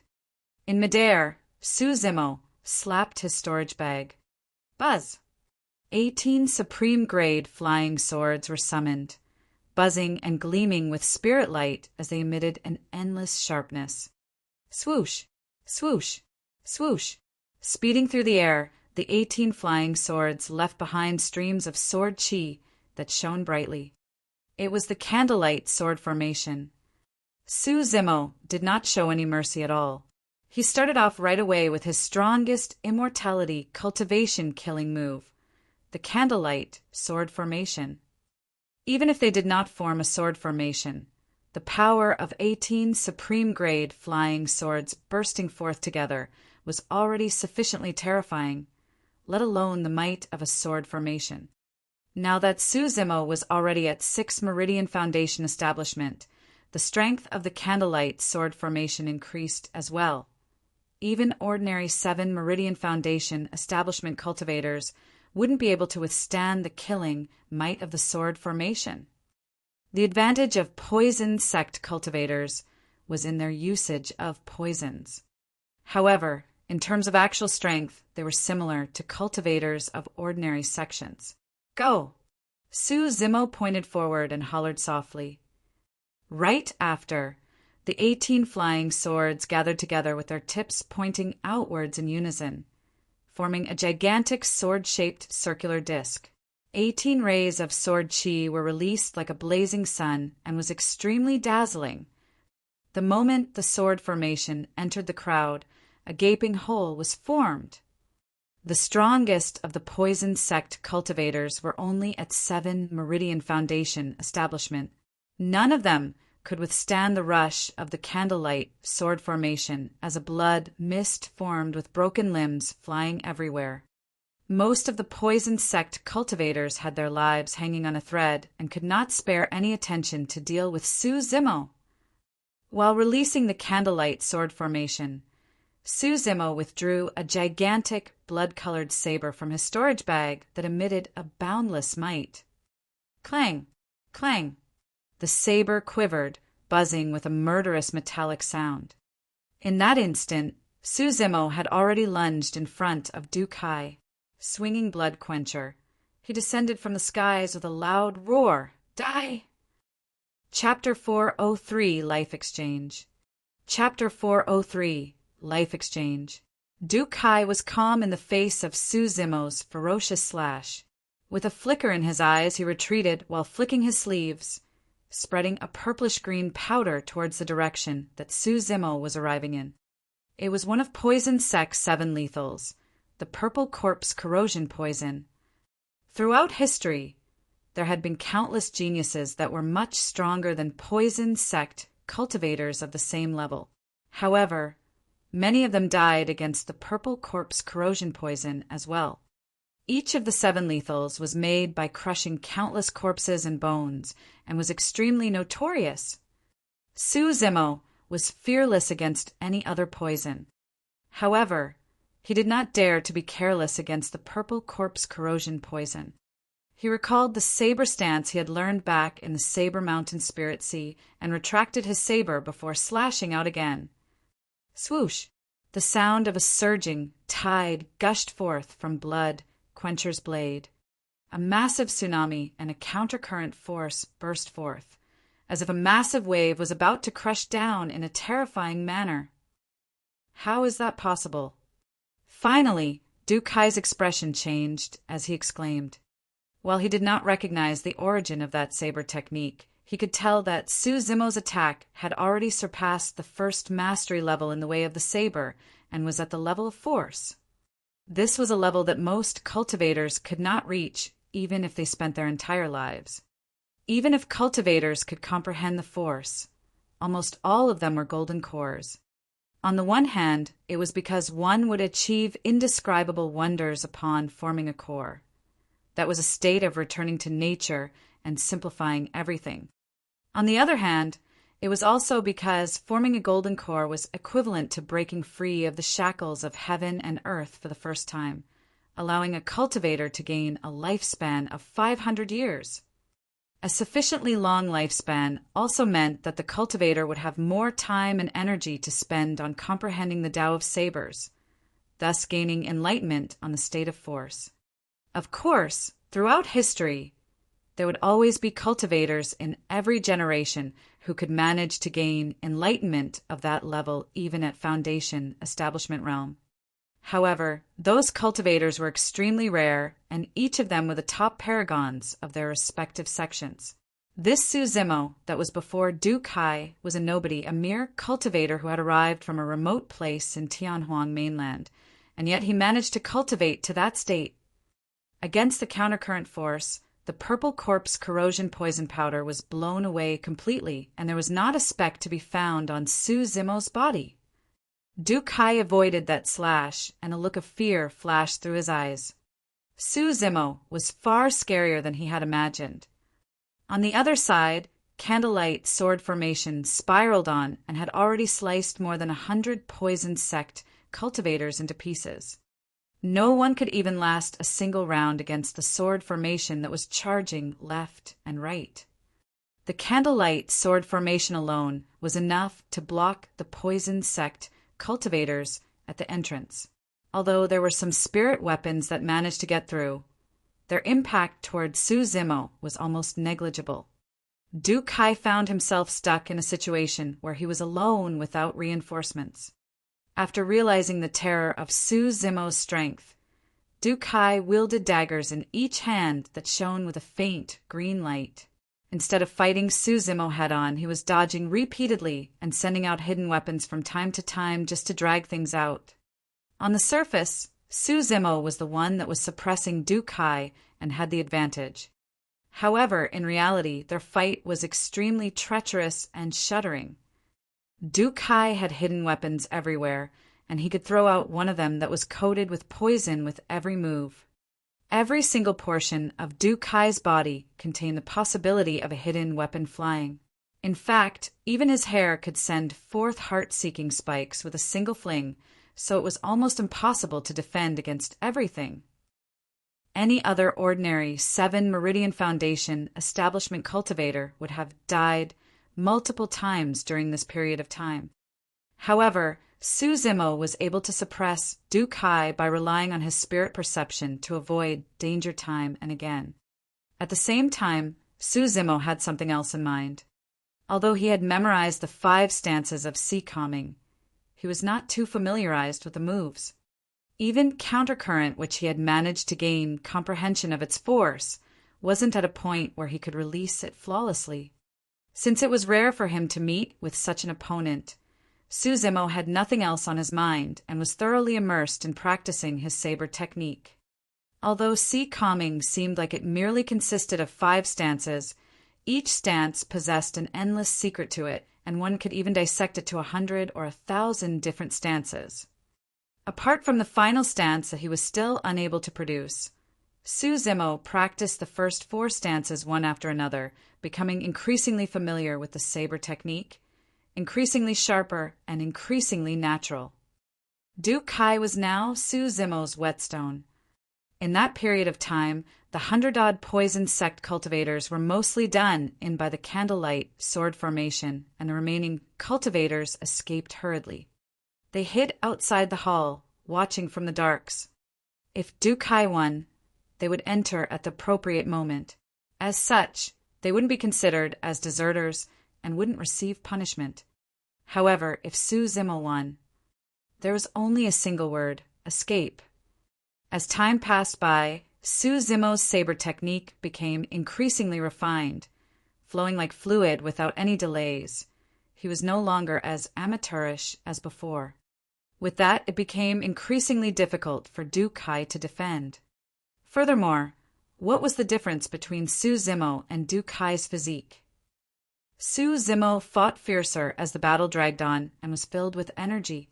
His bloodline churned within his body, surging faster and faster as the faint sounds of tsunami, coupled with the surging tides of his saber technique, harmonized with one another. With a pale face, sweat was pouring down from Du Kai's forehead, and he was panting. What a sicko! Du Kai cursed internally. There was no way he knew that Su Zimo was merely using him as a whetstone to refine his saber techniques on. He thought that Su Zimo was doing it on purpose to torment him endlessly, trying to wear him down by attrition. How bloody evil! Gritting his teeth, Du Kai's eyes turned cold, and his expression was malicious. The look in his eyes was turning more hysterical by the moment. Bloody hell, I'll fight you with everything. He heaved a deep breath of air and suddenly lunged towards Su Zimo. Raising both daggers, he wielded towards the latter's throat. Spinning horizontally with his saber, Su Zimo slashed against the 2 daggers and used vortex instinctively. A spiral energy burst forth instantly, and Du Kai's daggers were sent flying as his palms split apart with blood oozing out. After vortex, Su Zimo slashed in reverse like a ripple on the surface of the ocean. It swiped towards Du Kai's chest in a seemingly gentle motion. Ripple stance. If countercurrent represented might, ripple represented tenderness. Seemingly gentle, it permeated every single pore as the saber force pushed on relentlessly. It was almost impossible for anyone involved in it to escape, and it would eventually kill them. Du Kai could not and did not want to avoid that slash. He was now completely maniacal as he rushed forward with complete disregard towards Su Zimo's blood quencher. His eyes shone with wrath as he yelled, "Kill!" A sense of danger rang in Su Zimo's mind. At that moment, Su Zimo snapped out of his mechanical practice mode instantly. Du Kai's hidden weapon was hidden in his mouth. The moment he opened his mouth, a chain of thin blue needles with a nauseating aura shot forth, almost suffocating Su Zimo. It was a killing blow. That was also Du Kai's killing move that was made in exchange with his own life. Although he had the warning from his spirit perception, Su Zimo was immersed in his saber technique practice. By the time he snapped out of it, he was still a bit too late. Chapter 404 Movements. Chapter 404 Movements. The moment Du Kai opened his mouth, heart-seeking spikes as thin as a cow's hair had already arrived before Su Zimo in a cluster. The distance between them was too close. By then it was already too late for Su Zimo to dodge, let alone use blood quencher to defend. Poof! Du Kai's chest was slashed first. The massive wound almost split his body into two as fresh blood gushed. However, as if he couldn't feel any pain, Du Kai's eyes were fervent as he laughed menacingly. Even if I have to die, I'll drag you. Kill. Suddenly, Du Kai's sentence was interrupted by a loud shout and he could no longer continue. A boom sounded in his mind as his ears rang repeatedly, as though he was struck by lightning. The stinging pain was unbearable, and his mind went momentarily blank. If there was a mirror that Du Kai could see himself in at this moment, he would find his ears gushing with fresh blood and his eyes ruptured. Thunderclap kill.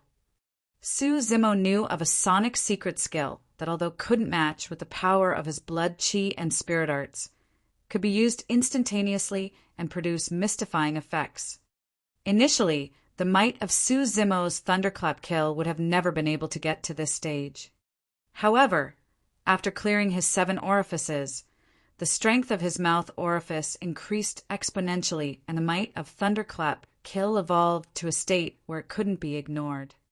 Furthermore, the two of them were too close together and Du Kai's 7 orifices bled instantly against the shock of Su Zimo's voice. The true terror was still awaiting. Su Zimo had not only used his mouth orifice for that roar, but also the immense power of his 5 organs. The moment he opened his mouth, there was a massive air current. The heart-seeking spikes that were about to strike Su Zimo paused in their tracks and reversed at an even faster speed. Du Kai's pupils constricted as he was blinded by a bright blue light. Poof! Poof! Poof!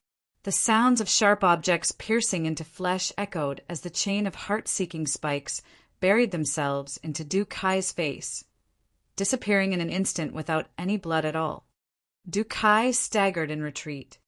He had barely taken a few steps when his face turned ink-black with blood oozing from the side of his lips. Collapsing stiffly, he died on the spot. Since he was young, Du Kai had been playing with poison, and there were countless cultivators who had died against that move of his. However, he had never expected himself to die in the hands of his own ultimate move. Su Zimo's figure descended, as well as he heaved a sigh of relief.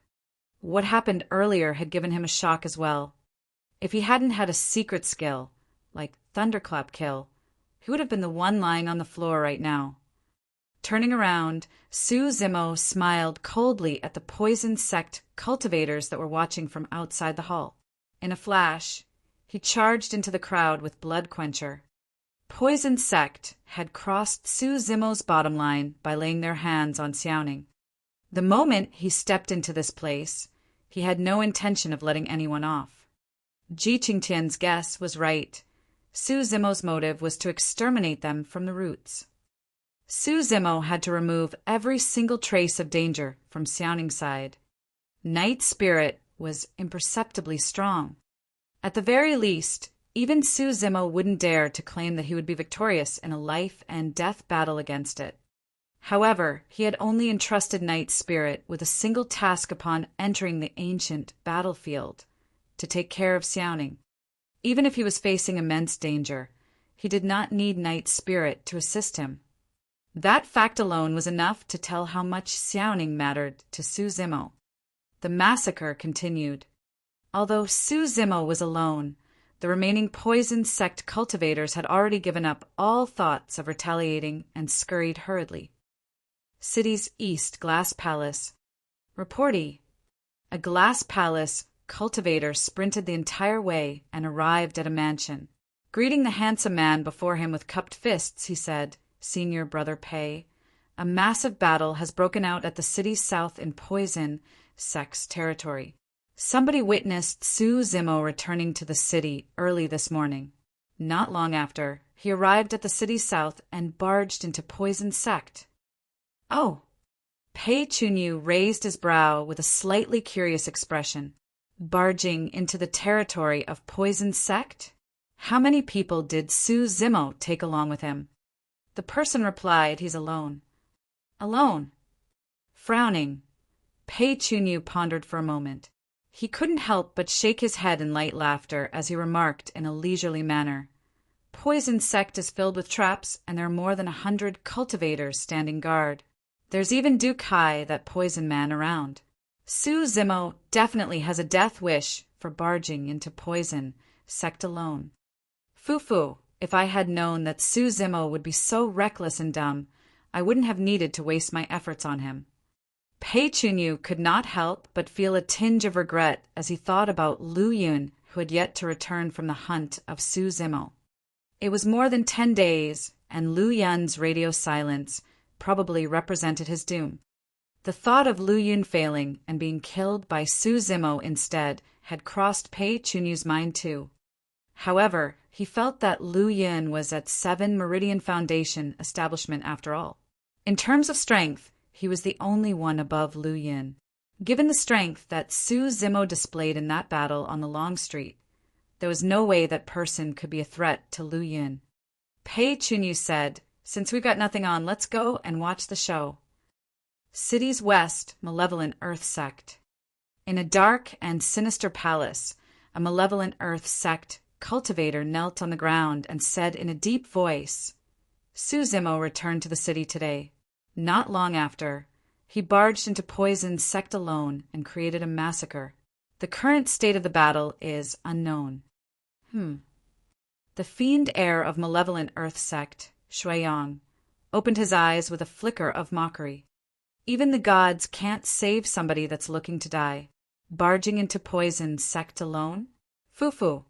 Standing up, Shuiyang remarked darkly, "Go, let's go and help him collect his corpse." The long street connecting Xiantian cities north and south. More than 1,000 cultivators of Elixir Yang Sect and 1,000 Crane Sect flew towards the city's south on their flying swords. The dense group attracted countless gazes. That group of cultivators was around half of the sect's strength in the ancient battlefield. Their leaders were Tang Yu of Elixir Yang Sect and Feng Man of 1,000 Crane Sect. Ji Qingtian and Lung Ro followed behind the two of them with grim expressions silently. In truth, 1,000 Crane Sect did not have to be involved in this. Part of the reason why Feng Man was able to lead so many cultivators forward was due to the close ties between the two sects and as a favor for Tang Yu. At the same time, it was due to Lung Ro's insistent pleads. Tang Yu was flustered and there was sweat on her forehead. She declared as she rode on her flying sword, "Fellow Taoists, please follow my orders later on. Our priority is to rescue fellow Taoist Su. Let's try our best to avoid fighting the Poison Sect cultivators head-on." "That's right," Feng Man added. "This is a rescue mission, not a battle." Thereafter, Feng Man whispered consolingly, "Xiao Yu, don't be worried. Fellow Taoist Su is extraordinarily strong, and the heavens will bless him. Perhaps we might be able to make it in time." In truth, Feng Man no longer bore any hope despite what she said. To her, they would only make it in time to help Su Zimo collect his corpse. "Thank you, Sister Man." Tang Yu forced a smile and expressed her thanks. In a split second, all the factions in Xiantian City were alerted and moved towards Poison Sect at the city's south, one after another. Chapter 405, How Tragic. Chapter 405, How Tragic. In the skies, more than 10 figures rode on their flying swords. Their leader was a handsome man in luxurious robes.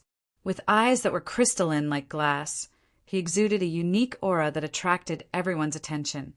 He was none other than the commander for Glass Palace's expedition, Perpetual. Glass Palace's group was about to arrive at Poison Sect at the city south. At the same time, another group of cultivators rode on their flying swords from the direction opposite of Glass Palace. Wearing black robes, they were none other than malevolent Earth Sect cultivators. The two major sects were not far from one another and could even see the other through the skies. Reporty. Right then, a Glass Palace cultivator sped over with a frantic expression. His eyes could barely contain his shock as he gulped before struggling to say, "Senior Brother Pei, Poison Sect is no more." "Oh." Pei, Chunyu replied and wasn't too bothered. After a slight pause, he frowned and returned to his senses. Gazing at his underling's face, he asked slowly with an increasingly sharp expression, "What did you just say? Repeat yourself." The other Glass Palace cultivators looked at that person confusedly, thinking that they had heard wrongly. The reporting cultivator chuckled bitterly and shook his head. Poison Sect's faction in the ancient battlefield is gone. Almost all the Poison Sect cultivators were massacred by Su Zimo. The Glass Palace group was shocked. How is that possible? Almost at the same time, Pei Chunyu and Shuiyang felt their hearts skip a beat as they exclaimed. They exchanged glances through the void. There was a malevolent Earth Sect cultivator standing in front of Shuiyang as well, relaying the same message. Realizing that they had lost their composure, both of them took a deep breath and calmed themselves down.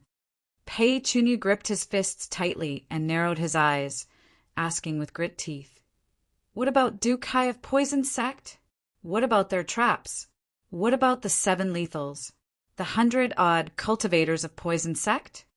The Glass Palace cultivator paused for a moment before sighing. "They're all gone. They're all gone." Those 3 simple words revealed a hint of exasperation, shock, fear, and endless emotions. Poison Sect, one of the 5 heretical doctrines. A faction that even Glass Palace wasn't willing to provoke personally was destroyed by that person alone. Everyone present stood dumbfounded on their flying swords in midair with agape mouths. The 3 words lingered in their minds, and they couldn't snap out of it. All the Glass Palace and Malevolent Earth Sect cultivators quietened down. In the vast skies, the atmosphere was strangely tense. A moment later, a Glass Palace cultivator could not help but ask warily, "Senior Brother Pei, are we still going to watch the show?" Initially, they were accompanying Pei Chunyu to watch how tragically Su Zimo would die. But now, everyone gave up on that thought upon receiving the news. Pei Chunyu's gaze flickered and his expression was indeterminate. Pondering briefly, Pei Chunyu's eyes shone with immense killing intent as he remarked darkly, "Go! All the more we have to go check things out because of this." At the same time, the fiend heir of Malevolent Earth Sect, Shuiyang, made a similar decision on the other side. Both of them thought about the same thing. Poison Sect was one of the 5 heretical doctrines after all and had more than 100 cultivators with 7 Meridian Foundation establishment cultivators among them. Even if Su Zimo managed to exterminate Poison Sect, it must have been an arduous battle. Even if Su Zimo wasn't severely injured right now, he was most likely at his weakest and might even be riddled with poison from head to toe. This was the best time to kill that man. Glass Palace and Malevolent Earth Sect were immortal and fiend sects, respectively. Throughout history, immortals and fiends have always been on opposing ends and would never join forces in the open. However, at that moment, Pei Chunyu and Shuiyang exchanged glances and had a tacit understanding. "Let's go," Pei Chunyu ordered and sped forth with the Glass Palace cultivators towards Poison Sect at the city south. On the long street connecting north and south, Speeding with the large group of cultivators, Tang Yu and Feng Man arrived in the vicinity of Poison's sect before long. There was a large crowd of cultivators before them, packed densely and watching keenly. It was unknown what the cultivators saw, but their eyes were filled with shock. When Tang Yu's group arrived, a passage was immediately squeezed out for them. Suddenly, a fat and rotund figure charged through the crowd, greeting them with delight. "Senior Brother Ji, Sister Lung, you guys are here too." That was none other than Little Fatty, who had just joined Tomb's sect. Shi Jian, who had just joined Puppet sect, was at the side as well. The two of them had not changed much during that 10-odd days. Little Fatty seemed like he had grown a little fatter, and Shi Jian still looked foolish as ever. Tomb sect and Puppet sect were part of the 5 heretical doctrines and were situated at the city's south to begin with. When something happened to Poison sect, it was natural that the both of them were the first to arrive. "How's everything inside?" Ji Qingtian asked softly with a grim expression. "Tisk, tsk, tsk." Pouting his lips, Little Fatty laughed with raised brows. "You guys are too late and missed everything. Hee hee. Tragic. It's truly tragic." "Ah." When she heard that, Tang Yu's eyes dimmed as she mumbled to herself as if she had lost her soul. "We were still too late. It's my fault. I should have guessed it. I could have stopped you." Tang Yu was flustered and did not notice Little Fatty's expression and tone. However, Ji Qingtian and Lung Ro frowned. In theory, Little Fatty should be more anxious and sadder than anyone else if something had happened to Su Zimo. Why would he be in such a gloating mood? Little Fatty was stunned when he saw Tang Yu's reaction. At the side, Feng Man raised her brow lightly and pulled Tang Yu into her embrace.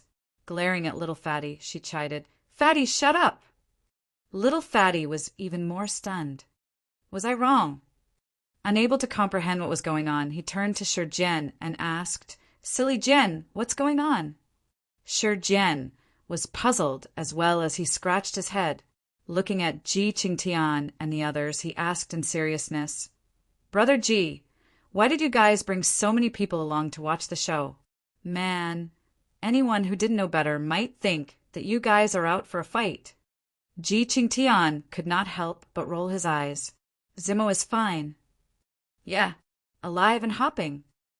Little Fatty replied. "Ah." Bouncing from Feng Man's embrace, Tang Yu blinked and asked without wiping the tears from her eyes, But you said that it was tragic?" "Truly tragic." "I meant that it was tragic for Poison sect." Everyone was dumbfounded and froze on the spot, unable to take the facts in for a moment.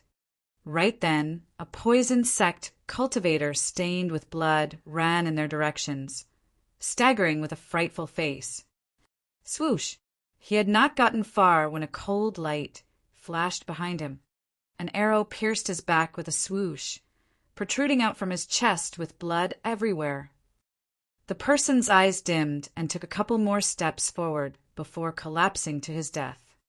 Everyone turned instinctively towards the direction where the arrow came from.